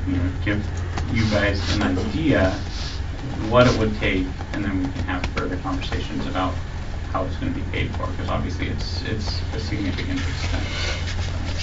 So how much in equipment? A little under 300 probably if we were to do both. Is that something they could go to that emergency governor's fund? Well, This is a human health issue. Not really. I would say that this is one of those things that if there is a desire on behalf of the state of Montana to do the testing in-state, and our facility is the place to do that testing, where I would sit today is that we would expect the state of Montana to pay for that or have some way to recover that cost. I don't see any of our fund sources being a good fit for paying for that, and so there would be additional fund sources. I think the reason we've entered into that conversation and started thinking about that is that we actually anticipate the potential, and I'll say what's coming up with this will be a topic at EQC. It's been a question that's been asked by the legislature. There could be a desire on behalf of the legislature to see this testing be able to be done in-state. We're probably the only facility with some of the expertise and other things already in place to do it. But I think what I would push for, and of course the board could go a different direction, would be that we're willing to do that. We've done the research, we've got numbers, but we would expect full cost recovery for that from some source that's not one of our current funding sources. And I wouldn't talk about, you'll have ongoing recurring costs, so an emergency funding measure is not, it's something that would have to be placed in our budget to have that there on an annual basis. And I think that's what Dr. Smith's talking about. We'd have to see if FWP had programs or other things that they would want to contribute to that.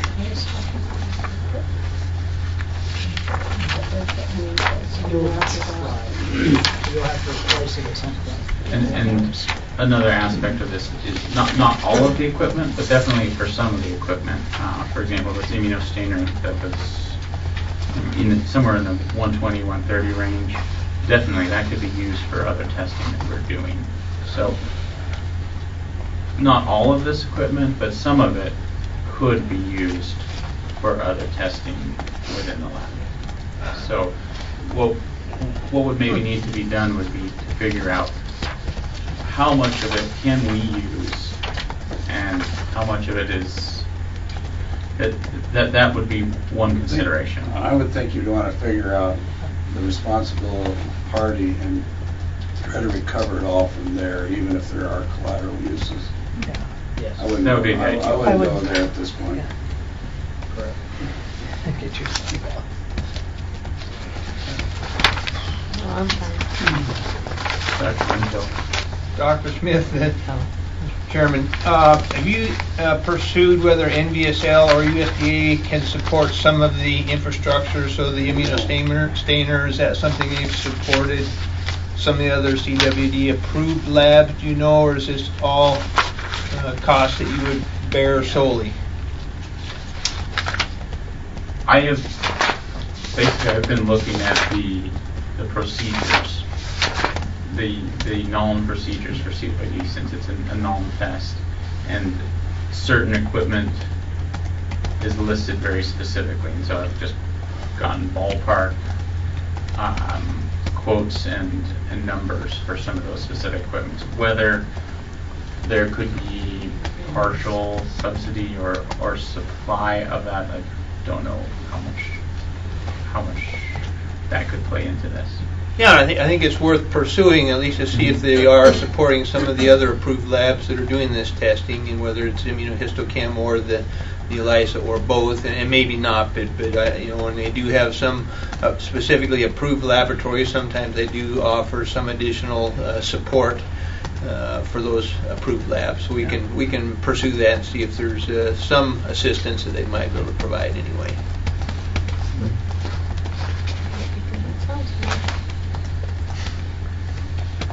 Sounds good. Any other things for Dr. Smith, board?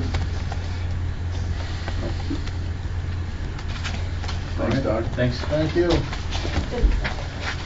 Can I ask a question of Dr. Linfield? Leighton sounded better the first time. Well, let me think. Can you ask this question? Dr. Is this the last question? Or Dr. Zaluski or Dr. Szymanski. We have scabies in sheep. We have spongiform in cows. We have CWD in all kinds of other things. What do bison have? Because Yonis. bison can't be sitting out there with nothing. Yonis. Right? No, I'm talking in spongiforms.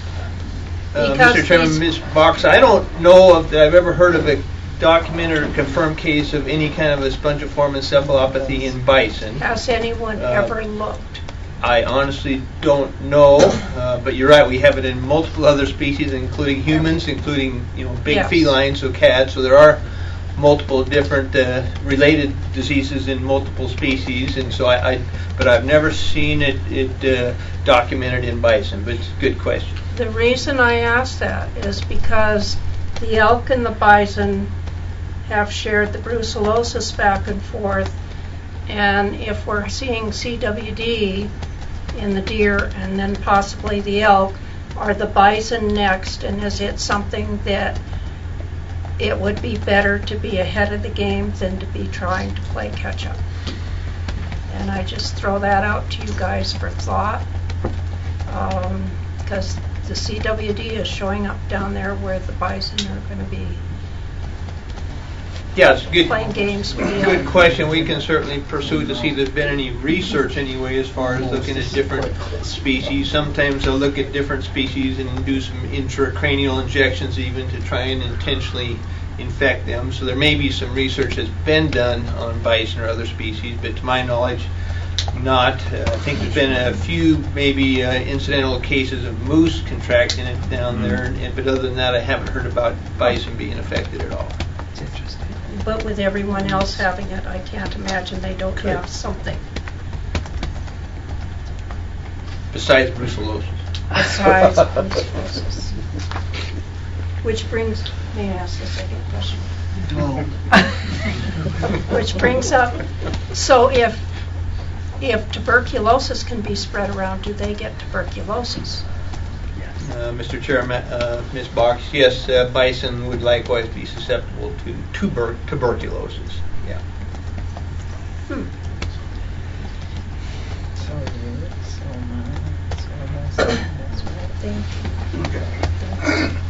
Are we done with animal health or not? We are. We're Can I ready ask? for brands. Can I ask Dr. Zaluski a couple questions? No. Dr. Zaluski? Mr. Chairman. What is glanders? Glanders is it's infectious disease of horses that's been used, I believe, as a bioterrorism weapon in the First World War, and it was recently in the news because of some horse imports that were brought into the United States that tested positive for glanders that were to be returned back to the country, and then I think the USDA decided to do an experimental kind of testing process on that animal. So that's. I'd never heard of it. That's why I Yeah. asked. Yeah. You did study, huh? I had to go way back on that one. The information you guys gave us from Very from good. your class was wonderful. Thank you. It was really, really good. Very interesting. I have one other thing. On the captive elk, is it because they're captive and fenced that you don't think they need to be tested for brucellosis? That's one of your resolutions from some kind of I don't know who went to the meeting, but that eliminate the interstate testing for captive elk that are not from the greater Yellowstone. Yeah, I believe that recommendation follows years of testing elk for brucellosis in other parts of the country, none of which have ever tested positive. And so the captive deer industry, the captive cervid industry, drafted a resolution for consideration of the group to try to ask USDA to lift that testing requirement. So I believe those resolutions are now evaluated by USDA, and they will provide a formal response over the next several months. Because I didn't know. I mean, I assume if there's wild elk outside of captive, do they never get mixed up? I mean, I really don't know. I Well, don't so know. that was the reason, so, Mr. Chairman, Ms. Taylor, so that was the reason for excluding elk that are in the area that is endemic for brucellosis, is that they understood that there's a potential for the disease to be transferred over fence line, either So because of a Montana, broken fence or Wyoming, and whatever. Idaho are left out of this, or what? Is that it? For the facilities that would be within the surveillance area, yes. For facilities that would be, I don't recall what the exact verbiage of that is, whether it includes states or just areas that are endemic. And so, but yes, I mean, obviously Montana's area where we have brucellosis in wildlife would be excluded from that request. Okay, so this goes to the USDA for... Correct. Okay, thank you. Yeah. Brands?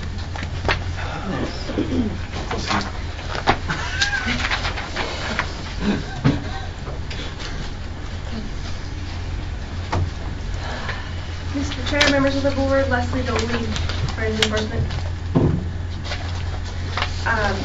Donna just passed out a policy. It's a rewrite based on your request from the last meeting when I presented this the first time. I just have 2 points on this to go through, hopefully quickly. So on page 1, number 4, letter I, it's in bold. There was a question about that at the last, when we first went over this. And it says that businesses and trusts must be registered with Montana Secretary of State if they want to be a brand owner. So I have administrative rule 32-18-105. Part 4 says, in order to own a Montana brand, a corporation, LLC, LLP, trust, etc., is required to be registered with Montana Secretary of State. And then there's also statute for authority for a foreign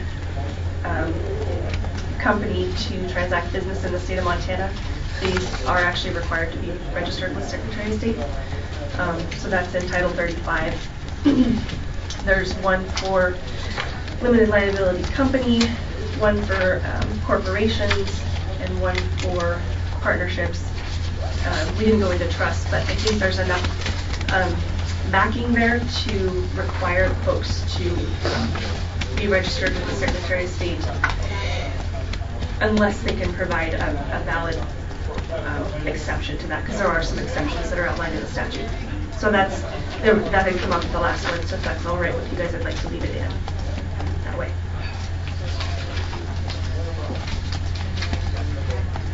Okay. Moving on to page 2, and sorry, I did print front back. Towards the top of the page, letter C, also bold. This is the one that turned into a bit of a circular conversation at the last time about processing order for applications. So, just for a little bit of context before we start the discussion, this is not an issue for us right now. We typically get our mail done every day. It's not, 90% of the time, 9 years out of 10, it's not an issue. The reason that I bring it forward is that we have purposely ignored the audit recommendation. And so, per Rob, we will get dinged on the audit again, continuing to do things as we are now. There was an audit recommendation that said we should not be processing people who walk up to the counter ahead of the stack of mail. Oh. So what do you have written in C as well? We hadn't heard, that didn't come across that way last time. Okay, well, sorry for the clarification. Did it? It did. So the audit says we should be processing them in the order they are received, regardless of whether they come in the mail or people walk up. We don't like to do that because when someone drives here from across the state, we want to be able to do it right away. And then there's the secondary issue of the year after re-record. Last time we had a double line of people out the door, over 50 people here to get brands. We were only able to actually process about 5 of those in a day because they take some time to do. And there were stacks of mail, I mean, probably weeks worth of work there. So what ended up happening at that point was we took the ones that we received that day and put them in the mail received for that day. Because otherwise the mail never would have been processed. It would have just been doing on the counter. So the only reason I'm bringing this to you is because we have been acting counter to what the audit said. And so I don't feel comfortable doing that without board approval. Why would we approve it? Well, or disapproval. I mean, just for there to be an official decision on it one way or the other. We'll make it work either way. You know, if we come to the point where we can't process over the counter, we just need to make sure that we communicate that really well. All of our staff need to know. It needs to go on our website, etc. But it's a service that we've provided for decades. Well, I stated my opinion last time. I don't think it's that hard to time stamp mail. I don't care if you open it or not, but you can sure time stamp it and deal with first in, first out. Whether it's walk in or mail it in. And to me, it's only fair, but then I guess I'm not one of those probably that would be up here standing in line. And Mr. Chair, for what it's worth, the legal opinion is to follow the recommendation of the audit and not do what we're doing now. Process them in the order that they are received, regardless of how they come in.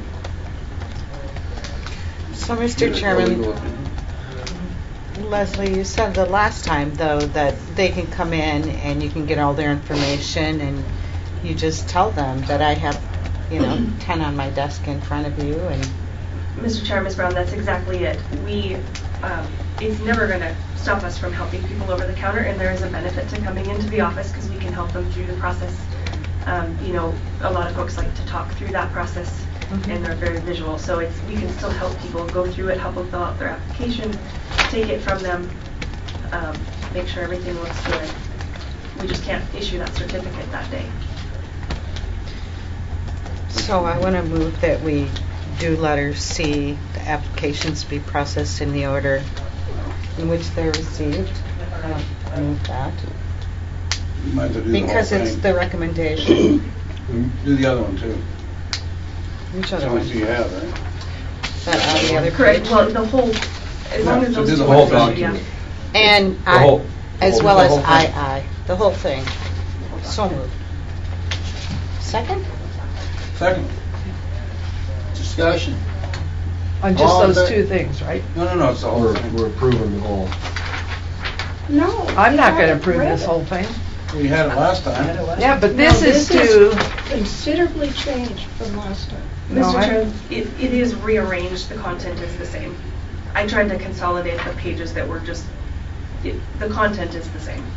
But I'm more than happy to wait and do it on a... I have a fundamental question. I'll withdraw my second.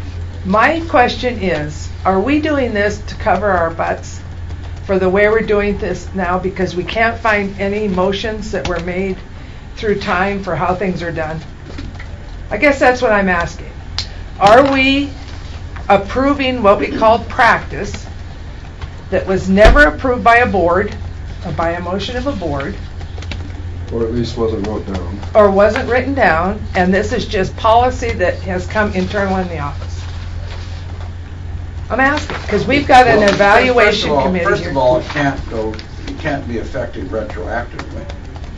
No, but it circumvents what this person has been asking us. No, it right? doesn't. Sure it does. It does going forward, but he applied in a period of time where there's no written recommendation. So I'm just his- saying, I just think this is something that was never done by a board, and I guess maybe we can approve it now. It should have been done. I guess It should have been done. Yeah, I guess And is it correct? Is this how we want to do it? There's an evaluation committee in here. Has there ever been one? Mr. Chair, we don't have any, I've yet to find, I'm not saying they don't exist. There may be some records of that advisory committee having met. I haven't I'm found sorry, them. but- However, they have met because that would be basically the district. Well, we've investigator meeting. eliminated brands from this state that can no longer be issued because somebody has decided that they shouldn't be reissued. mean, I'm not disagreeing with that. You know, is that what we want to do? Was that board action? Because this thing has gone on from looking back through things. I don't know why this isn't in board minutes. I can't answer that for you. This is and probably- I've been part of this discussion all along, and I don't remember everything that's gone on. But what I can tell you is before any of you got on the board, perhaps other than John LaFeld, I know that this board approved this outline because I recognize it now. Okay. Now, prior to this, I didn't quite follow all the discussion all the time, okay? But I know that a board that I think Mr. LaFell was on with me, he might have been on it just following, approved this. These conflicts. Correct. But let's say it a different way. Yeah, I'm just trying Let's take it a different way. We have been unable to find any record of a prior approval. Okay. Right? So the question is this a proposition that we ought to approve on a going forward basis? I understand that. I don't know. So so that's the question before us. Because we can't find a record of it, so this individual's petition that was made isn't affected by this because it can't be retroactive. But how many other people's were? I don't know, but they That's didn't what file I'm a saying. petition and make a request. You know. I think that this has been being followed since the 80s. I don't know. I'm just saying, I look here, that's an M. That isn't a W. That's another M, upside down. I mean, I'm just looking at actual characters. To me, that is not, that's an M, and that's an upside down M. That's not a W. Now, I don't know if we have W's. Do they look like that? Mr. Chair. I'm just trying to get... But let's do the foundation. I'm really frustrated by this whole thing. Okay, that's okay. The bottom line is, should we have a document that identifies conflicts as a matter of policy? I don't know. How do other states do it? That's the first question. If the answer is yes, then what are the conflicts? And then you get into whether they're upside down or down. In either case, they don't apply to the guy who petitioned. Right. And because he petitioned, he's different than the other people who may not have. And then you go back to the re-record, and the notice was, if you didn't re-record, you lost it. Right. So those re-record brands were lost because of failure to re-record. This is lost. This is because of a conflict. Mr. Chair, this was a brand that was not re-recorded. He gave the brand to his daughter, I believe. Yeah. And That's she's correct. So that's very different. I'm not even talking, So then it's so that's different between re-record policy and this policy. What this stops an issuance of new brands because of conflicts. And I agree, but a lot of brands, that the conflict is one thing.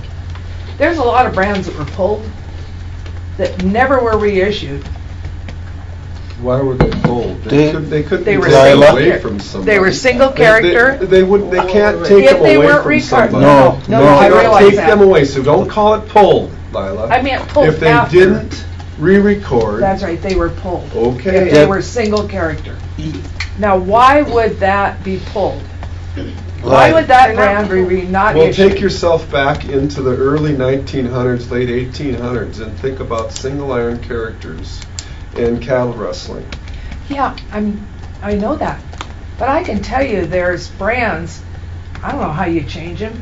I mean, we got a chicken foot oath. That came in today, that would be, or a Spiro, that would be pulled. Because that's a single character brand. Why? My biggest fundamental question is why were those brands, I'm serious. No, so am I, because I left why because were they I taken wanted to charge off? And who took $10,000 for them. Right, and who took Brett, them? I was on the board. Were you on the board with me? Yeah, I was on the board before you. It's way before. You weren't on here before. Oh, yeah, I was. These brands, if they were re-recorded in time, were issued. That's not no what I'm matter talking what about. it was. That's not what I'm talking about. But the brands that were not re-recorded, that had a conflict, they were taken off. Here's an answer to your question. A potential answer. Next meeting, Let's invite Les Graham in to speak about this. Oh, we've talked to Les probably. I'll withdraw my second. So next meeting, let's have the discussion as to whether or not we want to allow these single character brands to be recorded. That's I the just issue, am right? curious why single character brands. And I let's mean, they're make sure we're odd. not doing this for selfish reasons. Yeah, I'm ready. I applied for 4 of them, and I got my list. Right? See, you've got your list. I got my list in the car. I brought it accidentally. The ones I applied for, they said, get out of here. You can't have those. But that's why. Why couldn't you have those? Because they said so. Exactly. But did a board say so? It was a board motion. Why it wouldn't be in the minutes you guys hunted for, I wouldn't know. Yeah. You're basically accusing staff of making decisions willy-nilly, and I'm here to tell you I don't believe in it. I don't believe that's what occurred. I'm not talking about willy-nilly. Willy-nilly is just frivolous. Let's tee it up for discussion next board meeting. It should have been recorded because it happened right downstairs. Well, and then I said, the first board meeting, I said, well, then why not charge $5,000 for one? I do remember that discussion. And what was said? They booed me right out of the room. Because I got a brand that wasn't re-recorded. See, we should have charged him $5,000 for it. I just paid $100 for it. Well, no, that's fine, as long as they're offered back. I don't want anybody to make it. I waited till the deadline. I wanted this brand. You gotta.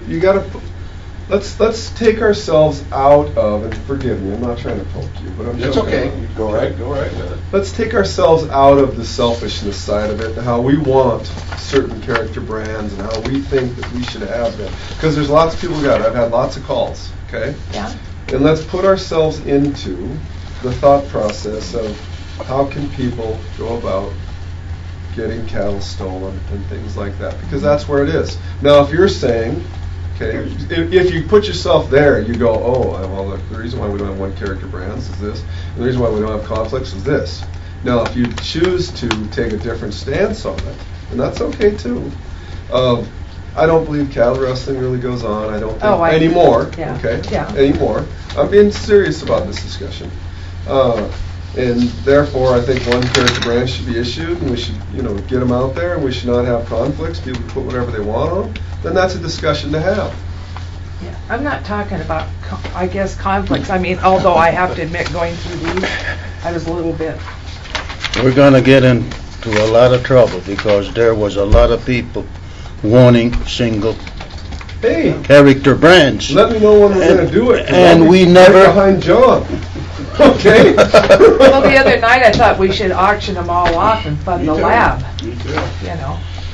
Well, let's. I don't know, Let's have Mike. the next meeting. Let's have a discussion But it still of why boils you do down. it. Exactly, and it still boils down to giving local inspectors or district men or inspectors at the livestock auction the ability to read brands in a functional way so that the payment is made to the proper owner. I agree.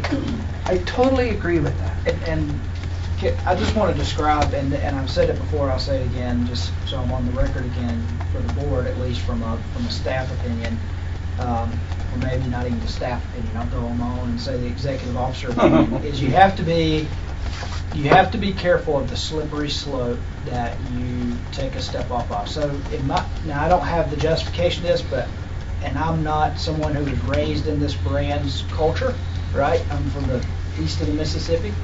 A little different. We can see all our cattle. We don't have to put brands on them. So, and so the reality here, though, is with a single character brand, my assumption would be when we bring someone in that would say, well, it's pretty easy if your brand is an M and my brand's an MC, I can stick that C on there real quick, and as long as it heals before anybody comes around and looks at it, that's now my cow. That is in Montana law. That is prima facie evidence of ownership. Can't be disputed, right? So that I believe is the basis for that.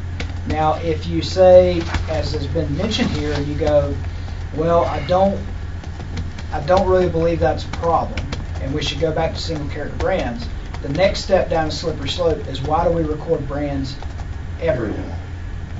And I think Because that's the hillside. You got to be careful of going Because too at that far. point, You'll end it's up for falling down ornaments. it. At that Right. point, it's an ornamental. At that point, it's an ornamental, and then I think there's other outstanding. I think there's outstanding other issues there that I've talked with producers about when it comes to animal identification.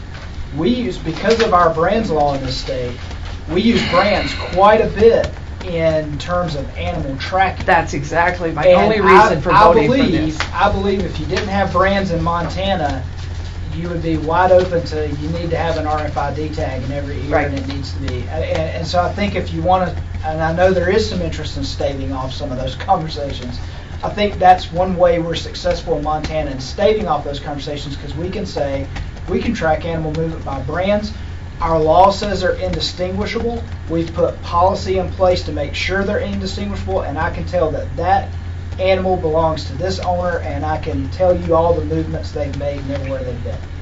And I agree, and that was the argument that Waddy and I had last night, or discussion at 10:30 about this very thing. To me, it's the animal ID part of this that makes me would vote for it.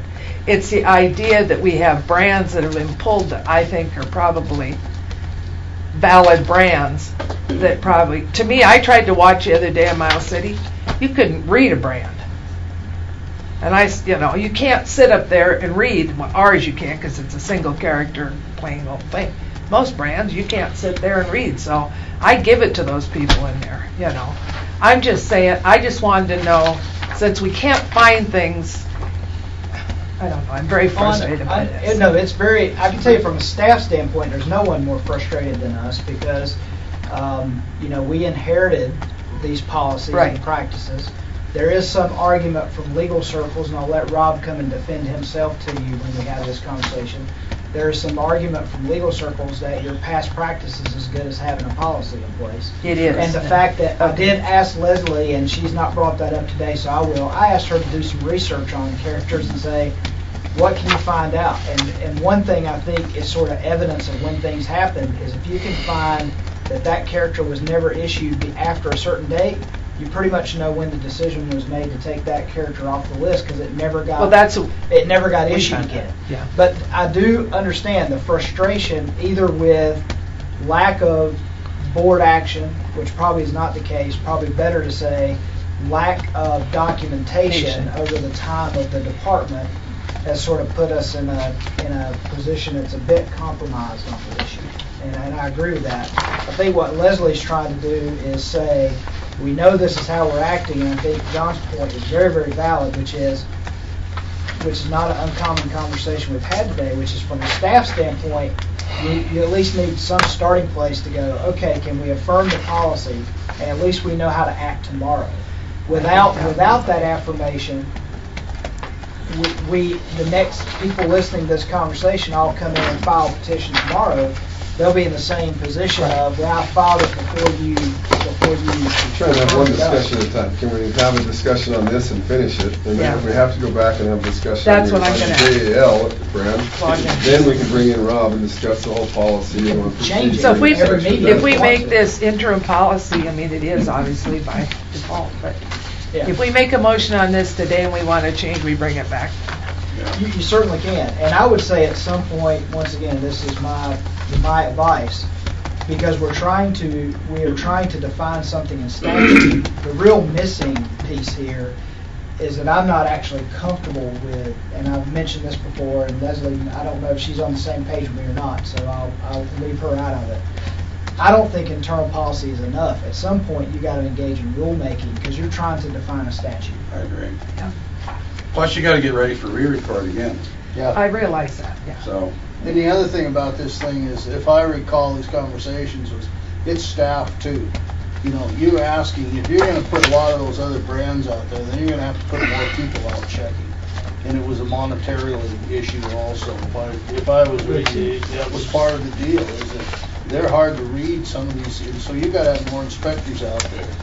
And so if you can streamline these brands out, and that's basically what we're looking at, it's easier for our staff and it's less expensive for the industry.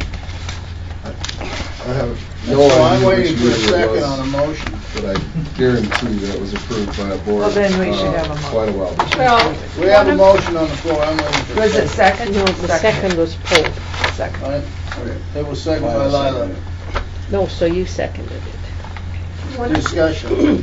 One of the requests from last time, that goes back, what Brett says, was that we seek information from the Secretary of State's office on past statute, grant statute. And was that done? That has to do with the first No. amendment of where it's filed. It was through all the changes. 'Cause The when- changes have to be filed with the Secretary of State. When we couldn't find anything in the Rule minutes. changes. Rule changes do, but not policy. Well, that's But we maybe also there, said that businesses and trusts must be registered with Montana Secretary of State.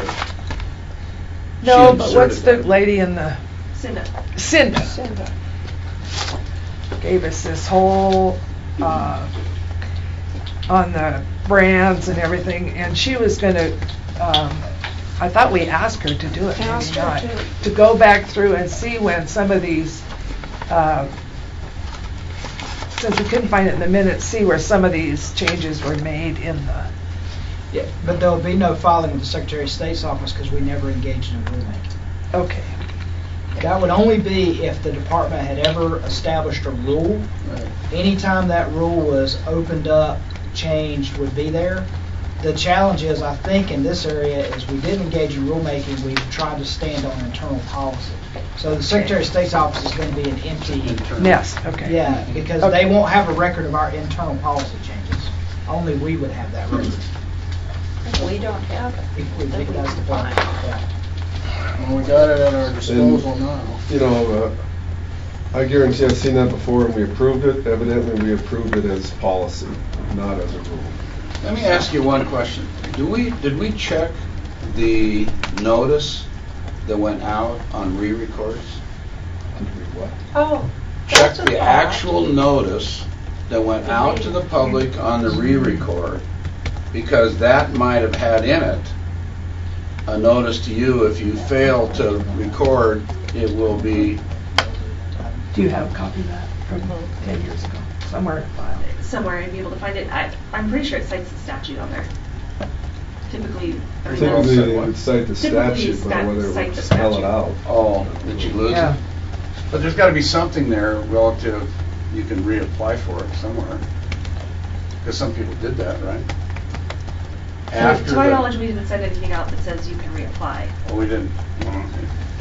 That's just kind of general. Well, Swing and miss there. Les said that they gave a, kind of a, and I don't want to put words in his mouth, but if somebody forgot and came in 30 days later, they didn't let any of those brands go out, and they kind of let them get them back. That's in this policy. They have 90 days in which nobody but the original owner who lost it can reapply. And that is illegal, right? Isn't that? No. No.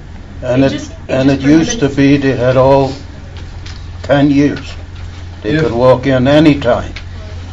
But That's a in different the deal. same, That's a different deal, I think. No. Lila, what she just said is that if you forget to re-record your brand, The grace nobody period. else can come in and steal it in those 90 days. They'll give you the time to reapply for it.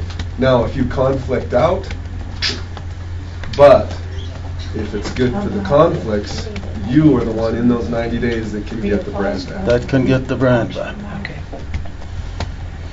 And the same There's thing, always a bunch to... it's on the same, Why don't we it auction happened They can't at the apply last for 'em. re-record. We can auction They them. used to have 10 apply years for to an auction. re-record their brand. There was no time limit on it. But they put a time limit on of 90 days. That happened at the last re-record. I'm confused there. As long as no one else gets it, you could always come in and get your brand back, Yeah. as long as it passes the conflict. We have this document in front of us, and we've got... There was motion never a and conflict. second, and this isn't relative to this, and we need to pursue... Well, I think There if was we need never an a interim conflict. policy, we This better happened at the last re-record. pass it and then work We'll back. talk afterwards, but one of us is confused. I'll grant that I'm most of the time confused. Okay, so the motion and the second are there, all in favor. Aye. Opposed, the same. Now, I'd like to make a motion. I'd like to make a motion that we reissue this brand. that they'll all meet, it's been 18 months, and that I would like to get it over with. He asked us to cite the thing in law where the board has made, in minutes, request a copy of the minutes of the Department of Livestock where it was decided that brands containing that open A not be used and issued in the future. I don't know, Leslie said the other day this is Prairie County. Okay, that's where he lives anyway. I just think it's been done in history. In the minutes, you do see that. I can't remember the names of the people now. It wasn't let drop, I don't think, but they wanted I can't remember the name of it. So, everybody got that letter. yeah, I know, I remember. I just would like it. But he missed his 90 days. Alana, help me understand the whole situation, and this is the way I recall it, but you tell me if I'm mistaken. Whatever this guy's name is, Yeah. gave the brand to his daughter. She didn't re-record it. She did not re-record it. Right. Therefore, it did not get renewed. Right. Now, It's still available. when did she not re-record it? Last. 8 years ago? It was at least, it was a long. 18 years ago? We're at about year 8, are we not? Am I close? Mr. 7 or Almy is 8? quite old, yes. So he gave it to his daughter in how many years ago? Are we talking I have for no sure idea. 7 or 8 years ago plus, or for sure 17 or 18 years ago He plus? says in the early 90s. In the early So it's 90s, two so years 20 ago. years ago. Right. So it went through 2 re-records of not being I'm re-recorded. sorry, 60s. Where does he say the 90s? I'm sorry, 60s. 60s. No, he just. That's when he No, initially got it. that's when he initially got it. I suppose it was probably 20, I don't know. So I'm just trying to get through this, okay? Yep. So what you're saying is he gave it to his daughter. She chose not to renew it. And I Yep. guarantee you, this policy that we've approved has been going on for a lot longer than today. But doesn't okay? apply to him, because he asked for the copy of the minutes where this was done. How can? Okay. I'm just telling you. But what I'm saying He is, has the right to it pass was it. not re-renewed, and now when he wants his granddaughter to have it, I don't know or who he a wants to family have it. member, Yeah. or Joe Schmo, Yep. it's conflicting out because of these things. And so what you're saying is, we need to ignore the, now for today going forward, we've just approved that, but everything prior, which is conflicted out for any reason, should have the chance to come to this board and say, I was conflicted out, we forgot to renew our brand, we conflicted out, but I still want it back. What you're opening the Pandora's box to is that everybody can come in over the last 50 years. We just passed this, it says it stops, right? Because it was And done. here's what I'll tell you though, here's what I'll tell you, Okay. I did not get on this board to do favoritism things, I- and this is I'm the not- favoritism thing. It wasn't meant to be, he brought it This to is me. meant to be a single thing for one person, I don't even and know I if am he not still here to wants do it. that. I haven't asked that. I just know in the minutes where somebody else requested a brand for family members, and I wrote it down, I don't know if I have it here with me today, and it was reissued by the board, and I think it was when Les was on, a couple times, and I'm just saying, I'm making a motion, you don't have to pass it, I'm just saying, I want it over with. I believe that. You I know, respect I that am completely. trying to get it done. You know, if there's a conflict and it's, you know, I'm just telling you, I would like it done because what he asked for here, we I cannot respect prove. that completely. You know, and I'm assuming we will get it back again. Is there a second? So you don't have to second it. I'm just saying, we will get this back again in a different form, I'm Okay, assuming. let me try to boil it down to where we're at. Discussion. There's no second. They own, Yeah. nine seconds. Oh, 9 I did, okay. The letter indicates that they owned it, and the owner chose not to re-record it. Right. So then the issue is whether or not the conflict application, where his application was denied, is appropriate policy of the board. So that would apply to him And or everybody else. anybody else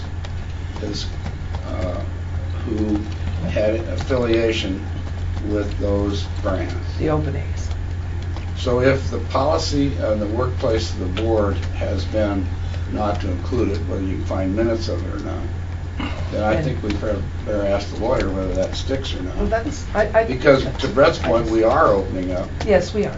every other conflict that's been cussed or discussed or denied, And now that we're that we can reapply. visual, for. I can tell you when it was done before. It was way before recorded probably things. I don't know, because those were in the minutes where they dealt with that, those kind of stuff, where they gave brands back.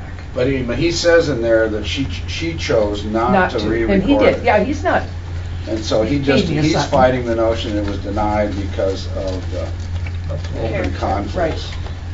So, I'm just saying, I want it over. Well, And I He want just has to you wait till the write a next letter. re-record and get her to re-record. Well, he can't do it You then can't either, do it because it's conflict. it's It's a got an single. open A on it. You've got an open A in it. Ineligible character. So I just want it now done. And the other thing that comes into play with this is what was going on at some times in the past of, oh, well, he's a good old boy, he screwed up, we'll give him his brand.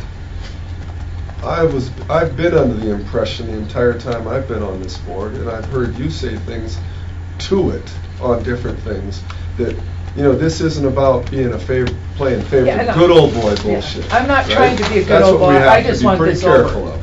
I just want this over. So, I brought the motion, it can be voted down, and Mike can write him a letter. I just want it I respect over. that. You know? Thank you. And I'm not trying to play favoritism or anything. We've exhausted what I consider trying to find the exact reason, and that's why I brought up passing this. If it weren't for the ID thing, I probably wouldn't have voted for it as being our way of IDs. If he says she don't want to re-record, why? Change their mind. They can change their mind, that's fine, and he had the right to bring it. You know, he had the right to bring it. He's got another family member. Well, he's just basically challenging the proposition that we can deny issuance of a brand because of the conflict policy that wasn't in writing, or It wasn't passed. might have been in writing, but wasn't approved in the minutes. It was policy, it was not a Was it in rule. writing somewhere? No. You're talking to people with 2 years of history, this is what we know. Well, but you got people in the brand office with more years than that. We've talked to But everybody. did they have anything in writing that they worked off of, like a worksheet? I don't know. The thing you're looking at, Well, that's what I assumed it was, the but thing you're looking at has been used as policy for a long time. Mr. Chair, I don't know about written policies within the office, I'm sure no, there no, I are mean, many. I'm But- a written document Yes. that they worked off of at the front desk in order to make up. Well, they their obviously decision. had that. So we've had documents, either handouts or things on our website for as long as I've been here, which isn't very long, but since 2010, that said no open A's. That was specifically in writing. We did the research, we have not issued an open A since March of 2004. This brand went inactive in 2001. I don't know when his initial request to get it back was, but I don't think it was before '04. We have not issued a single open A since then. If that's any help. I would bet a lot of money that this policy right here has been going on for umpteen brand re-recorders that were in Callie's position. Now, That document didn't have the characters that they don't issue. The single iron characters, one of the biggest issues with those is there aren't very many of them. So most of them were just gone. If you look through the history of those, there's only 23 letters in the alphabet that we even issue. And 6 positions on cattle. Most people don't like shoulders. So you see more single iron shoulders issued like into the, I think maybe 70s and 80s. They were still doing a few because there were still a few available then. There aren't very many available that would be a direct conflict with something that's already out there. And Mike had a good point on the conflict with the 2 character. If you have an A and I buy the A hanging B and I'm your neighbor, it's pretty easy theft. And the question of whether or not that should be a conflict isn't, I mean, that's up for discussion, but that's the reasoning. Well, we have this, and then we have the other side of it, is you can sell any brand anywhere you want in this state, and you can come right up to your neighbor with whatever damn brand you have, and we don't have a thing to say about it. So, My neighbor did it with me. you know, explain to me the problem with that. there is no problem, but my problem is we on this side are taking those kind of things out, and yet every day you can have that. Well, right now, those things are property that are owned by I somebody, agree. right? I'm not against When they that give part. up that property, it does not mean we have to give that property back to them for No. a fee. But if they own the property and they choose to sell that property, it's theirs. But when the day comes that they give that property up, Yeah, I'm talking about conflicts. we're talking the same language. But we worry about all the conflicts now, who's next door, and yet tomorrow I could move into you with an identical brand, and I wouldn't want to do it, but I can do that. So the conflict thing kind of went out the window on half the brands. That's what I'm We saying. could argue this for a long time. Why are some of these shaded gray? Just an issue with the image. Oh, they're not new or something? No. So, I guess just one more comment on the policy in general. This is intended to be a starting point. There's absolutely no reason that we can't change this in the future, and I think that it would be a very good thing to have the advisory committee meet and evaluate these conflicts and decide whether or not, because they're the ones who are actually dealing with the issues of theft and readability. So to have them meet, go through all of these, and look, I'm just showing you what has been done for, several years now. Since the last time we met, which I think was in 2012. Well, we just passed this. Yeah, we passed So, this. well, I So just that's, so right now, on the floor with a second is a motion to allow this. Reissue that brand. Reissue that brand, which is a big can of worms, because if we do this one, we're gonna get plenty more. But, so, all in favor? Aye. Oh, I am. Opposed, Sorry, the same? I'll wake up here. Opposed? Aye.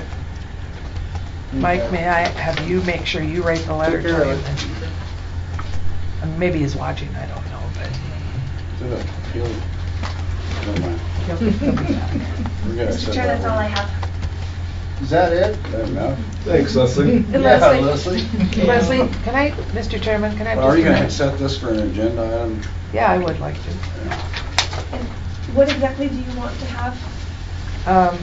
But you have your advisory committee go through the list and tell us why they ought to be on there. Make recommendations? Yeah. I'd like to have market and district staff, and it's kind of a busy time here, but we can try to get something together. We didn't We say can when. wait, we can Didn't wait. say when. Yeah, we can have it in a month, when they're, I do want to give Leslie, I got a lot of nice compliments from Miles City the other day about the fact that we've had enough staff. Good. And it's been working well. Now, when Pansy told me she was there till 4 a.m. the other morning, and some of the guys didn't even go home till that night. They've had such heavy runs, I about had a heart attack. But I think that they're, I talked to Bart, he's very pleased that, which is great news to me, that things are going well, and that he was glad he had the help because the run was early. It was So I just wanted to thank you for seeing that got done. Good, thank you. One more thing, Leslie. Representative Stockgrowers just walked out the door, but there is a ranch manager by the name of Race King who has appeared here relative to representing the stockgrowers' interests earlier in this year. He is a director, I think, and an officer. He is the one who has a system that they bought off the shelf that they run through relative to a recording system that appears on the front end to be very efficient and effective, and something that might be better to pass through than what we contract for personally. I would ask. You mean that it takes place in the Archer? Is that what you mean? Yeah. And they- Archer's a device. I'm sorry, no, I'm caught up. Go He's ahead. got software, and he runs it off his phone, and would take the place of the Archers and the Hoo-Ha contract that we have. Maybe, maybe not, I don't know.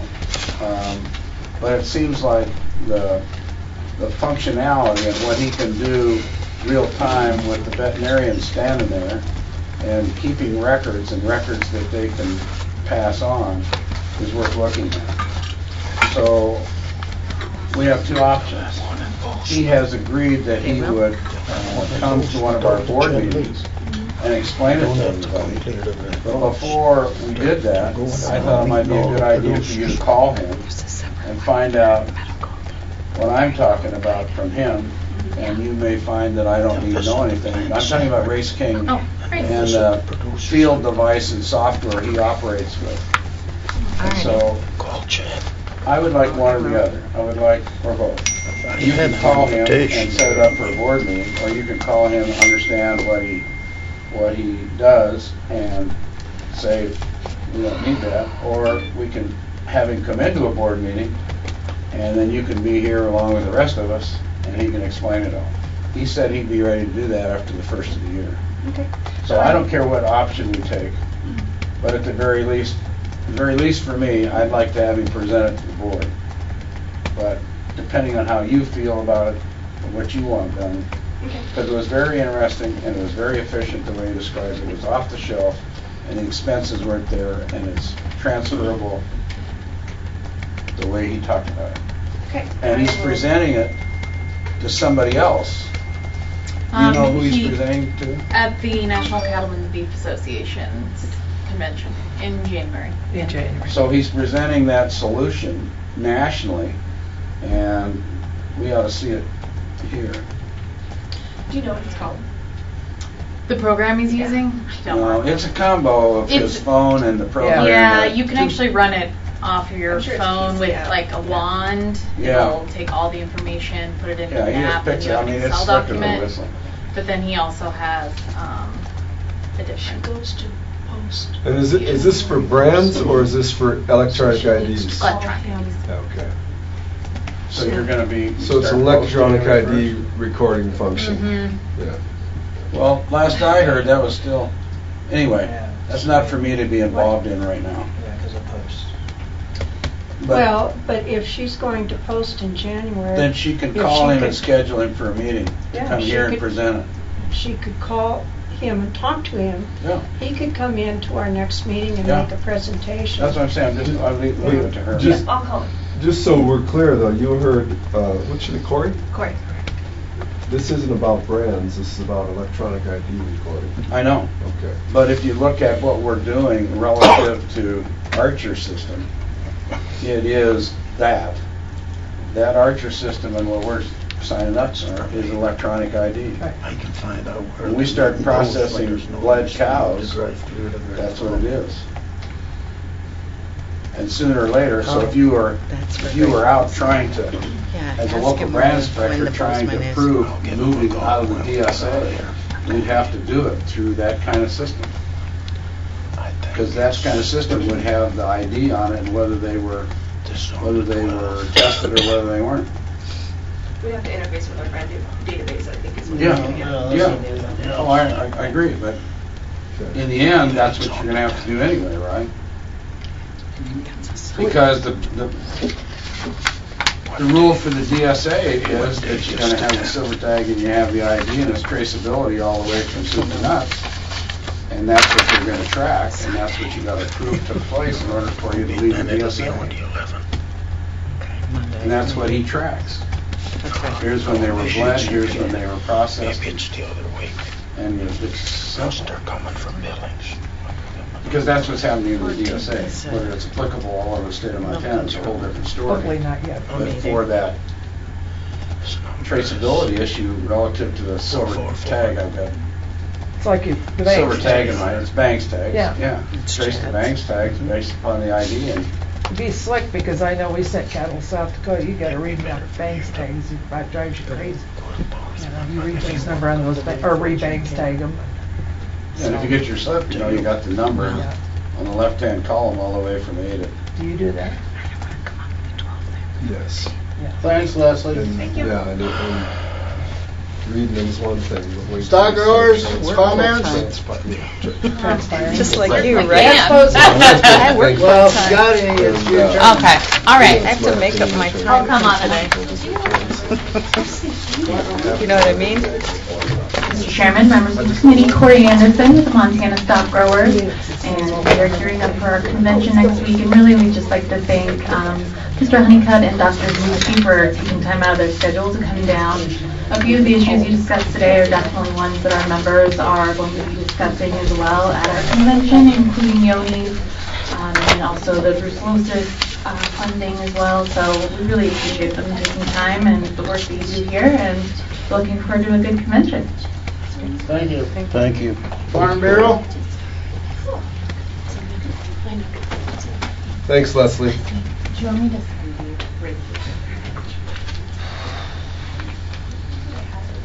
So, I've met most of you guys. I'm Kelsey Harbert. I am new to Farm Bureau as of like a month and a half. So I just want to thank you guys for inviting me. I don't know if you really did, I just kind of showed up.